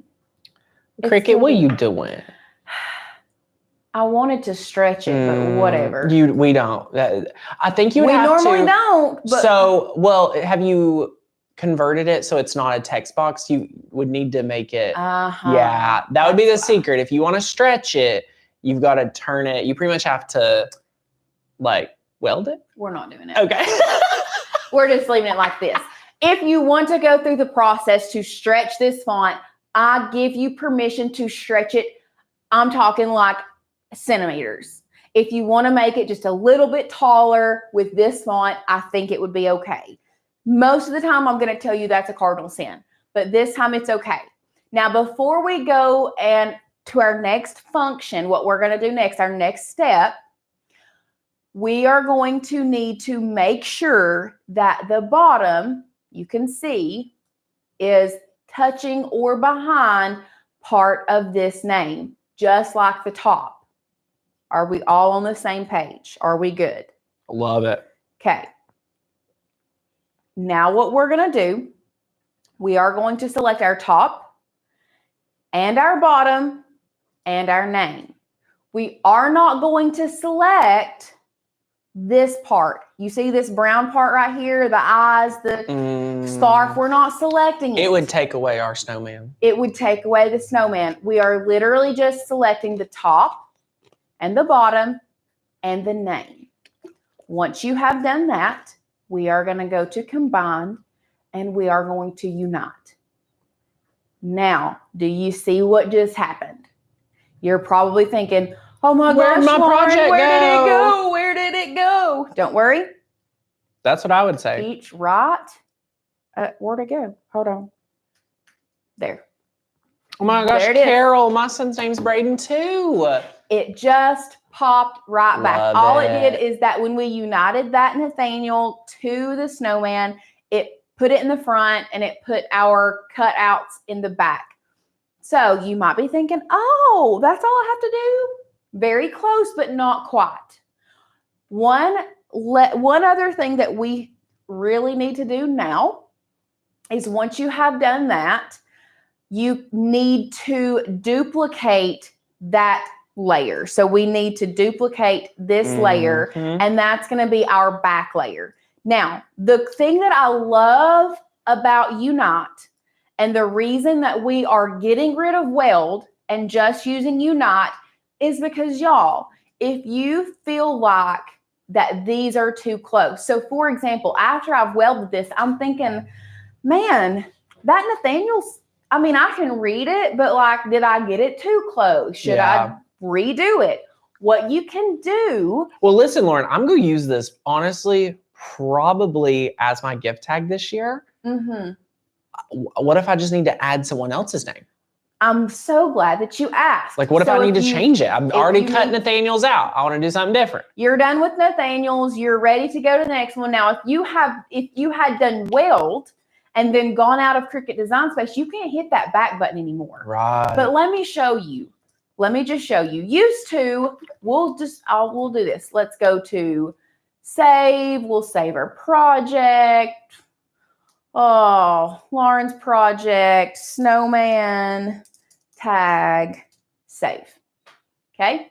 So use, like right now, I can hit this back button till I'm blue in the face. You know what I mean? I can keep on hitting back button. But if I, let's say, reload Cricut Design Space, or I go out and replace this, Yes. I can't hit that back button anymore. Right. But this right here is why I wanted to show you why it's so important that we go from using weld to using Unite, is because now that I've reopened Cricut Design Space, maybe you spent one night cutting Nathaniel's name tags for his present, and now you're moving on to the next. And you're like, oh, darn, Cricut exited out for me. But I was forward thinking, and look, I can just undo that Unite. Yes. Used to, So you good. couldn't do that. So good. And now what you can do is come in here and change the name. Love it. I mean, it's just really that simple. So awesome. Yes. So awesome. So now I'm just going to move this down just a hair.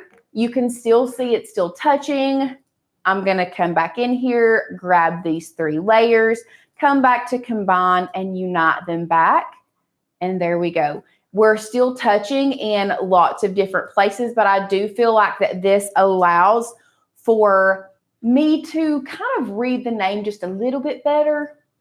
Yep. So what we're doing now, once again, we are going to duplicate Command D, or you can click this button up here at the top to duplicate that layer. So that is going to represent the back of our ornament or tag. This is going to represent the front. And then, of course, this represents the little pieces that we're going to cut out. And now, Lauren, do you want to go above and beyond for the people today? I would love to go above and beyond. So we've had quite a few people ask, and now I'm curious too. What would you do for a short name? Let's say Ruby. Like Ruby. 4 letters. People are saying 4 letters. So I was like, Okay. Ruby. Like Ruby would be a good example of like, what would we do? Would you just make it a really long snowman? Would you? I'm excited to see what you're thinking here. Okay. Here is what I would probably do if I had a smaller name. So let's just say Ruby. Let's R-U-B-Y. Love it. So yes, Ruby is smaller. We can make it large. So first thing that I would do is I would probably scale it up about like this. I don't know that I would go much more than that, just because it will start looking a little less proportionate. Oh, that looks so good. But if you wanted to, I mean, you could get, I don't know. I kind of honestly might just leave it like this. It looks way better than I envisioned before. That's kind of why I was like, oh, I kind of want to see what that looks like. So a 4-letter word, even if it was only 3 letters, like I think it would still look really good. But what you can do, if it looks like a skinny snowman. Well, let's do this. Let's do undo unite. What you could do is with your letter spacing, you could space your letters out a little bit more like this to take up a little bit more room. Love it. I think would be super cute. If it's still too small and you don't like that, what I was thinking personally is let's just come back over here. Were you going to add like a tree or something? I was going to see if I could find like a little snowflake. Ooh. Like to the first heck front yeah, or the last snowflake. Y'all, get your snowflakes out. Let's go back to our cut files. So good. Type in snowflake and let's find us a really good snowflake. Yes. Pop in that coupon code 750F. Questions. Any of you guys have questions? Our customer care team, they're there to like serve you. Like it's their Super Bowl too. So you can go ahead and email us hi@makersthelearn.com all your questions. And welcome all new members. So excited. So excited.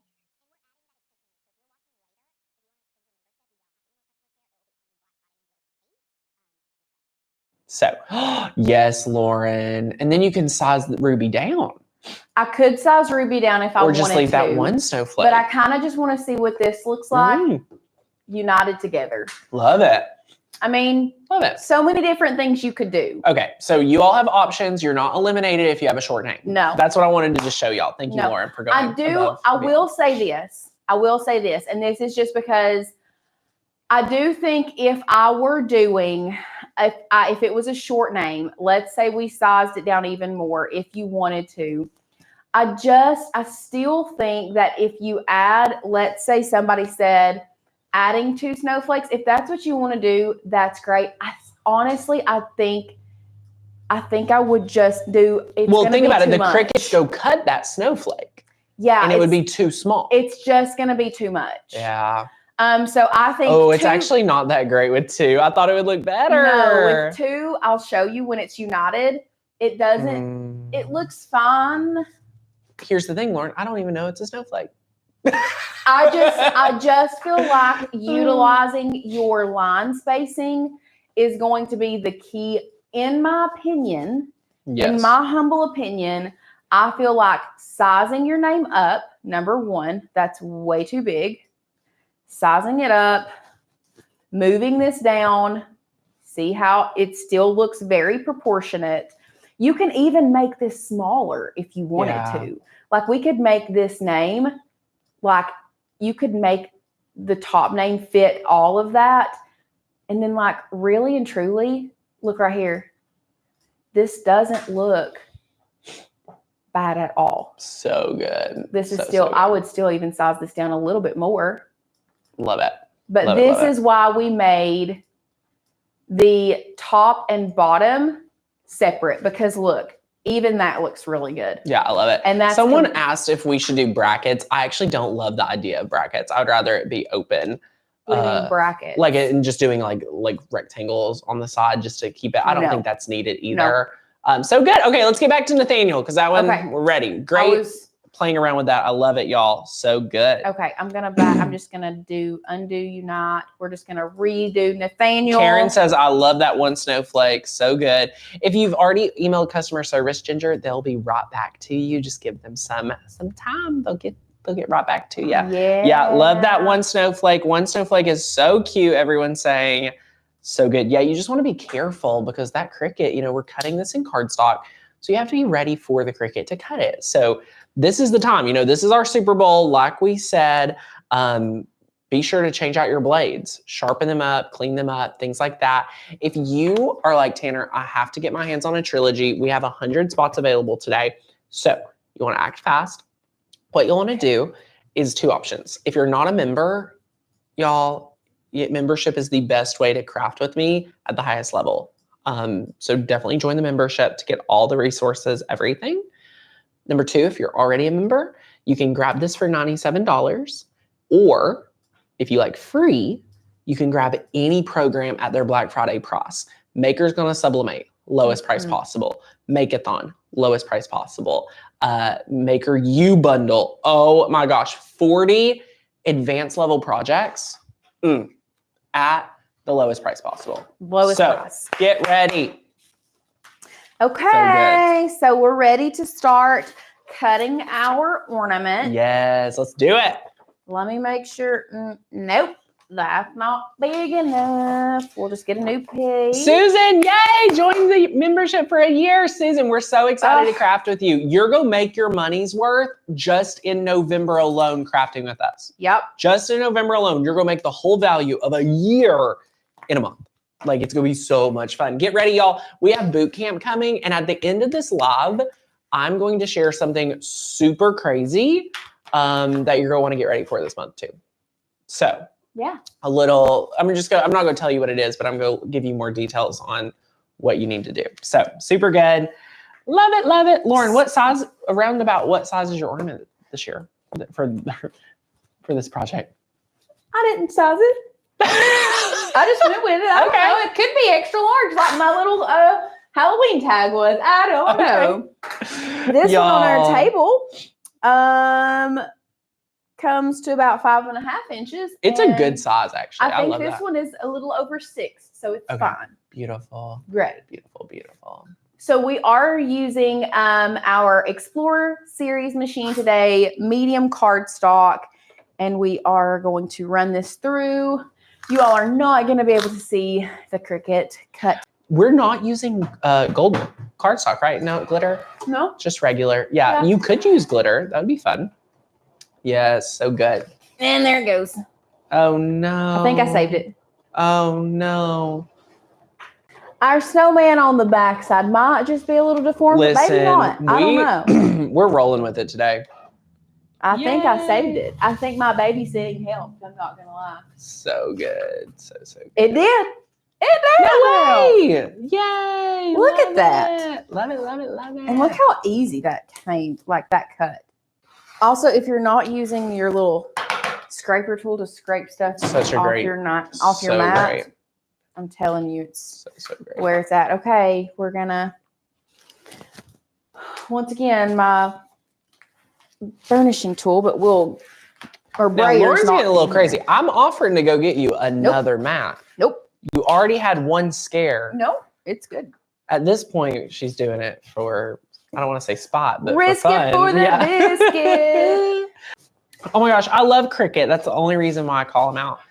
Like I tell my wife, I only call her out to call her up. That's what you have to do. That's what you have to do. Oh, so I mean, fun. it's uncomfortable being called out to be called up at first, but once you get used to it, it's nice.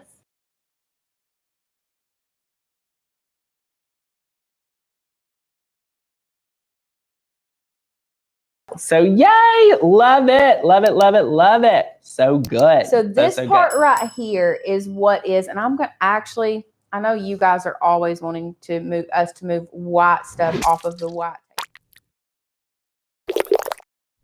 Hi, hello, welcome. How are you? Today we are going to be making this cute ornament, magnet, literally whatever you want to make it. Let's go overhead and see this overhead because y'all, I'm obsessed with this. I think this is so stinking cute. We are going to teach you guys today how you can take a regular photo and turn it into one of these silhouette photos. So I'm going to teach you all of that today. Now, with that being said, and we'll talk more about it when we get into it, you do need a very specific photo. You need a side profile of someone to recreate this, to get this going on. So what we're going to need to recreate this specific one, like I said, we're working with all paper if you want to recreate this specific one today. So we do have, as you all know, we love Celebration Warehouse paper. We do have, now these two 8.5 by 11 pieces are not Celebration Warehouse. They're just your standard cardstock. Do we want to try to send that through again and see if we can get it up here in that corner, or just I'll stick it in the printer if you want me to. It doesn't matter. We're just using 8.5 by 11 cardstock. That is going to be because we are going to be print and cutting the name and the date. That is going to be done with print and cut.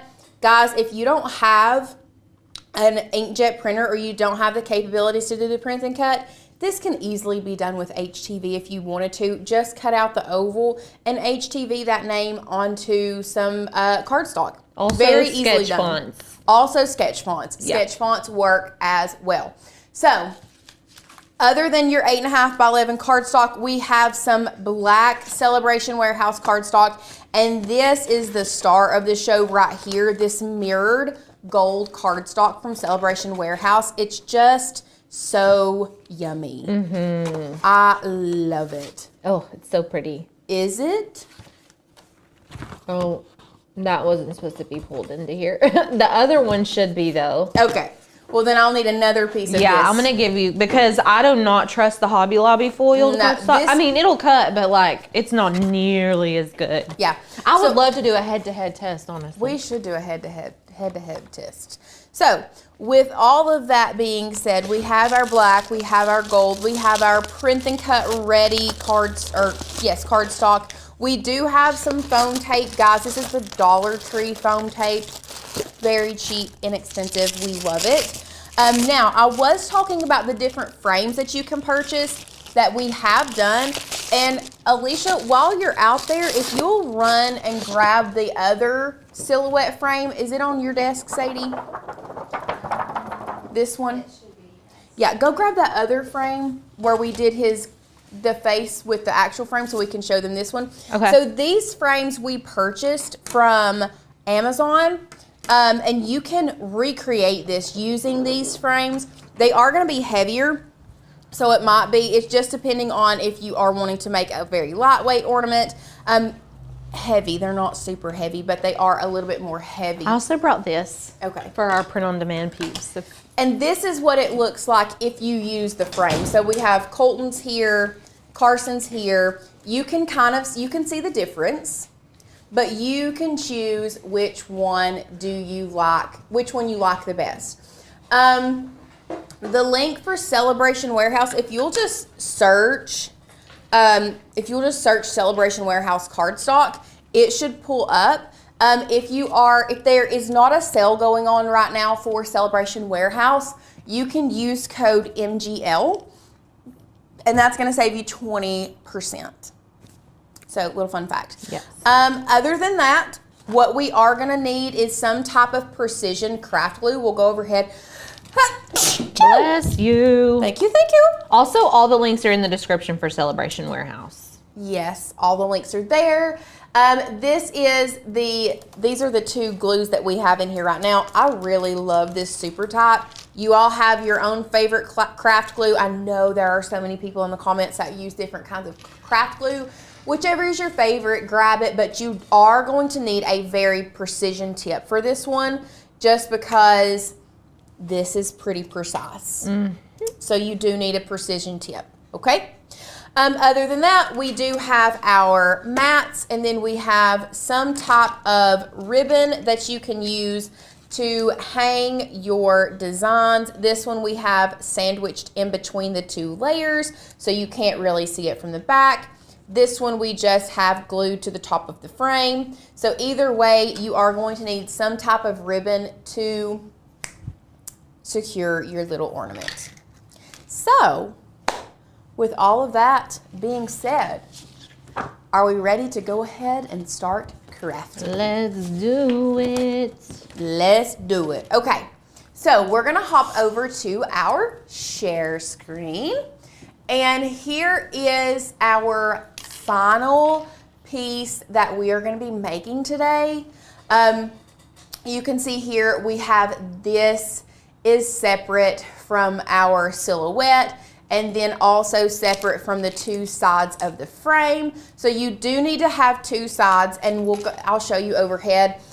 It's so that we can sandwich this together and have it sandwiched together like that. Okay, so that's how we're doing two. We're gonna line them up. We're gonna sandwich them together, and that's why you need two, so we can glue it to the back and then push it together. Okay, back over to share screen.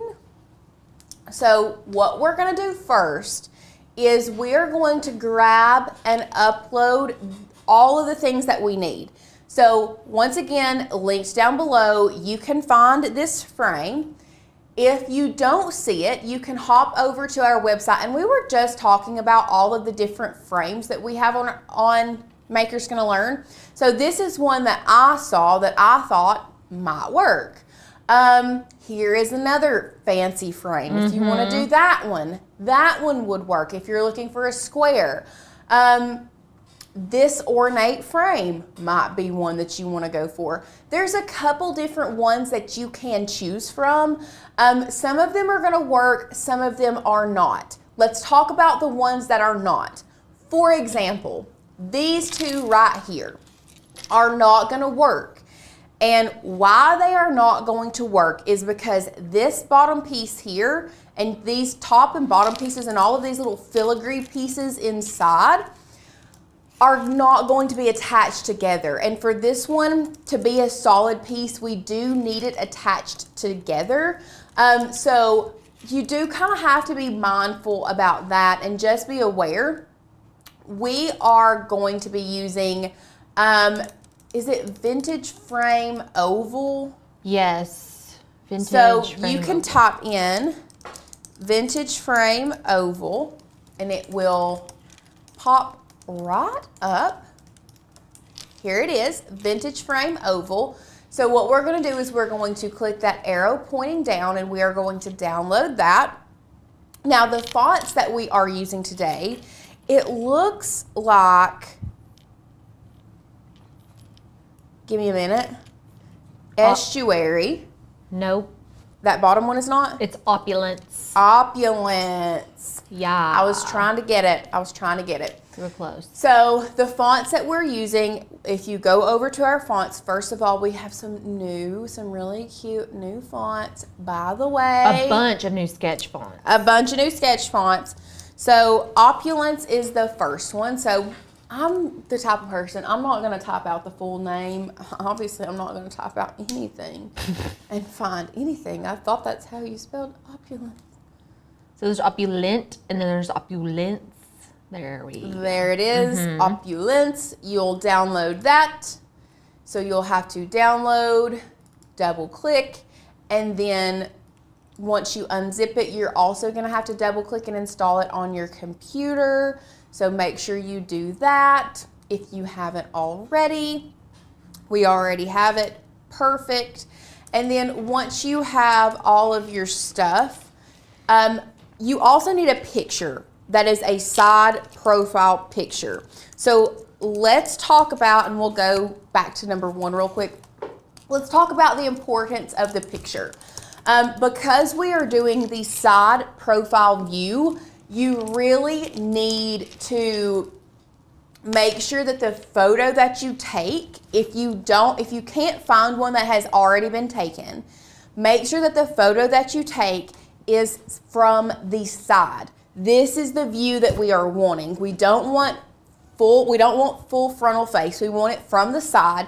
And honestly, the closer you can get, and if you can take the picture on a solid background, I promise you that is going to be so much easier than what I'm fixing to show you. So if you have a child or a pet or a grandchild or really anyone that you want to make that is still alive that you can take a picture of, and you want to make this, instead of going through all of your photos and trying to find something that would work, I promise you, if it's like your kid or your grandkid, just have them stand up next to a white wall and take a picture of the side of their face. You just got to snap it real quick. Just snap it real quick. If it's a girl, you might want to either pull their hair back behind their shoulders or even put it up in like a little ponytail. I think that looks cutest, like for little girls, if their hair is like either in 2 little pigtails or ponytails for this specific project for a silhouette, okay?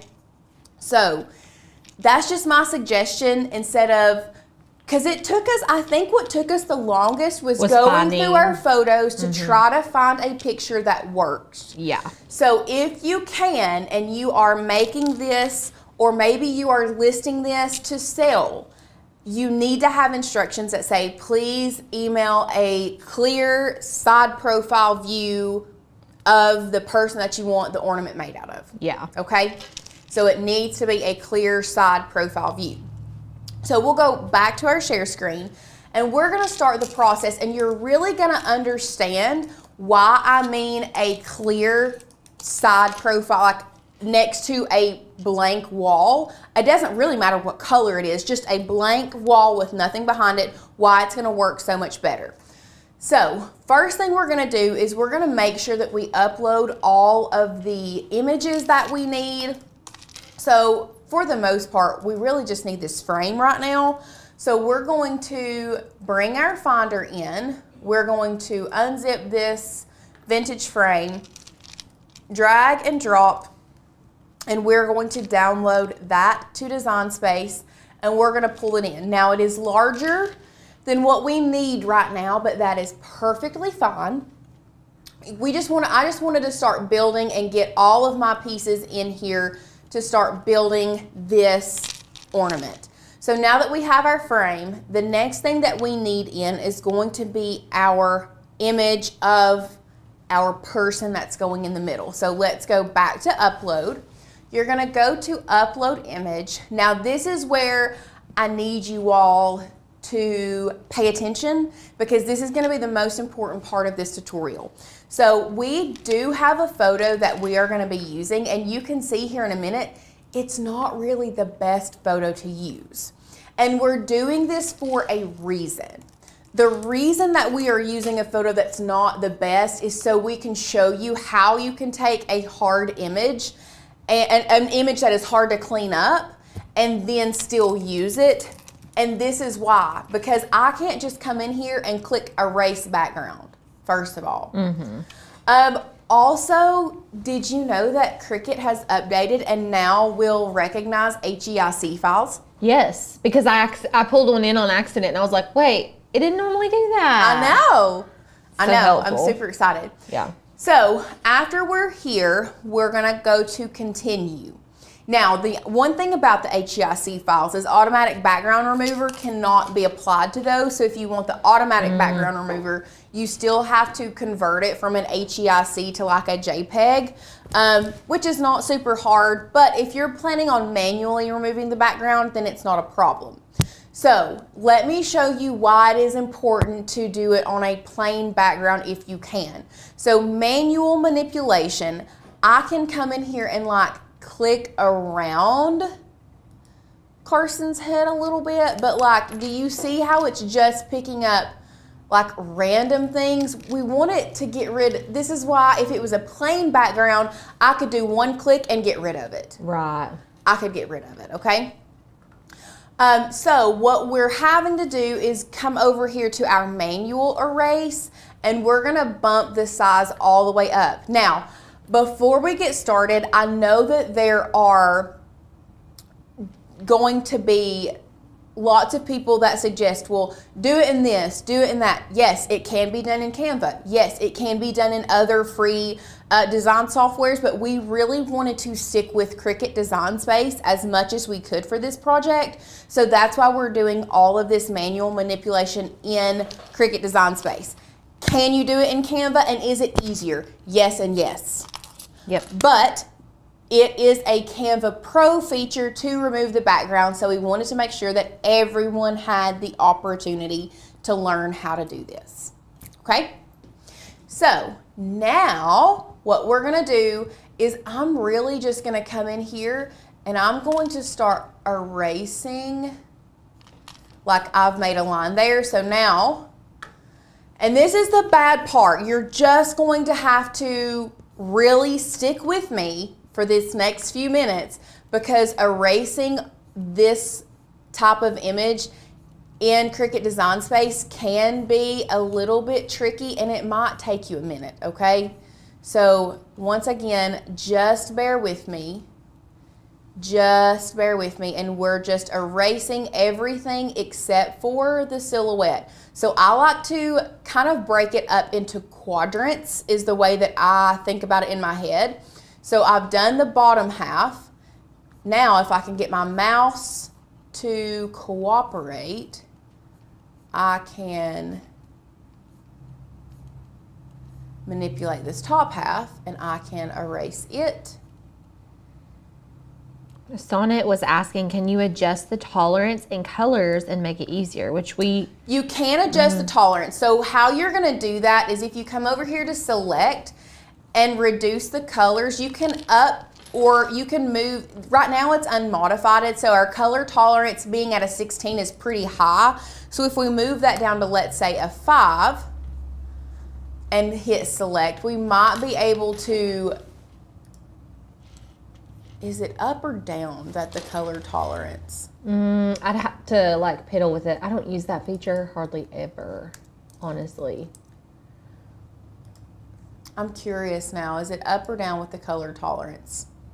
It looks like it's the higher number you have, is that it? If it's a high number, it tolerates more color. So I don't you think know. a lower number would. I don't know. I don't use the color tolerance a lot, other than there was one instance where there were two colors that were very similar. It was a solid color because it was a PNG, and I was able to reduce it down, and it recognized, it was like a very light pink and a tan. And they were so close that it couldn't recognize two different colors. Yeah. So I was able to manipulate the color tolerance that way. But for a photo that is so busy, the background is so busy, I just don't know that it makes that big of a difference like for this. So I'm just erasing the top half. Like I said, I'm working in quadrants before I zoom in. Now I know that you all might have issues doing it this way, but like I said, this is just how I do it before I zoom in, and start getting more precise with it. Now, like I said, is this the easiest way to do this? No, guys, it's not. But is this the way that everybody can do? Yes, it is. Because it doesn't cost you any extra.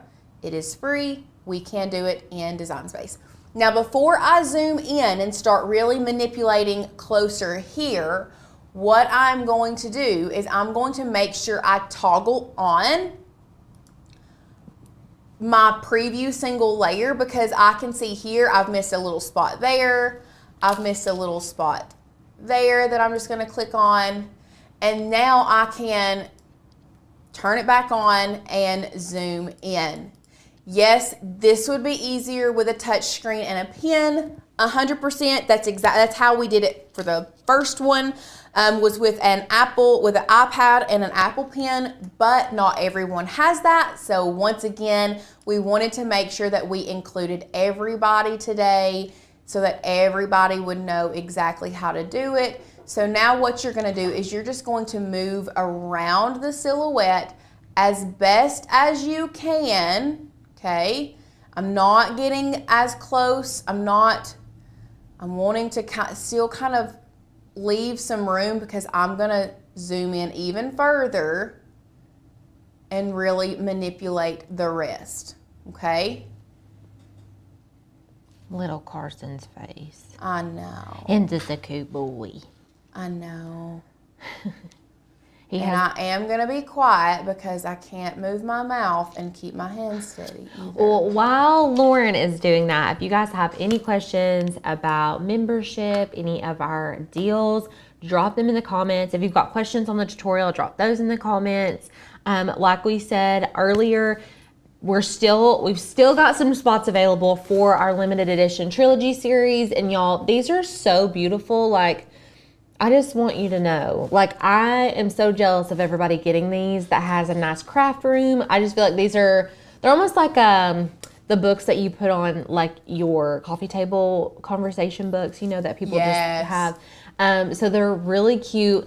I have been worked diligently on the font book. Lauren put a lot of time into the Cricut book. And so we've been working really hard on these. So hopefully you guys love them as much as we love them. Whenever this idea came to us, we were like, that's it. That's what they need. Like, you guys need these in your life. They're just so good. So if you sign up for any of our programs that are $97 or more, you qualify to receive these for free, 50 free, okay? So that's most of our programs are $97 and above.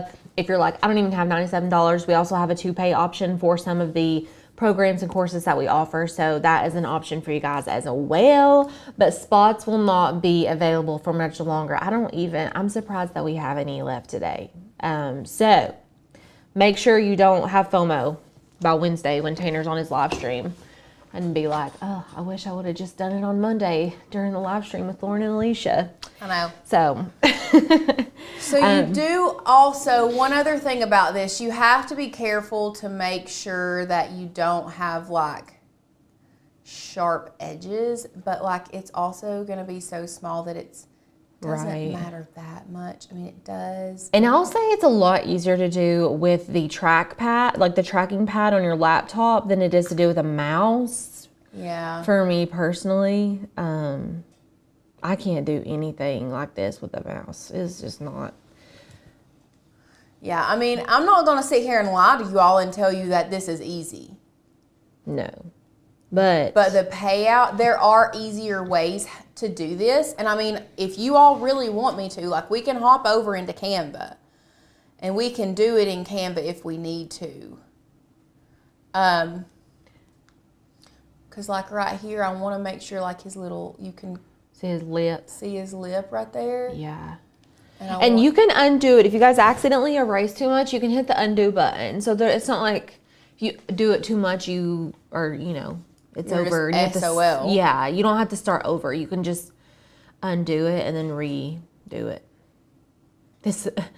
The tea with Miss Pete. This could be a good sobriety test.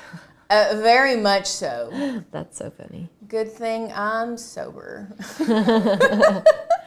Yeah, I didn't. Well, I was doing it in Canva, and I don't know. It's honestly about the same in Canva. It's about the same. The only difference is you can crop it, and then you can remove the background. Oh, his little neck. I feel Yes. like I need to. And I'll say carve you this want out to a leave little their bit. neck. If you take their neck off, it looks strange because I've done that before. Maybe not for everybody, but every time I try to take the neck off, it looks really weird. Okay, so let's zoom out.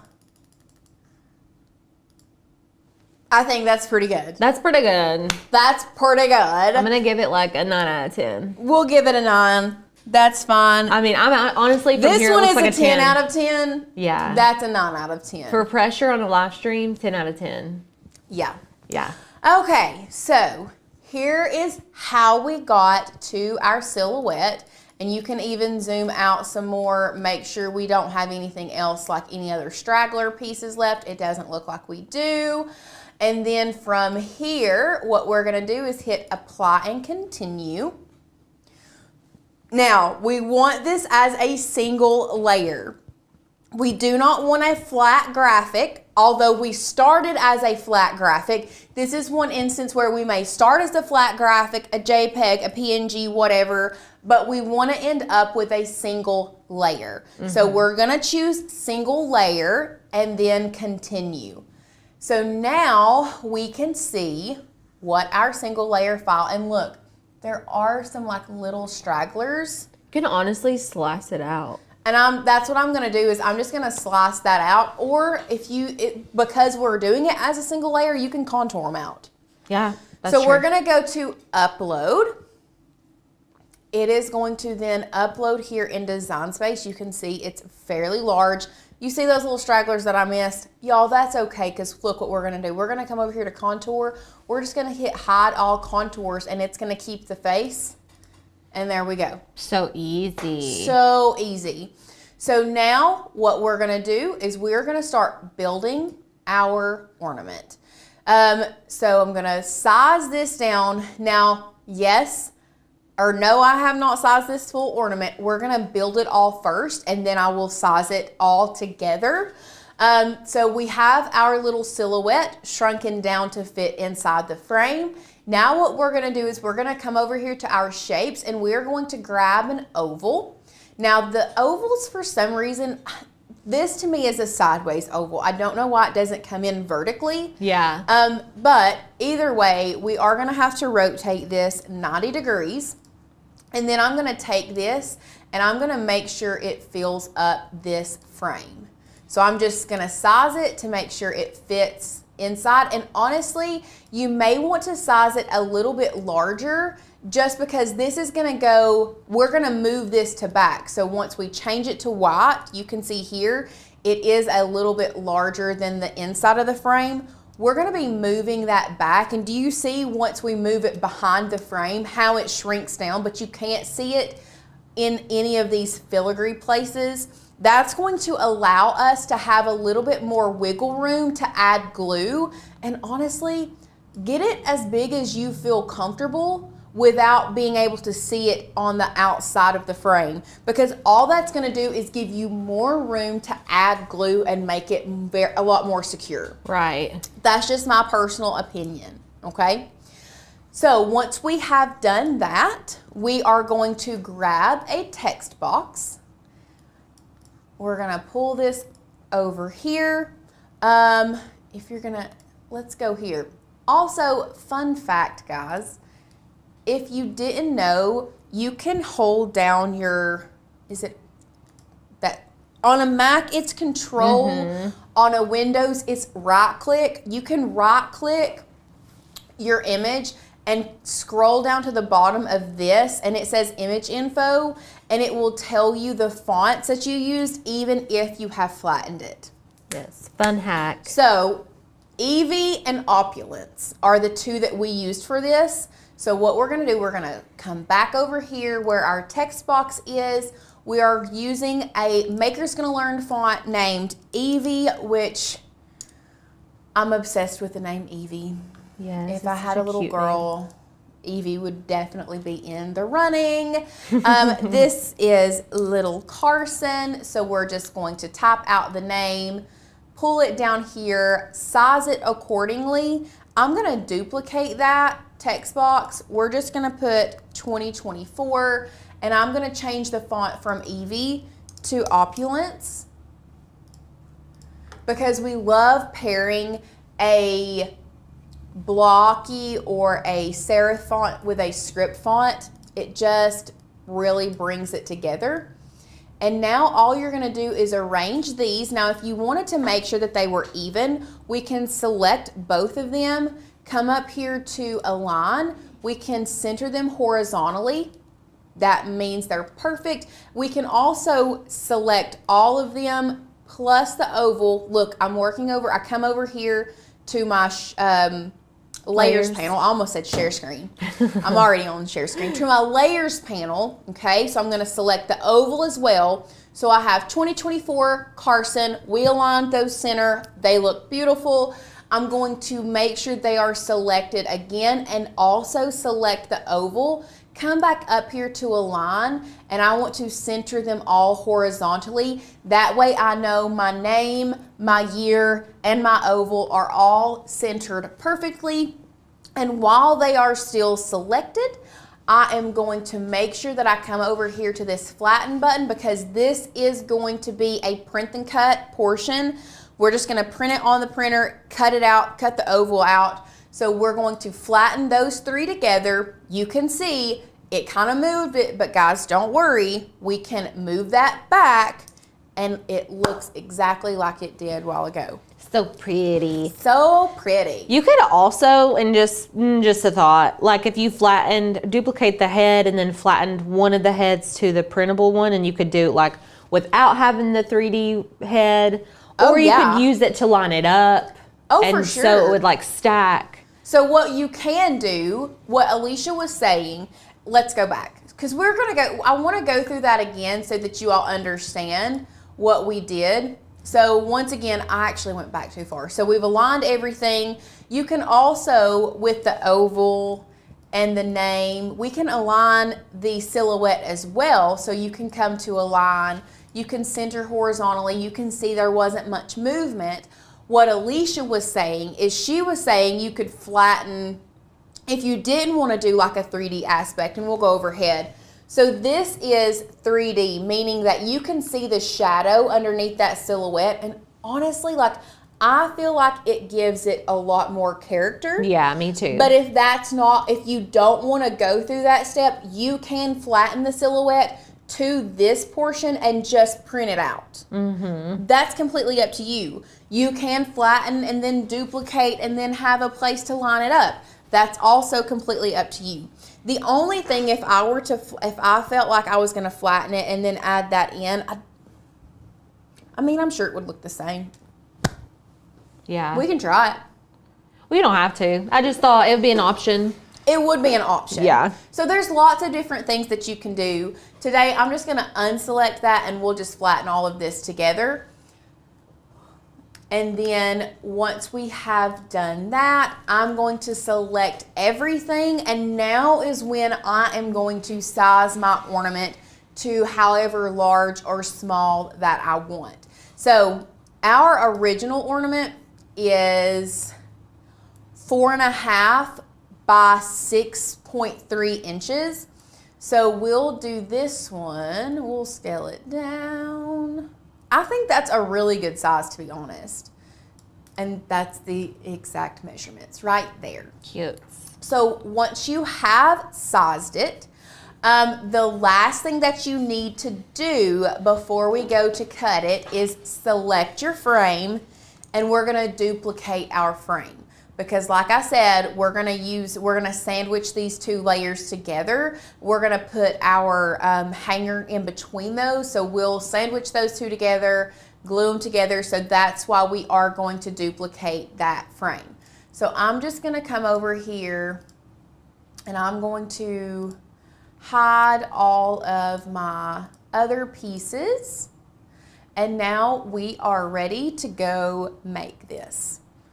Beautiful. Does anybody have any questions? I haven't seen any that we haven't already addressed, but someone did mention doing a dog. Jen Jackson, we have a dog that I may use this for. I think that would be so cute to do a doggy silhouette. Yes. I love these.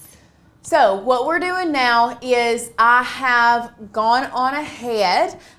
This is the print and cut portion. So I'm going to select send a printer. For this one, we don't need bleed, but y'all, we always use system dialog. With any print and cut that we do, we always use system dialog. So after that, we're going to click print. It's going to pull up behind here. We are using the Canon TS9500 series. We are feeding from the rear tray and printing on best quality. Did you load any paper in there? Mm-hmm. Beautiful. It's wetty. And print. Print. So once that, as that prints, I'm gonna go ahead and start the process of cutting our silhouette. I do not need to restart Cricut. Don't tell me that. It do be telling us that all the time. We don't. Oh, Carol wants to show them how to get rid of the grid lines. On the, oh, we're not on the screen anymore. We'll have to come back to that. Yeah. It's Was it not plugged? it just says it's not, no device found. Fine, whatever. We'll try again. Sometimes it's Come just, on. it might have Cricut. just been knocked loose a little bit. Not a lot, baby girl, just a little bit. That's a throwback. I don't know why I'm tired. I feel like I woke up well rested. I had the Mondayest morning you could ever imagine. Why is it saying Bluetooth? Y'all, I don't want to connect via Bluetooth. Who is connected via Bluetooth? Okay, there it goes. Just kidding. It did that to me the other day, like acted like it wanted to Bluetooth and then it didn't. And I was like, okay. Okay, I'm just going to go ahead and cut the silhouette right now while that is printing. And you need like the smallest piece of cardstock for that. Like the little tiniest, babyest piece. Do you guys have all of your Christmas go- stuff up yet, or is it just me? I have put up Christmas tree, my entryway table. That's it so far. Honestly, don't know if I'll do anything else. I was gonna do my kitchen, but I don't know. Can you believe that we don't have Christmas started yet? I can't even believe I haven't heard about it yet. I'm gonna ask Jill tomorrow where her Christmas decorations are. You know what? Jill made a comment the other day. She said, I don't know if I want to put up both of our Christmas trees. I was like, okay. Oh, that's Honestly, hilarious. the reason that we're not putting, we've thought about not putting up both of our Christmas trees is strictly because one of them is not pre-lit, and we take like these sprigs and put it all in. The white one is a green tree that we've just bought so many of those flocked sprigs that we've made it a flocked tree. Oh, We okay. put so many of them in. Okay. So it's just like your standard tree, but we have to like fluff it, light it, stuff it, decorate it. And it That's makes a me want to go lot. like this. Yeah, that's crazy. And I know your mom got those fancy trees a couple years ago She too. did be getting some. She did get some balsam hill that are gorgeous trees, by the way. Yeah. Pricey but gorgeous. I downgraded to a smaller tree because my big tree was just taking up way too much space in my house. And I was like, you know what? I don't need this big old tree. And my grandma always had a tiny tree, and I just love that little tiny tree. So, tradition. Tradition. Tradition. Okay, so it did print, and I'm just praying that since we had to cancel the cut, it will just recognize it. Anyway. Carol's saying it's like Cricut defaults to Bluetooth now instead of like wired in. Yeah. It That's- seems like it's been doing that. I use Bluetooth I at don't like home it. for my Bluetooth, or for my Cricut, so I don't care either way. I do too at the house actually. Yeah. And I think I used Bluetooth here on one of our makers for like the first time Oh, really? the other day. Yeah. Do you guys know to connect to Bluetooth the password 0000? 0000. It took me forever to figure that out when I first was learning how to use Bluetooth on the Cricut. I was like, what's the password? Nobody told me. Like, I didn't know. Neighborhood light show? Donna has a neighborhood light show beginning on Thanksgiving night. That's cool. Love it. Okay. Oh, cut out beautifully. Didn't have to reprint. Look at that. Satisfying. Would you look at that? Okay. The last thing we're going to print or cut is cut. The last thing we're going to cut is our frame, our gold frame. Look, hold on. Can you guys see yourself? Can you guys see the camera in that?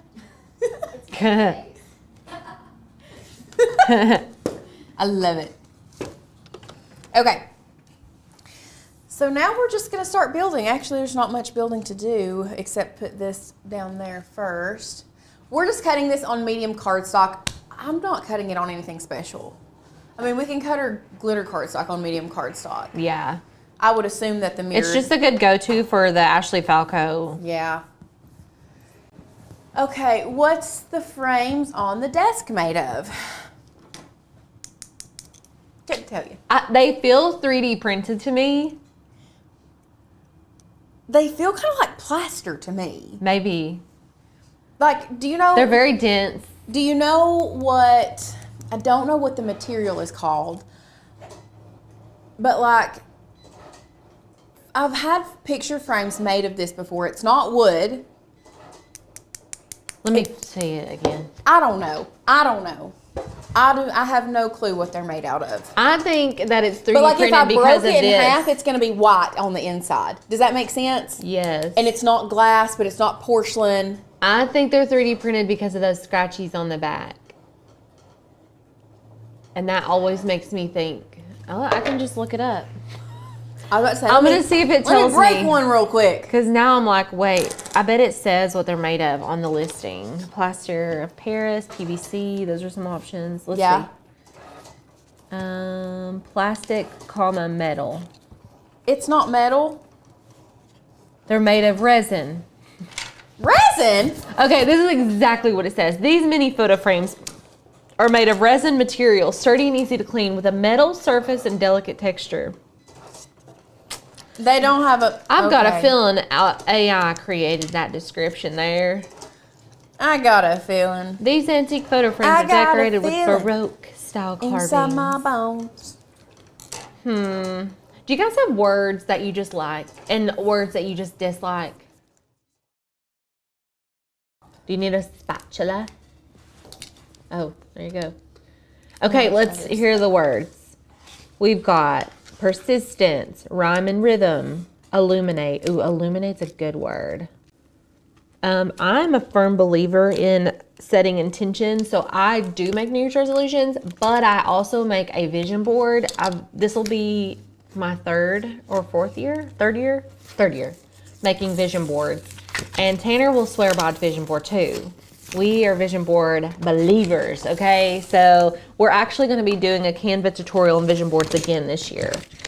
So, and I think we're going to design a real one. Last year we designed like a fake one. It's actually still the background of our computer right now in here.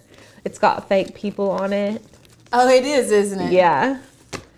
But maybe I'll put, I don't know, they're very personalized. So like you don't want to like put all your personal goals out there. Maybe you do. Maybe you don't care. I don't know.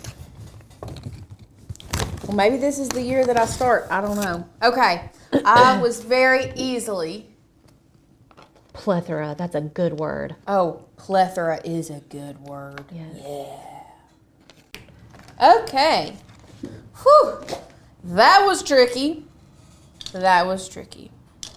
So, what we're going to do now is we are going to add this. Now, y'all, I know this sounds I know this sounds crazy, but yes, your back layer, the gold, is also going to be facing forward. So, most of you all, I'm sure, would think, oh, well, let me flip it around and let's do white touching white. Well, first of all, it's not, actually it does end up turning out pretty even, but we don't want I want the gold touching gold. That way we can, like if this part comes up, do you see, for example, this is not glued together, but you can still see the gold. Does that make sense? Yeah. Like It just gives it some dimension, I think. Yeah, now we will use the back of that, the center to cut out to put gold on the back like that if you want to, but like we want both of these layers, the gold facing forward like this. That's what you're looking for, okay? So what I'm gonna do is I'm going to lay this down. I'm gonna grab my precision glue.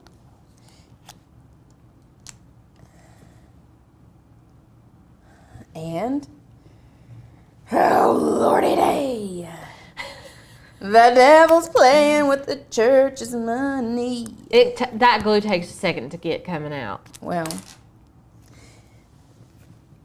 I don't feel like that's a good idea, Lauren. That's one way to burst the glue all over the table. I think I was trying to squeeze it. Yeah. Is it coming out now? Okay. It's just a little pokey, and it'll go once you get started. okay, it is a little pokey. It's very pokey. It's about too pokey for my liking. Pick up the pace, Krim. Pick up the pace. Ooh.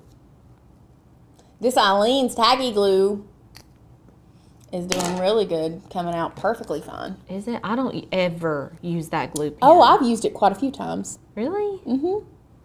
Heck.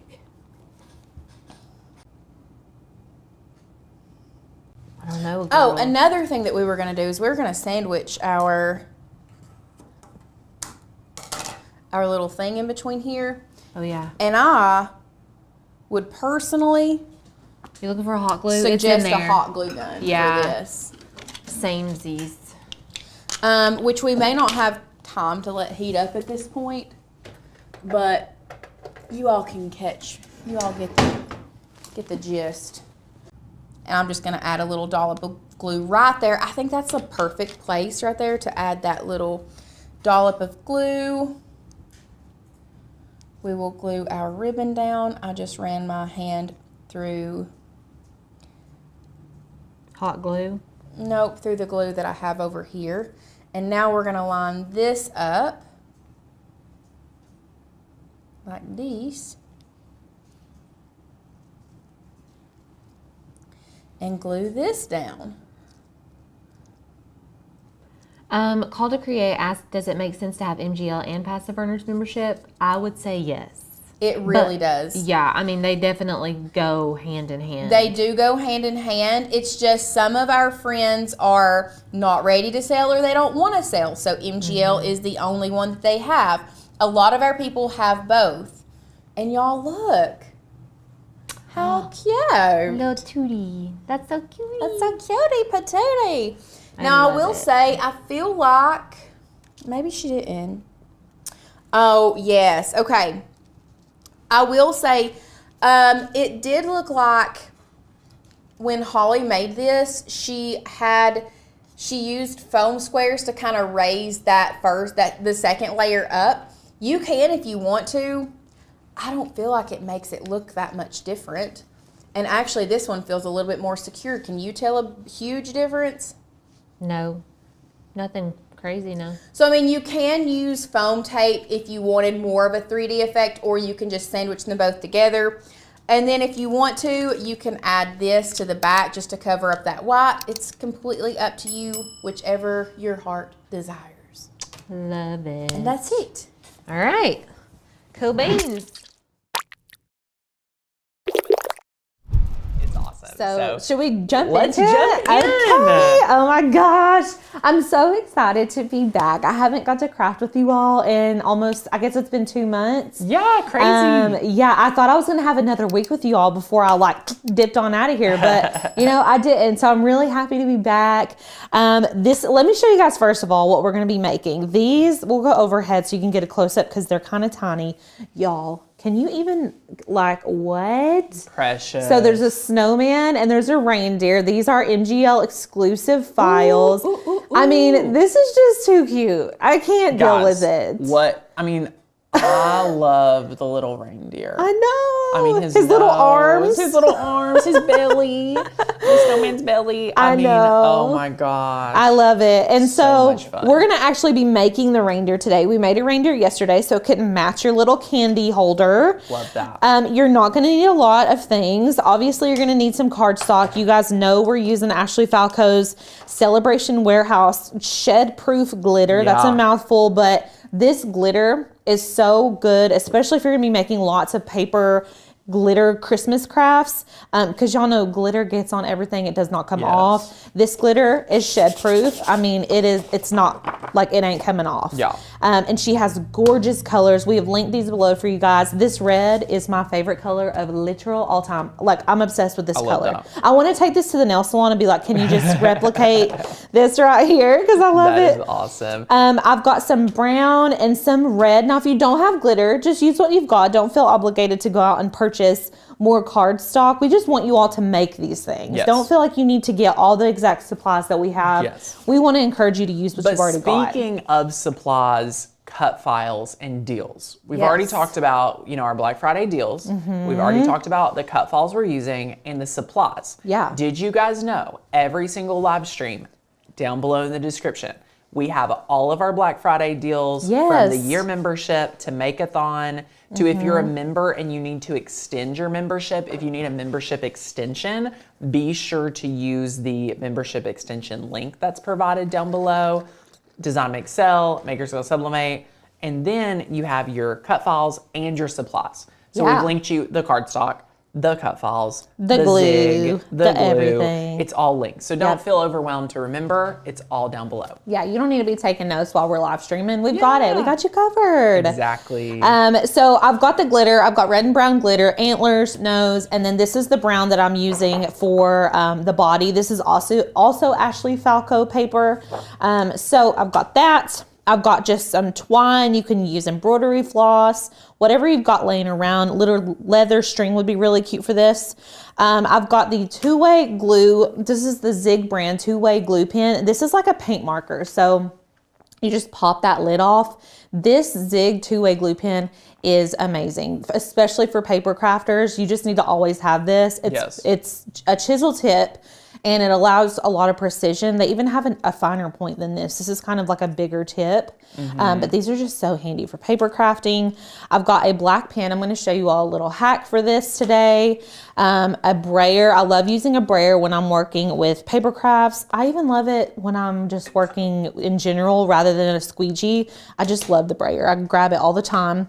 I've got an ATG gun. This is a double-sided adhesive gun. So these are a little bit more pricey. You can find cheaper ones at the store, but they're not as good. Yep. These are great for people who paper craft a lot. It's like more of an investment piece. 10 out of 10 recommend.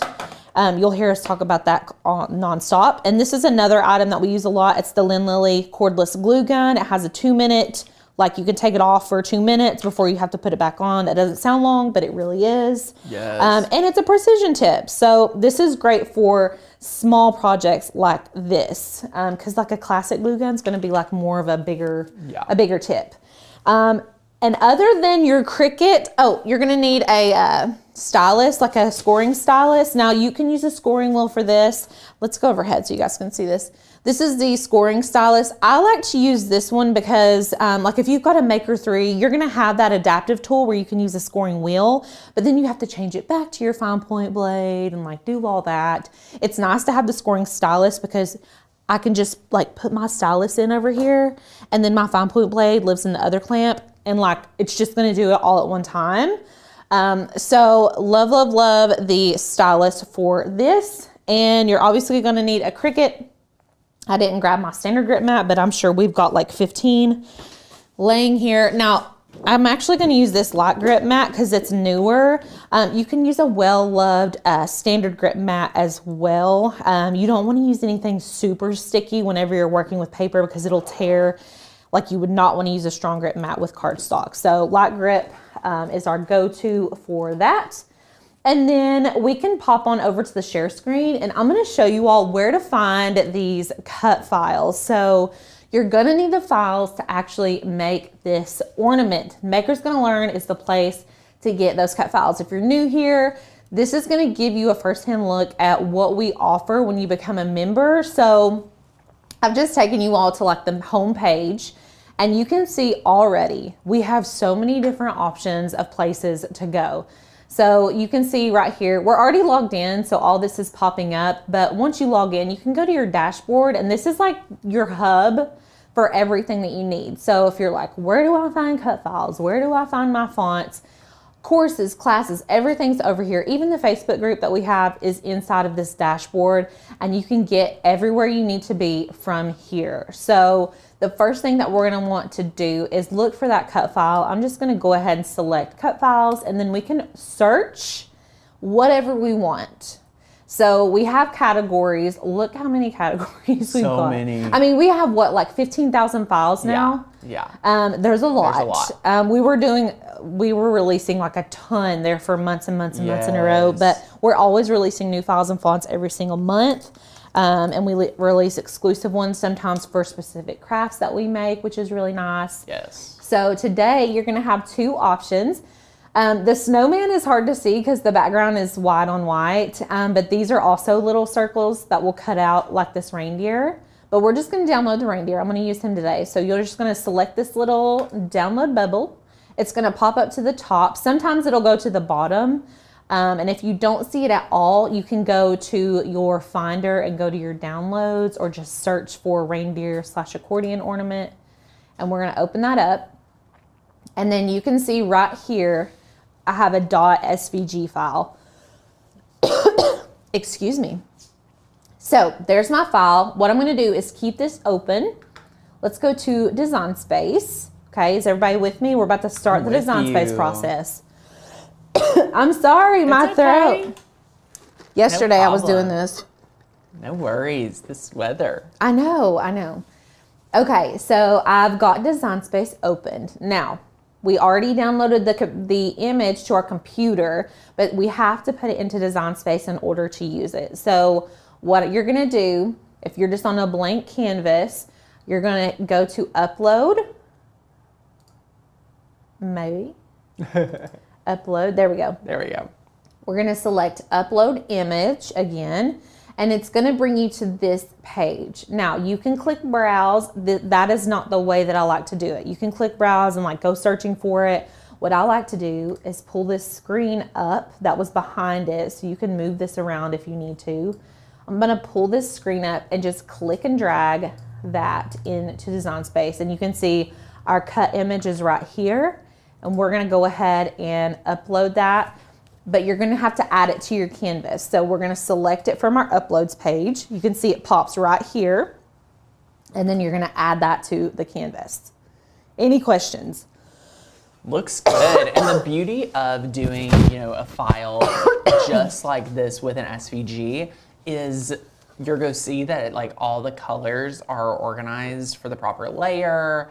You're going to see like any score lines like are already there. You just got to assign them, which is super, super simple, and attach it. So working with SVGs, if you're not familiar yet, Maker's going to Learn comes with SVG and PNG. So be sure to take advantage when files come in that SVG format. Tanner, can I ask you a question? Yeah, of course. Will you go into my bag and get me a cough drop out? Of course. That will help me so much. I'm so sorry. I just have a little scratch. Okay, so whenever you pull it in, this is what it looks like. Now, with 3D paper projects, you do not want to just go in and willy-nilly resize everything, mainly because everything is sized together. So like it's sized proportionally, if that makes sense. Oh my gosh, you are an angel. Thank you so much. Ludens, shout out. Shout out to Ludens Cherry. Woohoo. Those are the best ones. Okay, Alicia, we gotta get you better. I know, I need to stop talking. That's my problem. Okay, so our image is in here. We just uploaded our image. Now, what you're gonna need to do, all of these lines of these circles, do you guys see what's happening here with all of these lines? First of all, everything is grouped together. Whenever you download or upload a 3D image into Design Space, it's typically already grouped together. I like to ungroup everything. So up here on the layers panel, if I hover over it, it says ungroup. We're gonna hit ungroup. Okay, This makes everything on its own layer. You can see over here, all the lines, all the circles are on their own layer. Now what you need to do is select every single one of the lines on the panel. So I'm gonna select right here, hold the shift key down and select the next one. And do that for all of them. Okay, scroll down, hold the shift key down and select. And it's gonna pop you back up to the top, but you can just scroll back down and select it again. There's a lot of layers for this one. Yes. And typically with 3D images, you get a lot of layers, really. Yeah. Okay, and then we've got one more. Okay, now I want you all to pay attention because underneath all of the names of those images, it says basic cut. We do not want to cut that, okay? We want to change the operation to score. So go up here to operation, change it to score. And then look, all of those change to dotted lines, and that's gonna allow our scoring stylist to put lines through all those circles.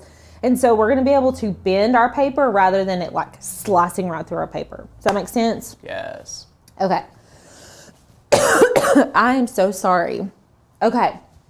So now we've got all of our lines, but that's not all that we need to do. Mainly because look, I can move that. That is no bueno. Whenever you're wanting to put a score line somewhere on a piece of paper, you have to attach everything. So that way that Design Space knows like, hey, I need to score right there at that exact point. So what I'm gonna do is hit Command Z, undo. That's my favorite shortcut key, Command Z. And then I'm not gonna select all these like that, mainly because it's 16 inches tall and I want these to fit on a 12 by 12 sheet of cardstock. So I'm just gonna select 6 of them, okay? And I'm gonna attach. Now, if I try to move that line, look, everything is attached, okay? I'm gonna select these last 4 and attach those, okay? Now everything's attached there too. Is everybody following? Yes. Yeah? Okay, cool. So that's all you have to do for that bottom section. Now let's go work on the reindeer. I'm gonna show you guys some hacks today. I'm really excited. So, well, you can see we've got the red glitter. This is gonna be the brown glitter and the eyes. Y'all, these eyes are so tiny. This is my first hack, okay? First of all, let's look over here in the layers panel. We have all the pieces of the reindeer that we need. But I really don't want to like keep up with those little eyes. I don't want to cut them out of black cardstock. I want to draw them on. So what I'm going to do is select them and I'm going to go up to operation and I'm going to hit pin. Okay. This is going to outline my eyes on my reindeer for me and then I can fill them in. Now, if you just want to freehand eyeballs, you can do that. If you want to cut them out of black cardstock, you can keep it at the same basic cut that it was. But I want my eyeballs to be drawn on, okay? That's a great hack. Just me being a little fancy. But I need to attach them, okay? So I'm gonna select both of the eyes in the layers panel. So select one, hold your shift key down, select the other, and then select the reindeer, and then select attach, okay? It looks weird. I'm gonna go arrange, send to back. It's back to how it was. Beautiful. Okay, first hack. Second hack, this is one of my favorites. So whenever you're doing paper crafting, if you guys are in Maker University and you've made the 3D accordion birthday card, we use this hack hard, okay? We use this one like crazy because a lot of times whenever you're doing 3D paper crafts, things need to line up exactly in a certain spot. And so what I like to do, if I have something like this nose that needs to go right here in the middle of the face, what I'll do is select the nose. I'm gonna duplicate it, okay? So we've got an extra nose right here. I'm gonna take this nose that's on the face where it needs to be, go up to operation, and we're gonna change that to score, okay?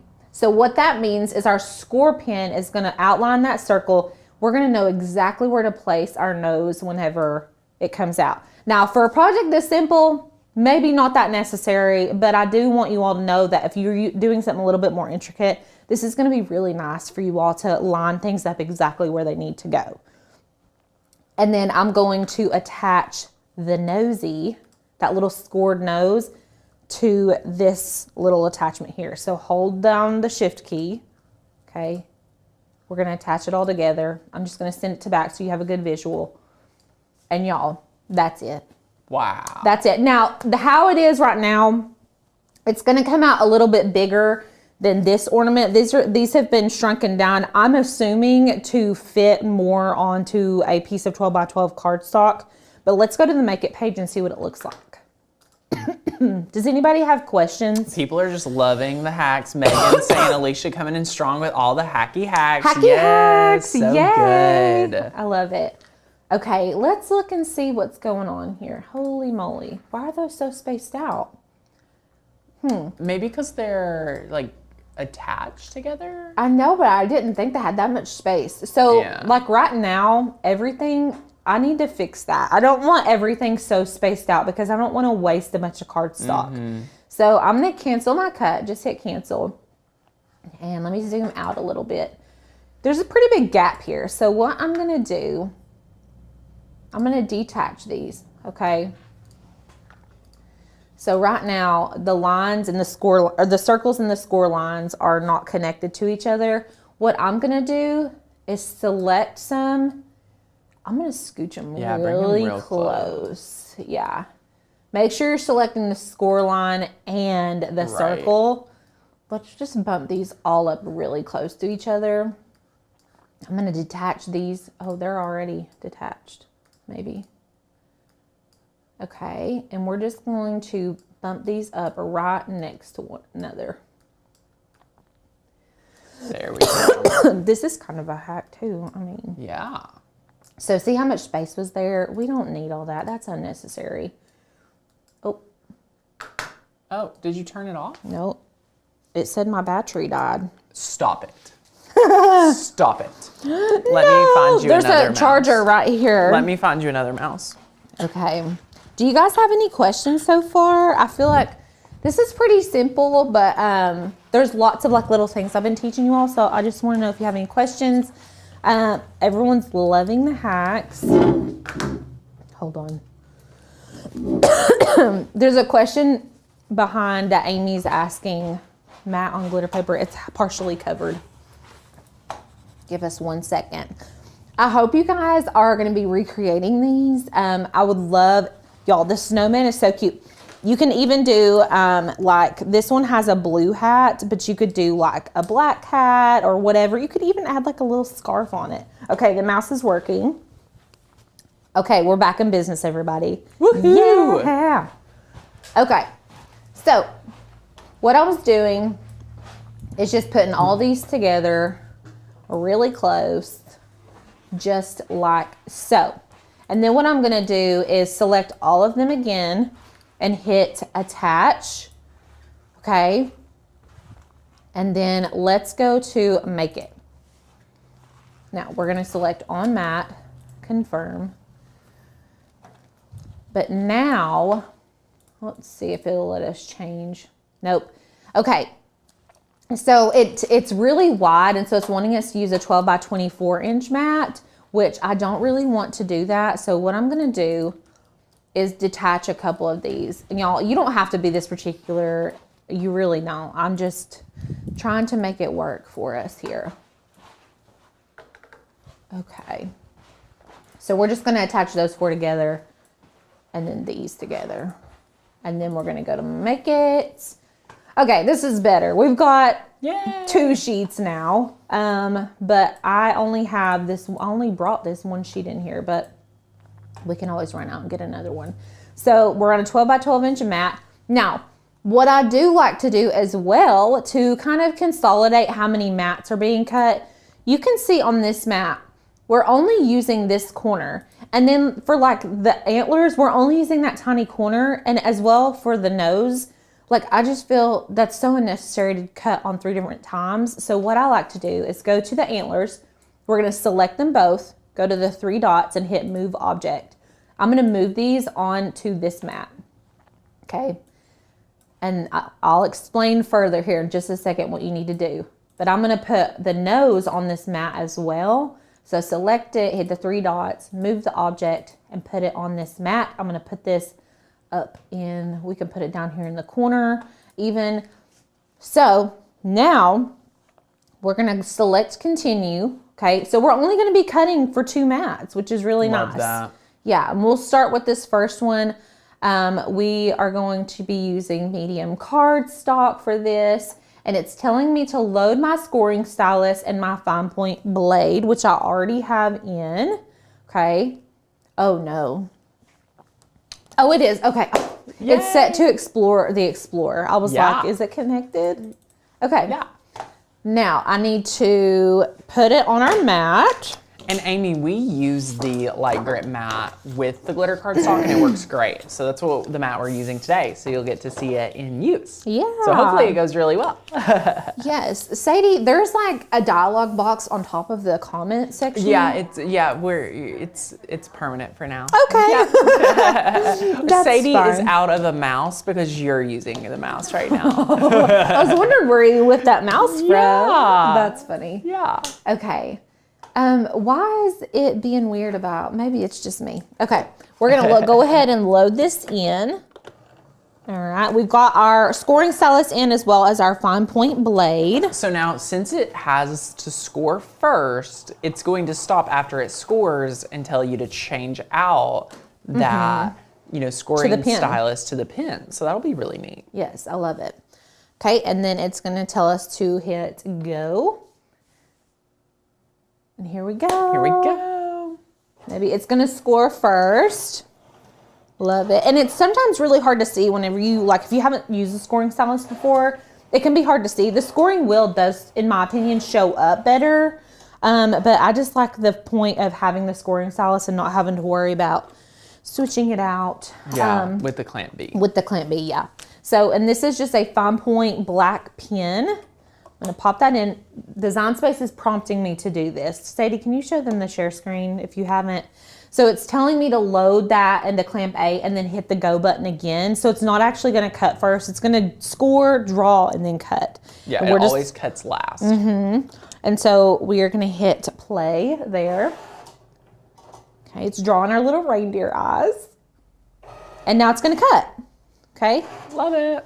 I love that it drew the reindeer eyes because now they're going to be perfectly where they need to be. They're going to be perfectly oval. Yep. And I'm not going to have to hate it because I did it myself, you know? Right. It's like nobody likes their own handwriting. Do you think this would be a good project for kids if I made kits with all the pieces? Looking for a good project for my daughter's Army National Guard Christmas dinner. I think so. I think it would be really adorable to make these because they're really easy to cut out. That you can score it and let them fold it and glue it. Yes, and have the pieces it would ready. only be hard. I mean, the only harder thing is make sure everyone has dry adhesive, some way to adhere it. But yeah, we love that. Yeah. So fun. That is a great idea. Alicia, do you want to tell me where that piece of cardstock is you need? It is in those drawers. And it says plain AF because it's Ashley Falco. Celebration Warehouse.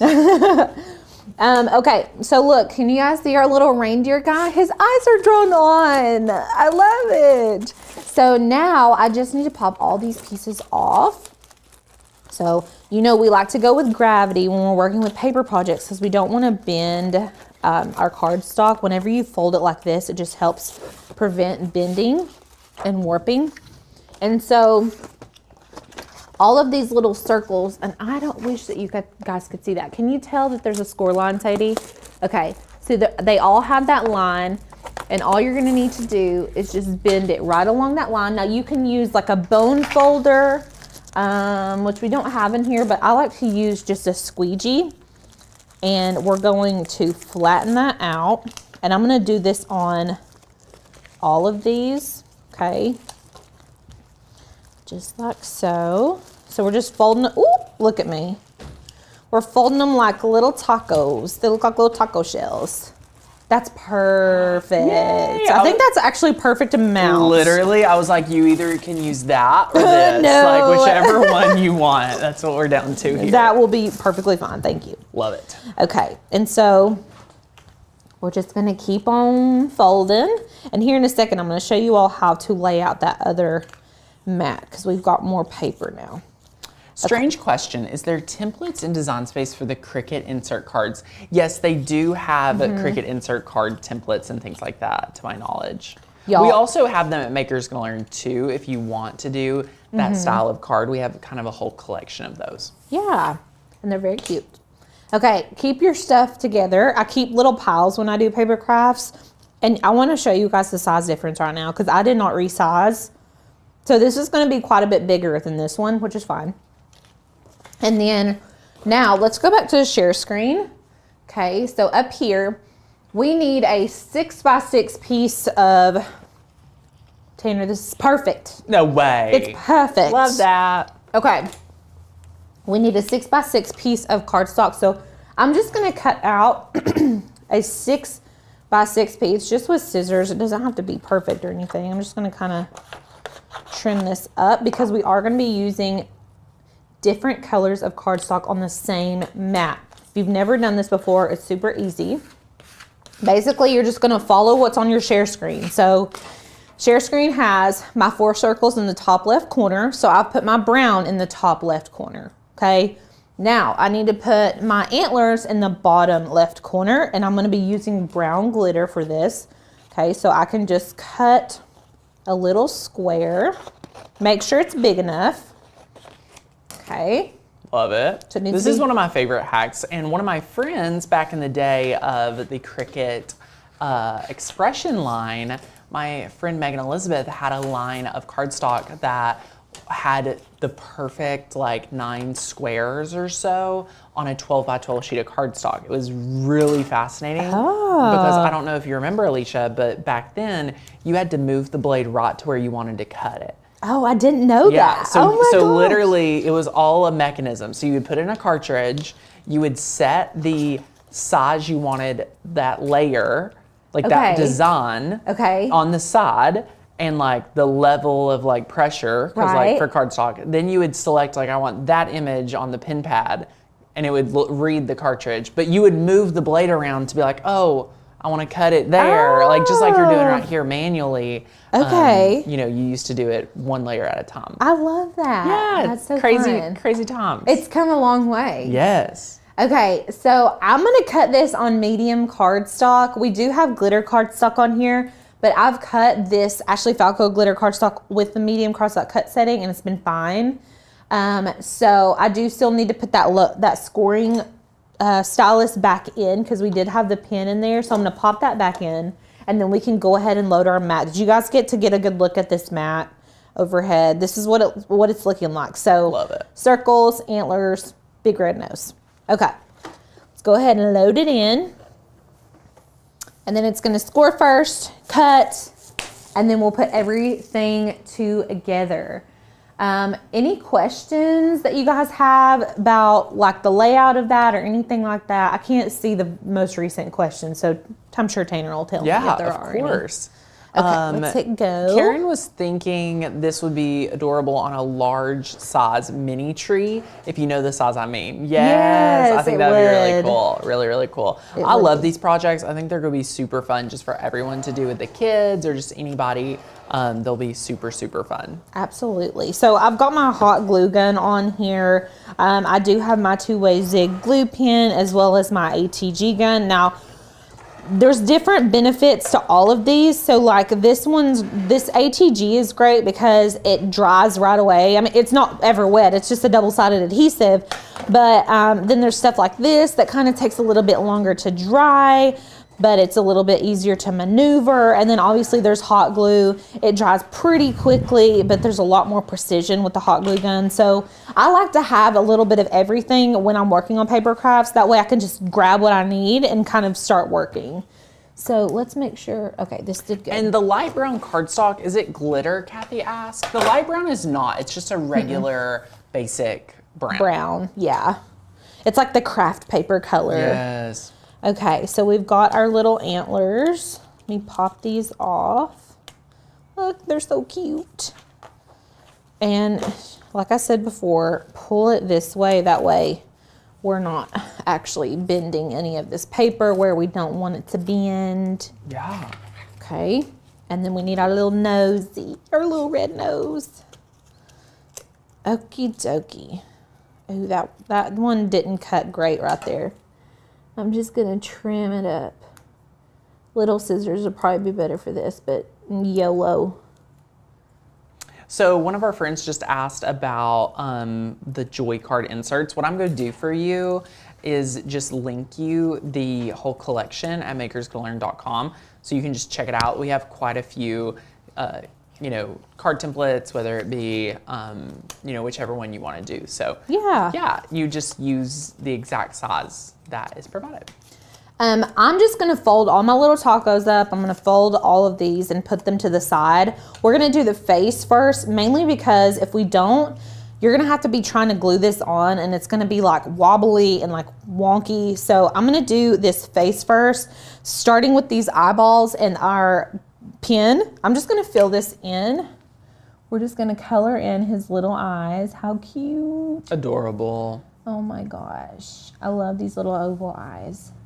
So for the smaller one, we just sized it down a little bit. We don't have an exact size. Maybe we can measure it at some point for you, Cheryl. Yeah, and I'll show you guys how to measure them also in Design Space. After I do this face, I'll show you all because it doesn't take long at all. You don't have a mouse anymore, so. No, never mind. I think that we showed how to do it yesterday. If you guys want to go watch yesterday's live, we show how to do that. Okay, so I've just got tweezers here. You can just use your hand if you want. And this is the glue pen. I like to kind of get it primed. I like to call it priming. And it's better to bounce it rather than to pound it into the surface. Bouncing it like this gets all of that liquid up to the tip of the marker. And this works just as well with regular paint markers too. And you'll know when it's primed, when it starts, look, do you see the blue coming out? That means it's primed. So it's ready to go. And then you can put the glue on the back of your piece. And I'm telling you, bouncing it like that is the ticket. It is like the best way. If you're trying to use paint markers and you're like, these don't work, try priming it like that and I promise they'll work better. Okay, I have a score line on my nose. So I'm gonna line it up exactly where it's supposed to go. Love it. Just gonna push it down so it's perfect. It's like perfectly where it needs to be. Look how cute. And then I'm gonna prime my glue pen again and attach these as well. I'm using tweezers, but reverse tweezers are like really my go-to. I prefer reverse tweezers. Yeah, just because they grab better. Yes, exactly. And then sometimes when I have reverse tweezers, I like hold it while I put glue on it. That seems to help me a lot. Oops. Oh, okay. And then we're just going to line these up as close as possible. Okay. It's good to get it primed before you actually go in to apply the glue. And I think that this glue pen is just getting low on juiced. Okay. And then we'll go ahead and attach. And guys, if you haven't bought one of these Zig 2A glue pens, they are literally a paper crafter's dream. Like they are sure, paper crafter's dream. I keep one like with my pens at my desk because I know I'm gonna probably use it. Okay, and that's it. That's our little reindeer. Honestly, it could be done. That's adorable. So love that. But we gotta add in our little belly. So what we're gonna do, you can see like we've got this little middle piece here, which is this guy. We're going to attach our first little taco edge to the left side of his belly, okay? So just like this, you're just gonna line it up to that left side. You can use hot glue or I don't know that I'd use ATG, but you could. I'm gonna use hot glue here. If you're a newbie and you're asking about the reverse tweezers, hi, my friend Sierra. We love reverse tweezers, number one. Number two, so you know how when you pinch, they like tighten? So it does the reverse mechanism. So when you like pinch the reverse tweezers, it releases. So what we love is that, you know, it automatically holds. I found some. It. Oh, we love them. Okay, They're look, awesome. if you can go overhead, oh, we probably already are, but look, these are reverse, these are normal, reverse. So it like holds it and you don't have to like worry about pinching it with your hand. That's why I love them so much. Okay, so I attached that first one. I'm gonna attach this one over here. I find that when I'm doing accordion ornaments, it works best for me to work do the left side, do the right side, and work my way into the middle. That's just what works best for me. If you've done them before, I'm sure you probably have your own techniques, but this is what I like to do. So I will say this hot glue is working well for this brown color, but there are certain colors that I have used hot glue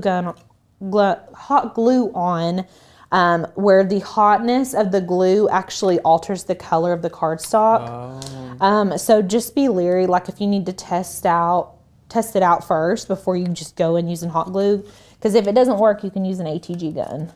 Yep.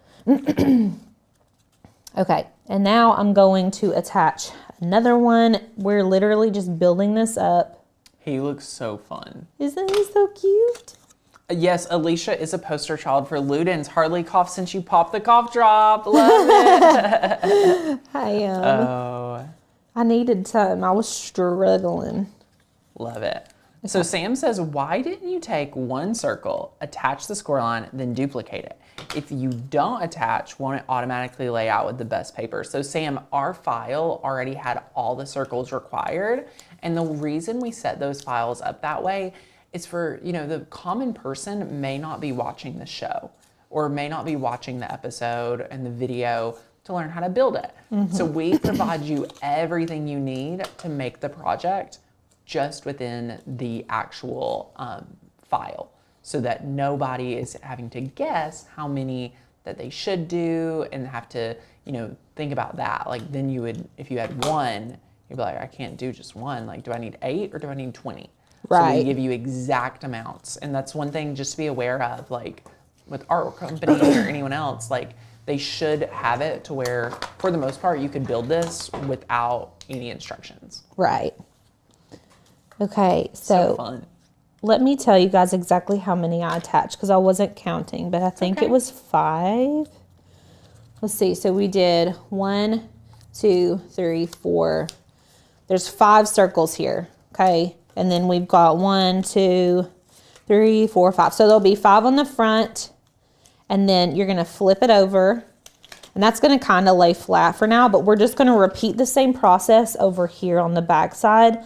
Honestly, y'all, it's cute with just the little belly, but I love how it goes all the way around. It makes it so fun. Super, super fun. Yes.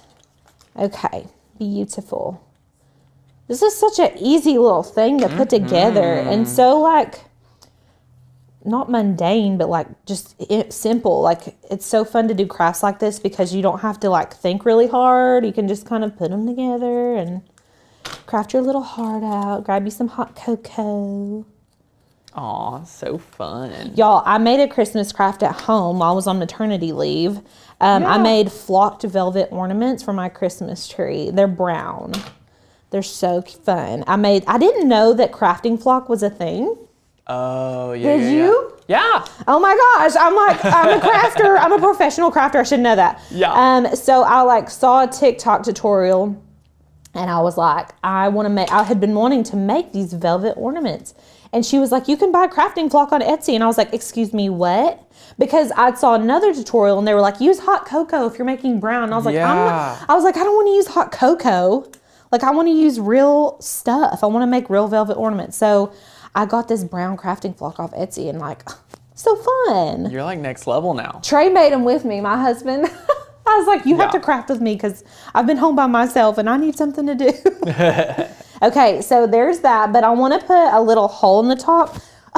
I grabbed a teeny tiny little hole puncher and I left it out there, but you can grab a small hole puncher or just a regular hole puncher, and we're going to put a little hole punch at the top right here. I wanted to use the small one, but that's okay. Oh wait, I'm doing this wrong. Get it together, everybody. I'm just trying to put this at the very top middle. I really wish I would have used the small one, but that's okay. And then I've just got some red and white twine. You could use just like jute twine here. Yes, anything. And I'm just cutting off a little piece, string it through, and then we're gonna tie a knot. I actually really like the size. This is like a good substantial size for a real sized Christmas tree. The other ones are great for like those little mini trees.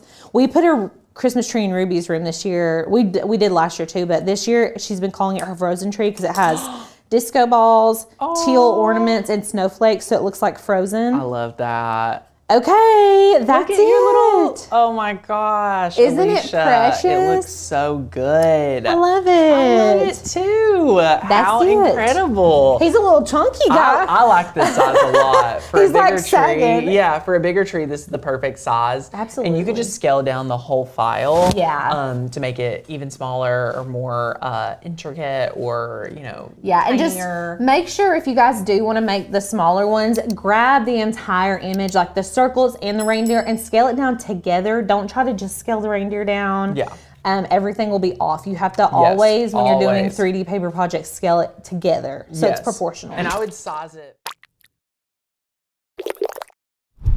I'm super excited.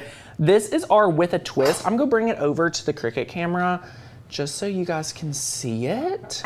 Look at this. We're doing a little gold leafing inspo on one of our ornaments today. It's gonna be pretty much the same way as always, but we've added some really fun glitter, and this is our liquid leaf that we're going to use today. So Sadie, I mean, who doesn't want to have the gold? Oh, I love it. The pop of gold, I'm obsessed. So good, so good. Love it, love it, love it. Yes, Denise, MGL Plus is your new membership tier where you get all of our courses, everything. So Brooks is go drop that link, super, super good. You get grandfathered in too, so we'd love to have you grab your spot. If you're an active Makers Gonna Learn member, you may upgrade your membership. And if you have an active membership, you can get like any credits and things. So I love the ornament. We're also gonna do some just regular ones, and we're gonna look at the array of files we have on Makers Gonna Learn. We'll talk about the process, but before we dive in, what I wanna do is talk supplies. So let's just talk shop real fast. Let's go overhead. You're going to need vinyl. This is your vinyl on your mat. You're going to need a glass ornament. This is the pack. I love getting this when it is 40 or 50% off.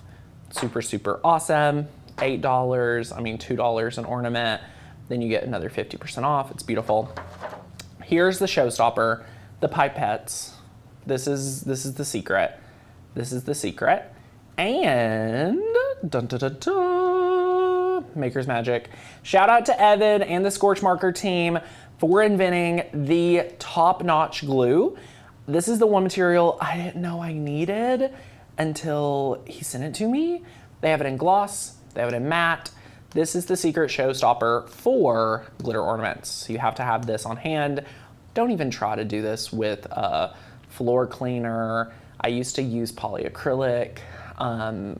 Do not use Mod Podge. Do not, honestly, use this one time. And this It's will, the only way to go now. All those other methods, outdated. period. We have a whole video on this and like trying it with different things. It's a game changer.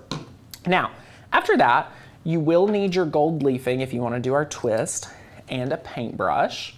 So I love paintbrushes like this and our gold leaf. We tried this, y'all, with just regular gold paint. I just had to show this. This looks horrible. Okay, yeah. This looks horrible. If you want to do some rub and buff, this is another option. So this is the rub and buff we tested. You know, we spend the time, money, energy to, and sometimes I got to show y'all some craft fails. You know what I'm saying? Like, no. So that is not for us, but look what is for us. This one right here. And I just love how smooth this is. Yay! Is gold leaf expensive? No. I mean, here's the thing. Once you buy one bottle, honey, it is gonna last you so long, you won't even have to worry about it. So, you know, this bottle, let me just open it up here. It's very thin, and we're gonna play with this today, so don't worry. I mean, we've used quite a bit, and it still looks like a brand new bottle, so yeah, not expensive because it'll last you quite a while. So yay, love that. Making sure it's on here. Wendy says can't survive without the Maker's Magic, neither can I. Okay, here's the last two things you need. You definitely need some type of funnel.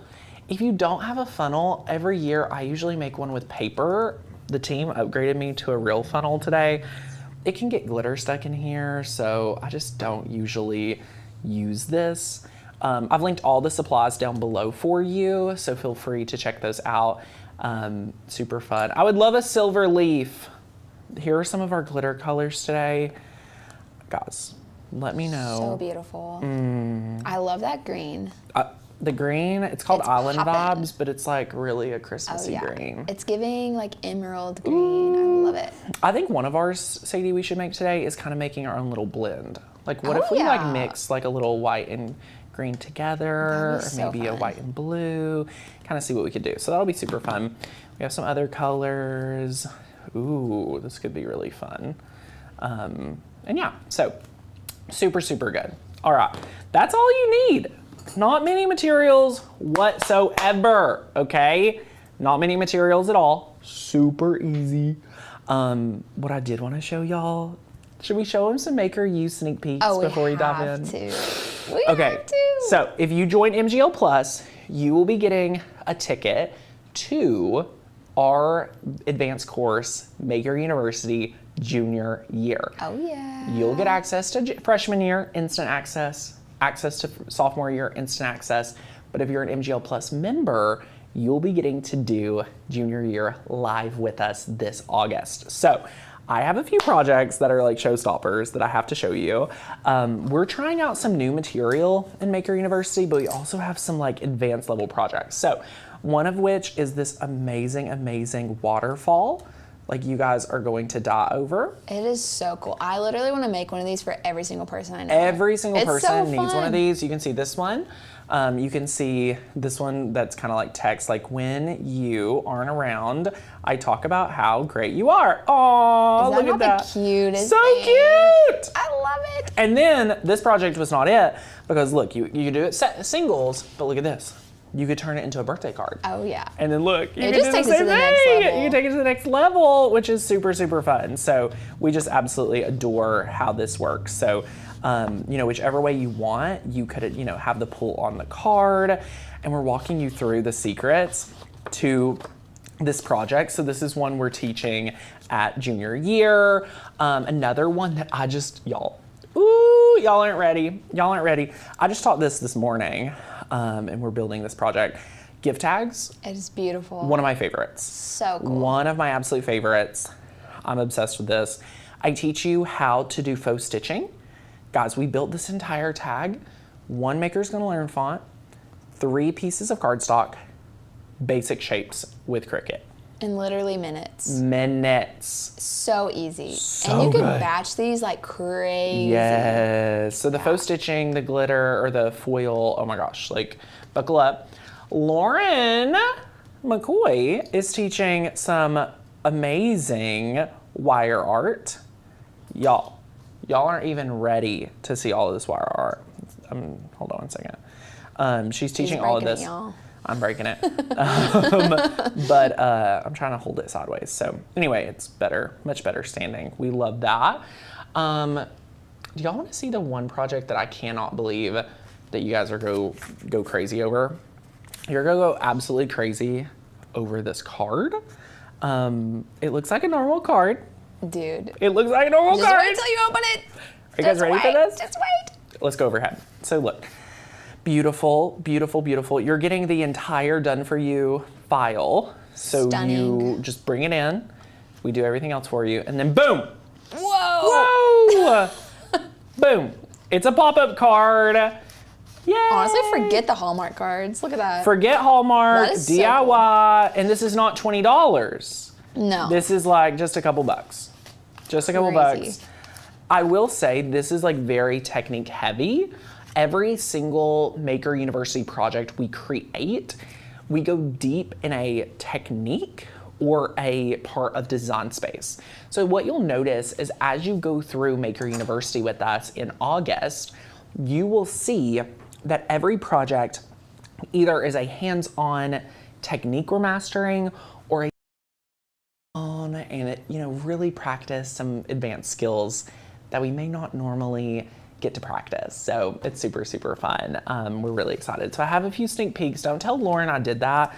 I know she likes to surprise y'all with the projects, but You're still in her thunder, Tanner. yeah, I'm still in the thunder. It's super, super fun. Yes, Kathy, we will keep you posted on when everything launches so we can give you access. We will be doing it a live version of Maker U, so you will have time to get supplies and tackle it with us. It is super, super fun. So before we dive in, what I want to do is I just want to go over to the MGL Plus page. So remember, if you want access to everything that we offer, just complete your enrollment here. You can click Start Crafting Like a Pro.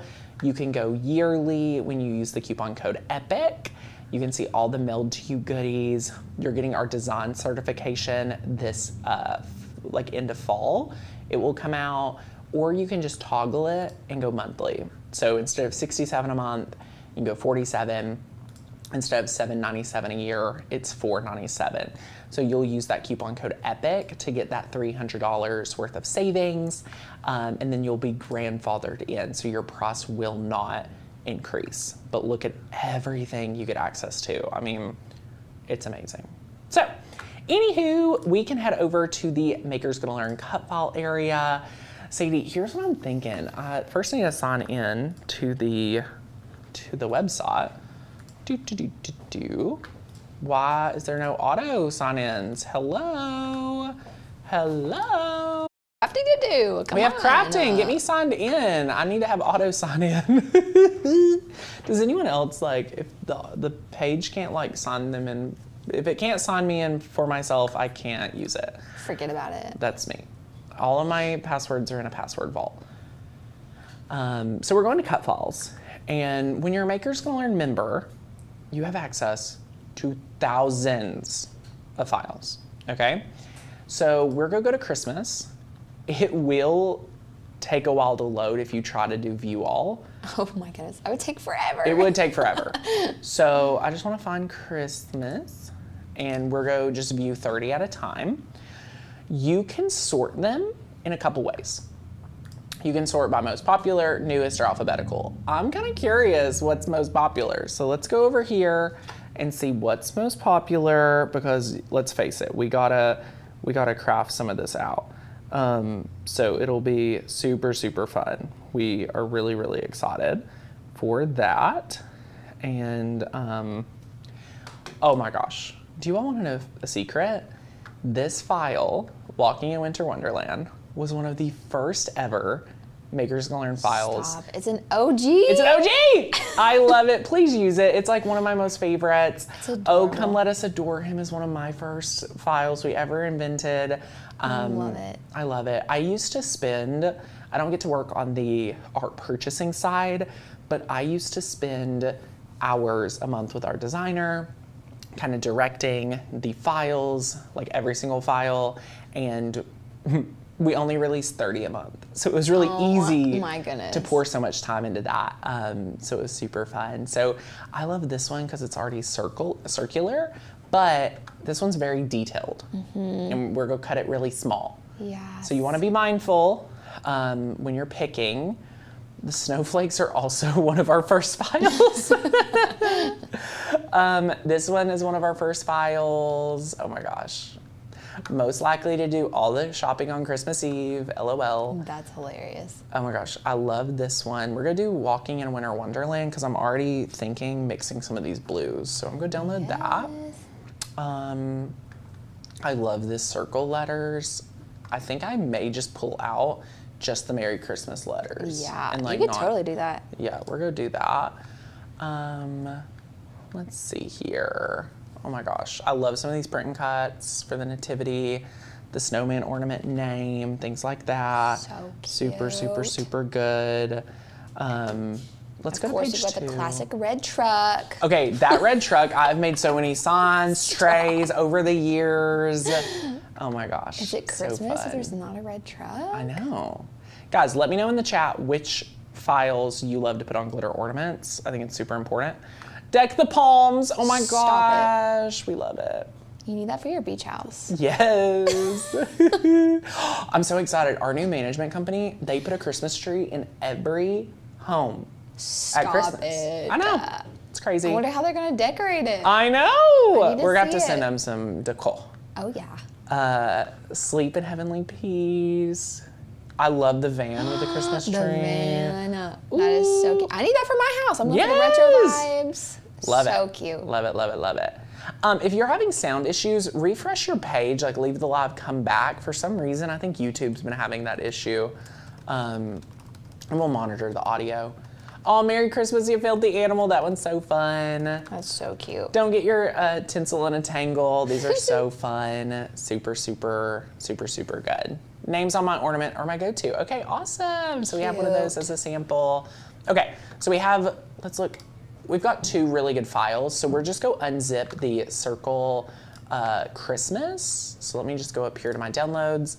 I'm go unzip circle letters, which is the Merry Christmas. And I'm going to unzip the Walking in a Winter Wonderland, all right? So just pick out whatever file you want. And then what we're gonna do is come down here to Cricut. We're just gonna click upload. And I'm just gonna get these loaded in. Let me know in the chat, I'm about to film a new YouTube video talking about this Cricut update. We've been seeing all over the Facebook groups, a lot of issues. Oh. So I wanna address some of these on a YouTube video. If you're having any, will you just go ahead and let me know in the chat, and maybe I'll use some of your statements in the video. So we'll screenshot those, Sadie, if you see any people having issues. Brooks, do you hear any sound issues? Perfect. Okay, maybe it's fixed. All right, so I'm go ahead and insert the SVG version of our Merry Christmas, and we're gonna press continue, and we're gonna press upload. All right, so this is really fun because this is not going to use it. So it's kind of like we're going to use the other shapes. So this will be a fun one. We don't even need this layer, so I'm just going to take that out. And we have that here. What I want to do before we move forward is I want to measure my ornaments. And I just need a tape measure. I always think we should have one of these on hand. Let's go overhead. And what you'll see here is we just need to measure right here. So this is roughly, I'm gonna say about 3-inch circle. So you have about 3 inches of flat to work with. If you say, Tanner, you could do 4 inches, that's when you have craft fills. Even 3.5, it starts being curved and you're not gonna get that adhesive vinyl to lay flat. You're just not, okay? So be mindful. 3 inches by 3 by 3 is as big as Tanner approves, all right? 3 by 3 is as big as Tanner approves. Now, what we'll need, Sadie, if you could grab me that Caesar transfer tape for later, if you'd grab both of them, the masking paper and the Caesar, that would be awesome. Will this work for plastic ornaments? I don't think it works that well for plastic ornaments, in my opinion. It will work, it just won't work as well. Thank you so much. You're welcome.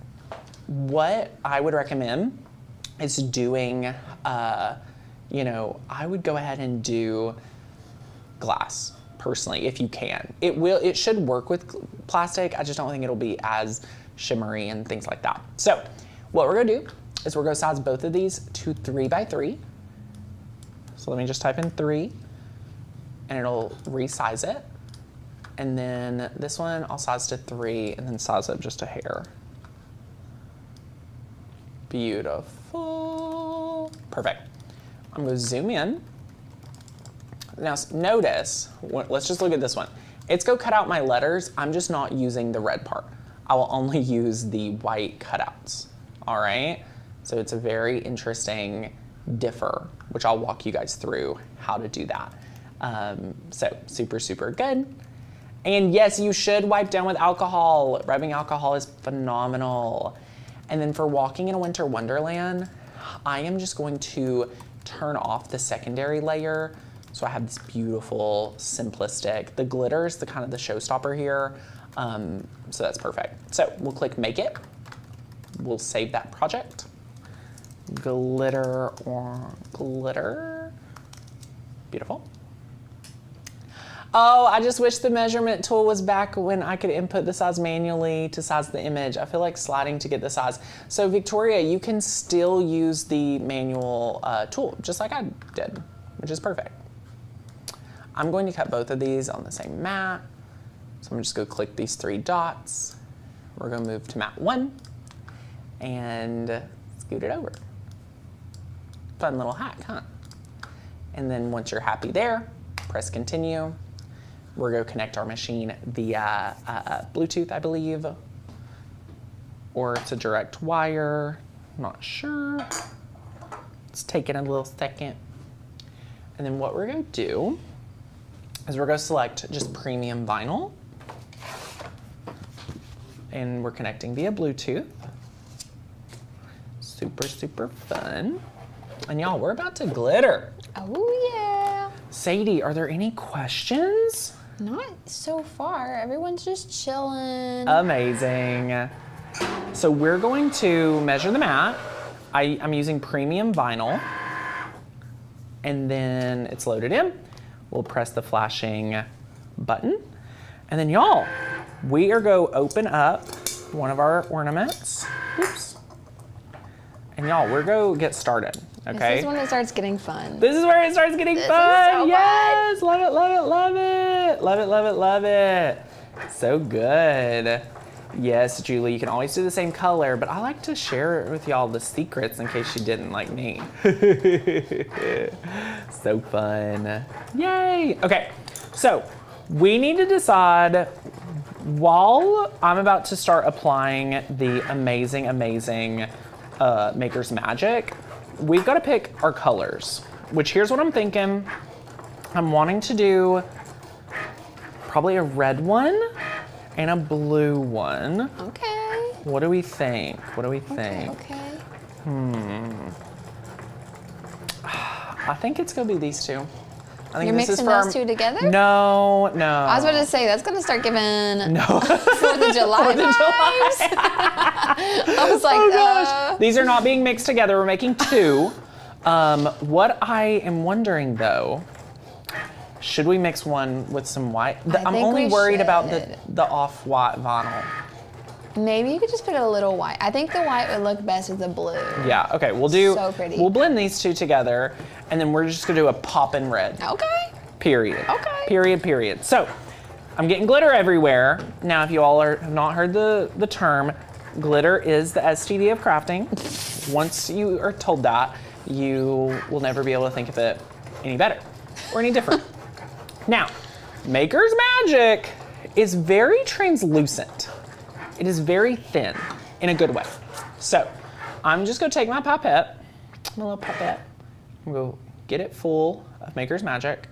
It's gonna take, I want y'all to be generous with your pipette, okay? So we're gonna put a couple of them in here. We're working with a pretty large ornament. It's the 4-inch clear glass ornaments from Hobby Lobby. And as you can see, a little does go a long way, but you're gonna want more than you think because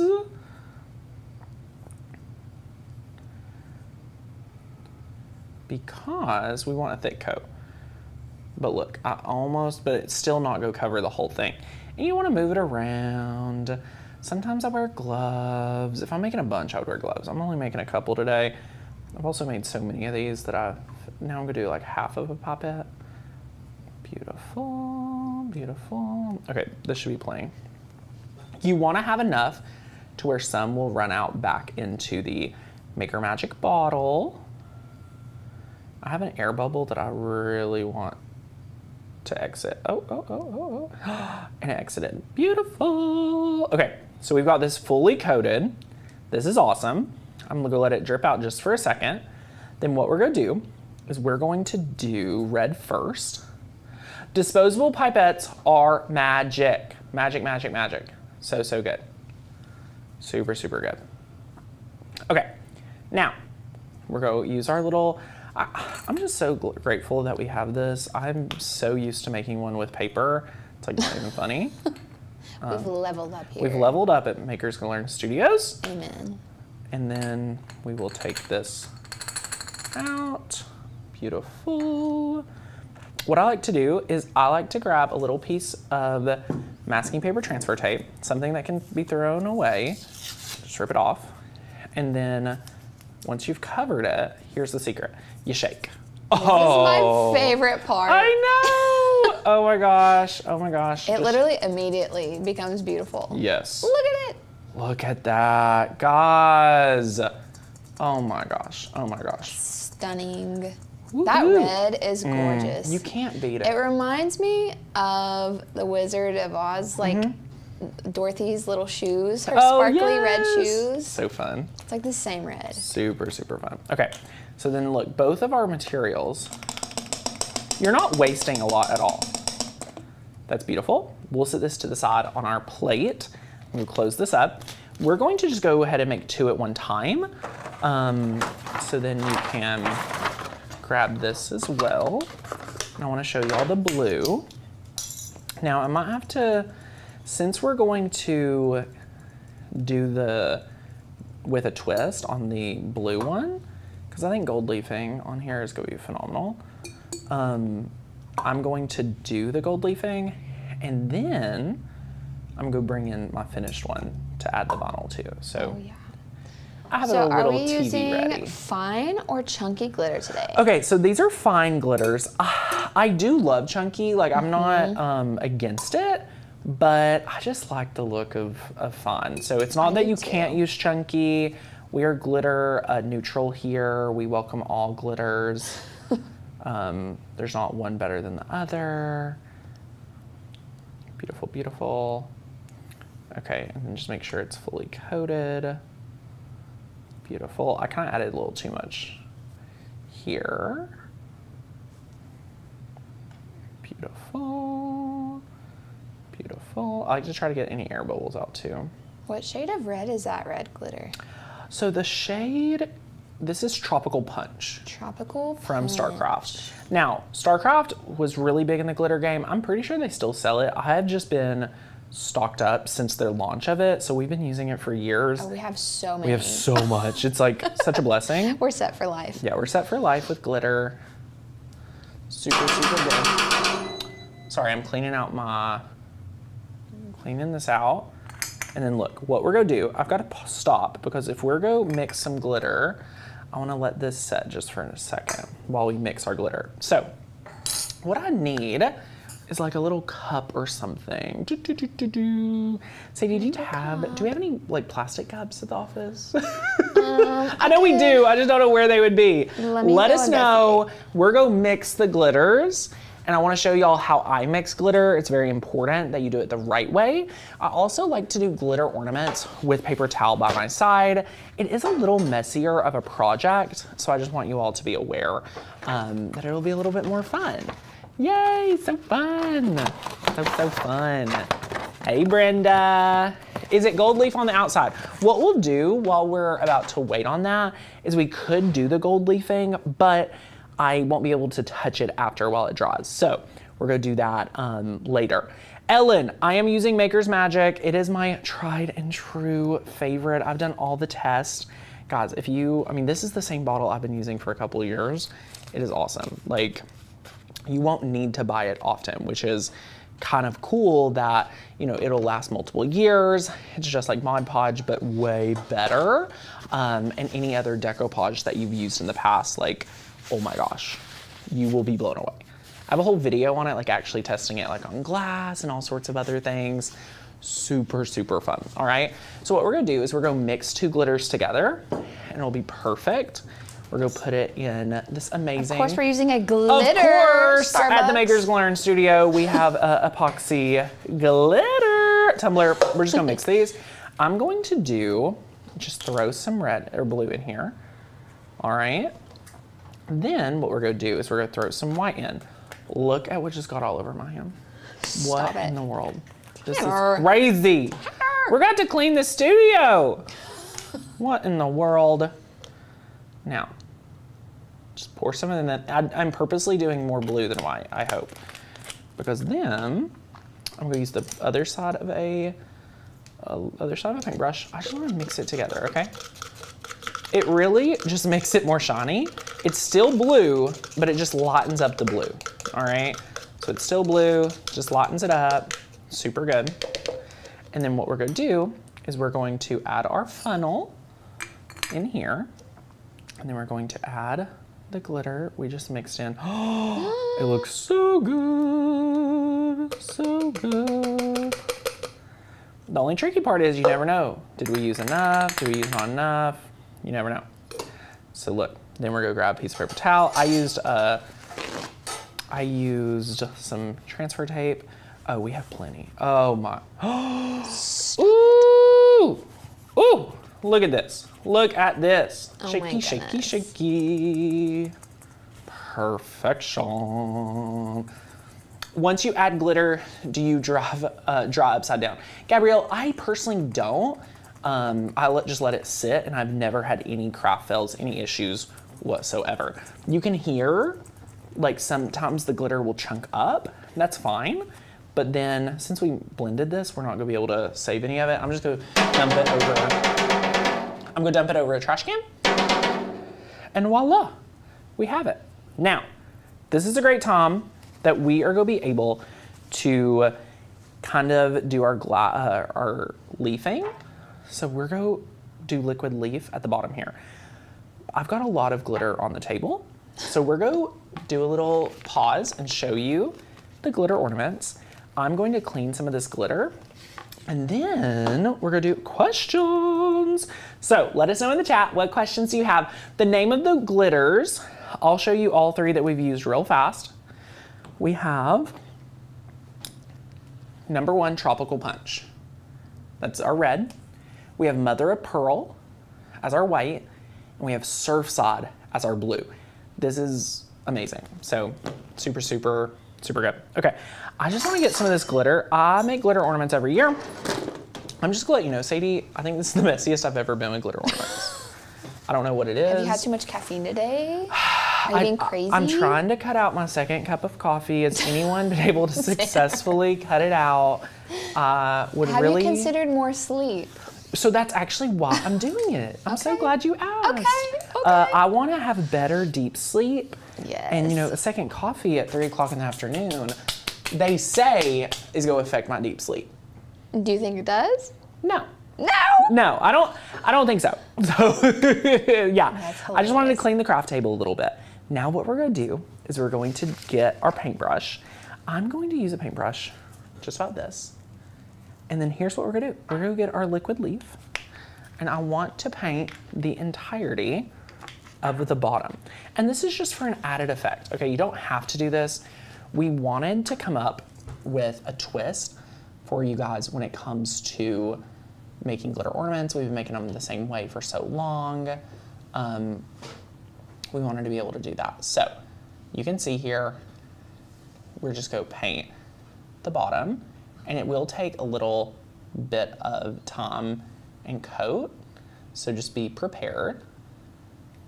But I want to get it started, and I'll show you kind of what it ends up being. This smells like, I don't know if you were a fan of this, Sadie, as a kid, but I was a fan of the Sharpie gold. Do you know what I'm talking about? Sharpie gold? Like it's just a Sharpie. Are you just talking about the color gold? Yes. It smells just like that. That's hilarious. I used to love the smell of markers, and I would straight up huff them until I pass out. Me too. That's probably why I have issues today. No. Oh my gosh.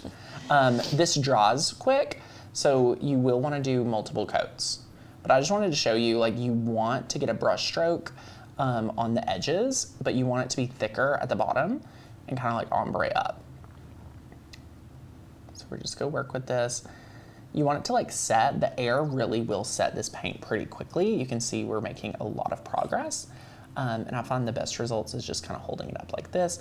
I want the base at the like right here to be really thick, and then I want more brush strokes as we kind of go upwards.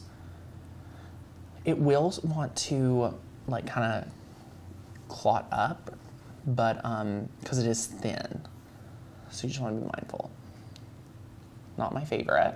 If it starts going like this, you will just have to get a piece of paper towel, And you'll just wipe it, and then we'll add brush strokes over top. So super, super simple. Super, super simple. All right, this side's looking much better. We don't want it to go too far up. Beautiful. I really do love the smell. And again, after I get the first coat on here, we're gonna let it set, and then we'll kind of answer any questions. This is only if you want a brush, brush stroke effect, and to have the glitter. Super good. Sadie, let me know if there's any questions. So far, they're just paying attention. So good. Brooks, how many friends do we have watching with us? 136 amazing friends. Hope you all are having a great day. Amazing. So fun. Sorry for anyone experiencing audio issues. Look at how much this has set in just in this first, within a minute or two of letting this, kind of dry. Yes, the links, there are links below for all these items. Yes, so good, so good. We've linked it down below. So good. Awesome. Would it work to put tape around the middle where you want the, in the gold? So I'm gonna go sit this down just so it can kind of set in for the first coat. It's important that it has a nice base coat. I'm gonna lean it up against here. I wanna show y'all why we wouldn't use tape. So look at this. Like purposely, so as we thicken it up, you can see, let me just show you. This is layer one. This is the finish. So as you get more layers, as it thickens up, I'm going to see, mine is not very thick. I wonder if I need to shake it or stir it or something. Let me read the instructions, because I do recall it being thicker. So I just want to see if it will thicken up. All right, it's giving a lot of disclaimers. Yep, clean brushes with paint, thinner. Doesn't say to shake it. I usually don't shake it. Yeah, it's a one-step leafing metallic paint, but it does feel a little thin. I was confused at first, but at first look at the project, I thought you put gold inside the ornament and thought, what? How would you add the glitter? Should we not place masking tape around so the paint doesn't go everywhere? Well, you could, feel free, but y'all, we want a brush stroke look. Are y'all picking up what I'm putting down here? We got brush strokes. We want it to look a little more unique. So that's kind of what we're thinking. It just looks like a hot mess because it's only coat one. So feel free to do that if you want though. Super fun. So I'm just gonna come in here with another coat, and then we'll probably let it just set, and then you all can choose if you want to do that or not. If you do that, please put it in the Facebook group. We'd love to see it. This color combination really reminds me of the beach. I know, it's very beachy. Like the sand, very, and the water. very beachy. So fun. So good. Love it, love it, love it.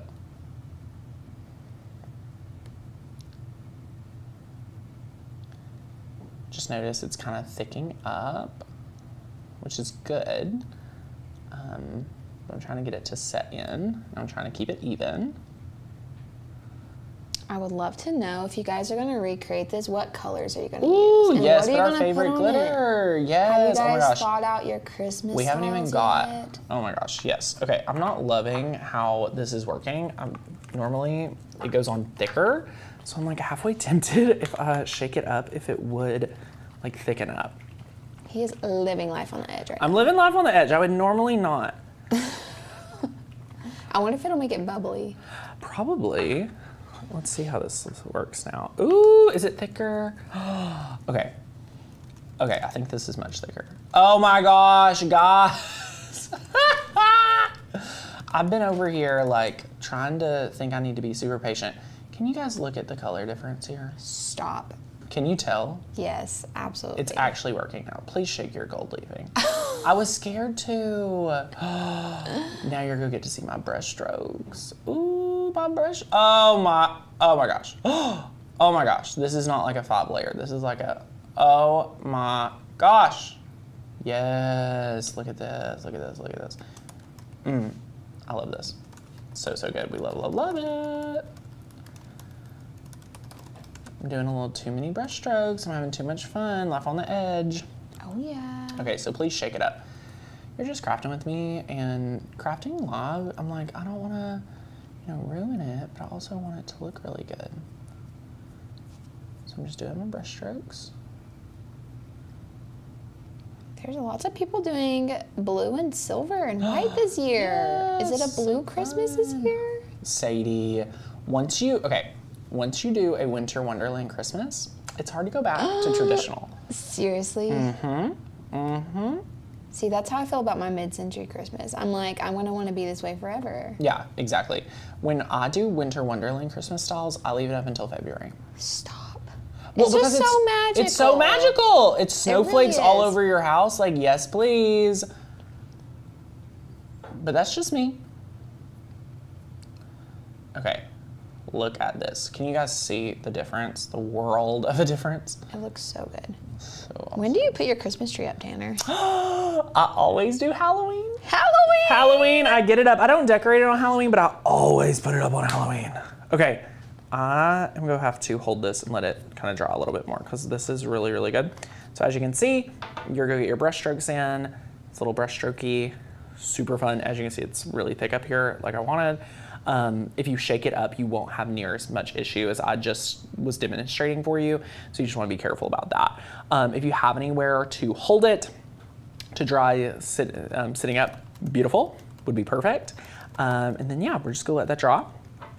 And then I'm gonna show you, dun, dun, dun, dun. Go sit it, actually, I think I can sit it in here. Oh, this is perfect. Look at that. Maybe not, maybe not. I usually have like a little like DIY stand, but I don't have one today. Might just sit it right here nicely. And then what you'll see is we will have our two ornaments. So I have this one already done, and we'll apply the decal on this side. And then we have our decal for this one. So super fun. Let's go ahead and unload our mat. Guys, remember all the cricketing we just did? We are going to now bring it together. Look at all the glitter. It's never going to go away. We are going to now grab our True Control knife. We are going to cut here. We're going to cut here and just cut this out. Beautiful. Go peel this up.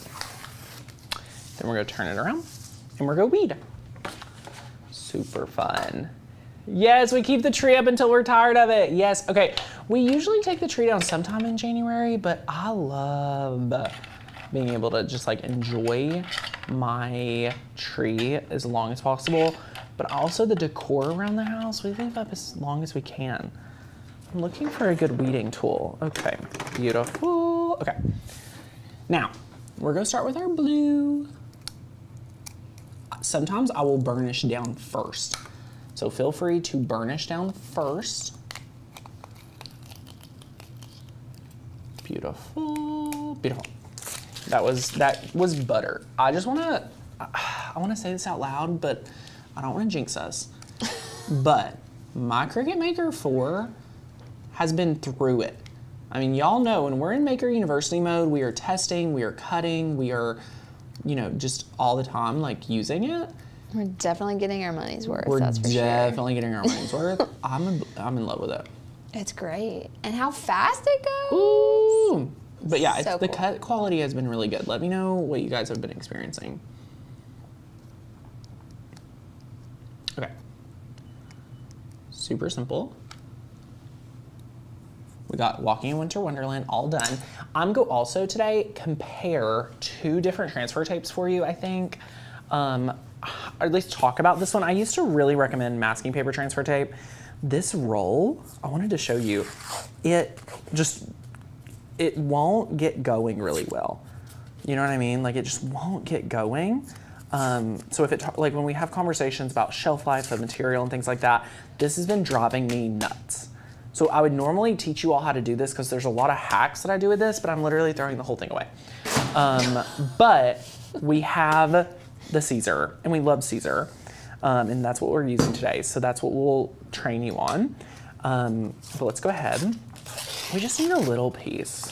So let me get my scissors. And we just need a few inches. Beautiful. And we'll actually probably get to reuse the same transfer tape for both, which is kind of nice. So I'm just go grab me a sheet of transfer tape, lay it down. You can grab your brayer, whatever you got, and then we will peel it up back here. Oops, I'm peeling off transfer. Ruh-roh. Beautiful. Okay, then what we're going to do is we're going to brayer the back here, and then we are going to peel it off. So just be ready to peel this back. Ta-da! At this step, you can go through and cut the edges if you need. I want to reuse this, so I'm not going to today. All right, is this a good spot, Brooks? Beautiful. We're going to do the taco method. The taco method is holding it like a taco. And you always center first and then lie flat. Now, my head may be in the frame, but it's a risk that we must be willing to take. So notice at this step, the transfer tape is not able to lay flat.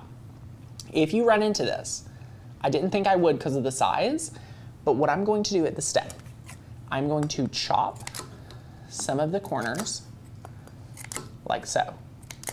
If it feels like it's having issues lying flat, come in like I am and just do this. And try to get as close as possible, and it'll help with the results. Okay, so once you're happy, you will then take your hand and you'll just start walking it out by applying. Just be mindful that you want to kind of go with like the letter. Like that edge needs to be kind of walked out. And then each letter, you know, I'm not worried about the transfer tape. I'm much more worried about each letter, if that makes sense. Like I'm worried about how the letter is laying, not the look of the transfer tape. I think that is a big mistake people make with this process, is that they're worried about what the transfer tape looks like and less worried about what the vinyl is actually doing.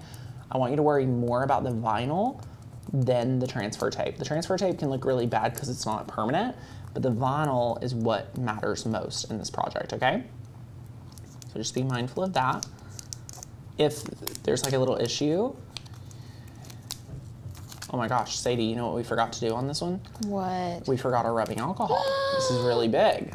So Stop it. I have some here, and we're gonna do a comparison. So this one, we're not gonna have rubbing alcohol. You're gonna see how much I struggle. The next one, we're gonna do rubbing alcohol, and you're gonna see how we thrive, all right? I like to sometimes, in the halfway through point, I like to just peel it off and manually work with it,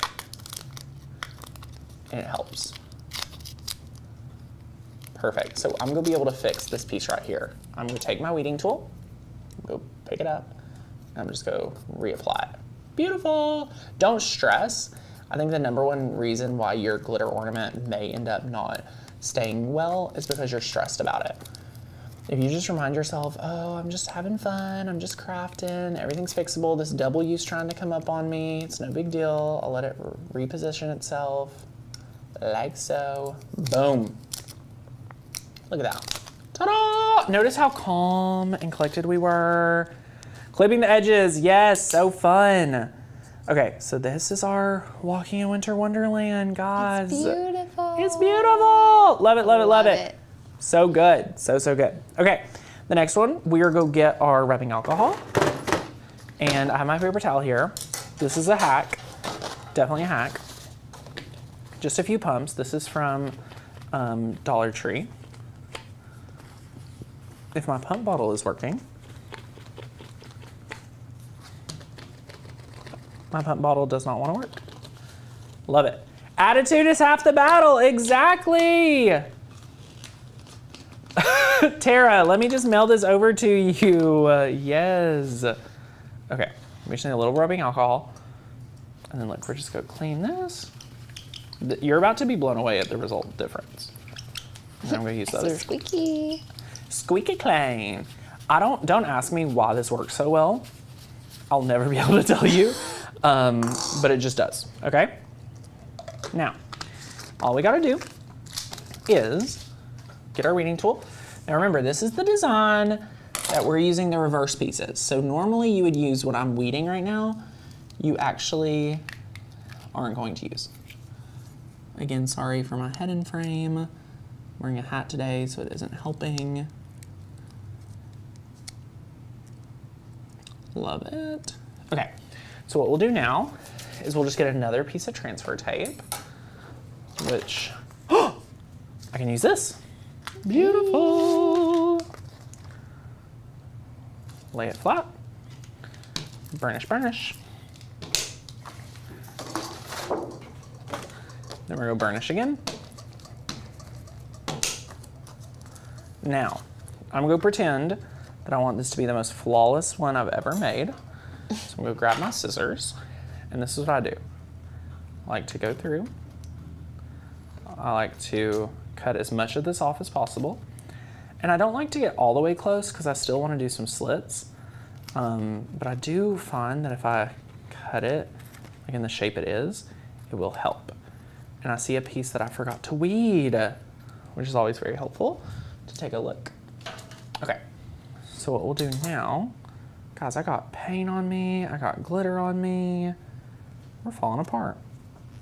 I'm going to grab my reverse tweezers. I'm gonna try to pick up this piece right here because I just don't even want to deal with it. Beautiful. Ta-da! Okay, last but not least, we're gonna grab our scissors and we're just going to cut a few slits.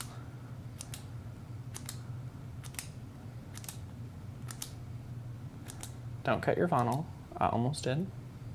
Oh my gosh, I'm getting like crazy close. Okay, now we clean this. We want to keep it centered. And then we're going to kind of do a half taco method. And then we're going to commit. And then we're going to kind of go slowly and just work it out. Just work it out. Ooh! Now this is the problem when you get your rubbing alcohol out, you don't have a lot of forgiveness with the vinyl. No, she is sticking on there. Sticking. So you just got to be careful what you wish for, okay? All right. But this little M, like I need to help my M out because I do not like that crease. So we're gonna grab our weeding tool. Ba-da-ba-ba-ba, ba-da-ba-ba-ba. I lost my weeding, found it. I'm gonna peel it up if I can. No, this is like a little, we're like a little vinyl surgeon right here. And we're gonna let it relay flat. Do you see how we saved that M? I love it. Okay, now keep the vinyl tight as you're transferring over. I'm just letting it go. And I'm peeling it down. Kind of going really tight. The Y needs a little recovery, which I'll show you how to fix. Okay, this is actually gonna be a really fun one because I have a few letters that need help. That's totally fine. The S here is the easiest one to fix first. We're going to peel it up and we're gonna let it relay just the top part, okay? So you're like a little surgeon at this point. I like teaching this because this is real life. Instead of, like, a lot of people will freak out and be like, oh my gosh, I have to recut it and things like that. And you're like, no, you can just literally save it real fast. So there's the S, and then this Y looks bad. Guess what? You can pick it up too. You can use your hand, you can use your weeding tool, whatever you want. I do a little mix of both. And then you will just work it out again. Ta-da! Ta-da! And if there's anything you're unhappy with, you could pick up and replace, but this is super, super fun. Would you recommend getting the Cricut Maker 4? We love our Cricut Maker 4! Yes, yes, yes, highly recommend. I think we were pleasantly surprised with the Maker 4. Yeah, I think so. It was just. I mean, look at next level. this. So whether you want to do your name or you want to go ahead and do one of our Fun Makers Learn files, we just did it, y'all. We were able to make 2 amazing ornaments. What did you guys think? Super, super fun. Let me know in the chat.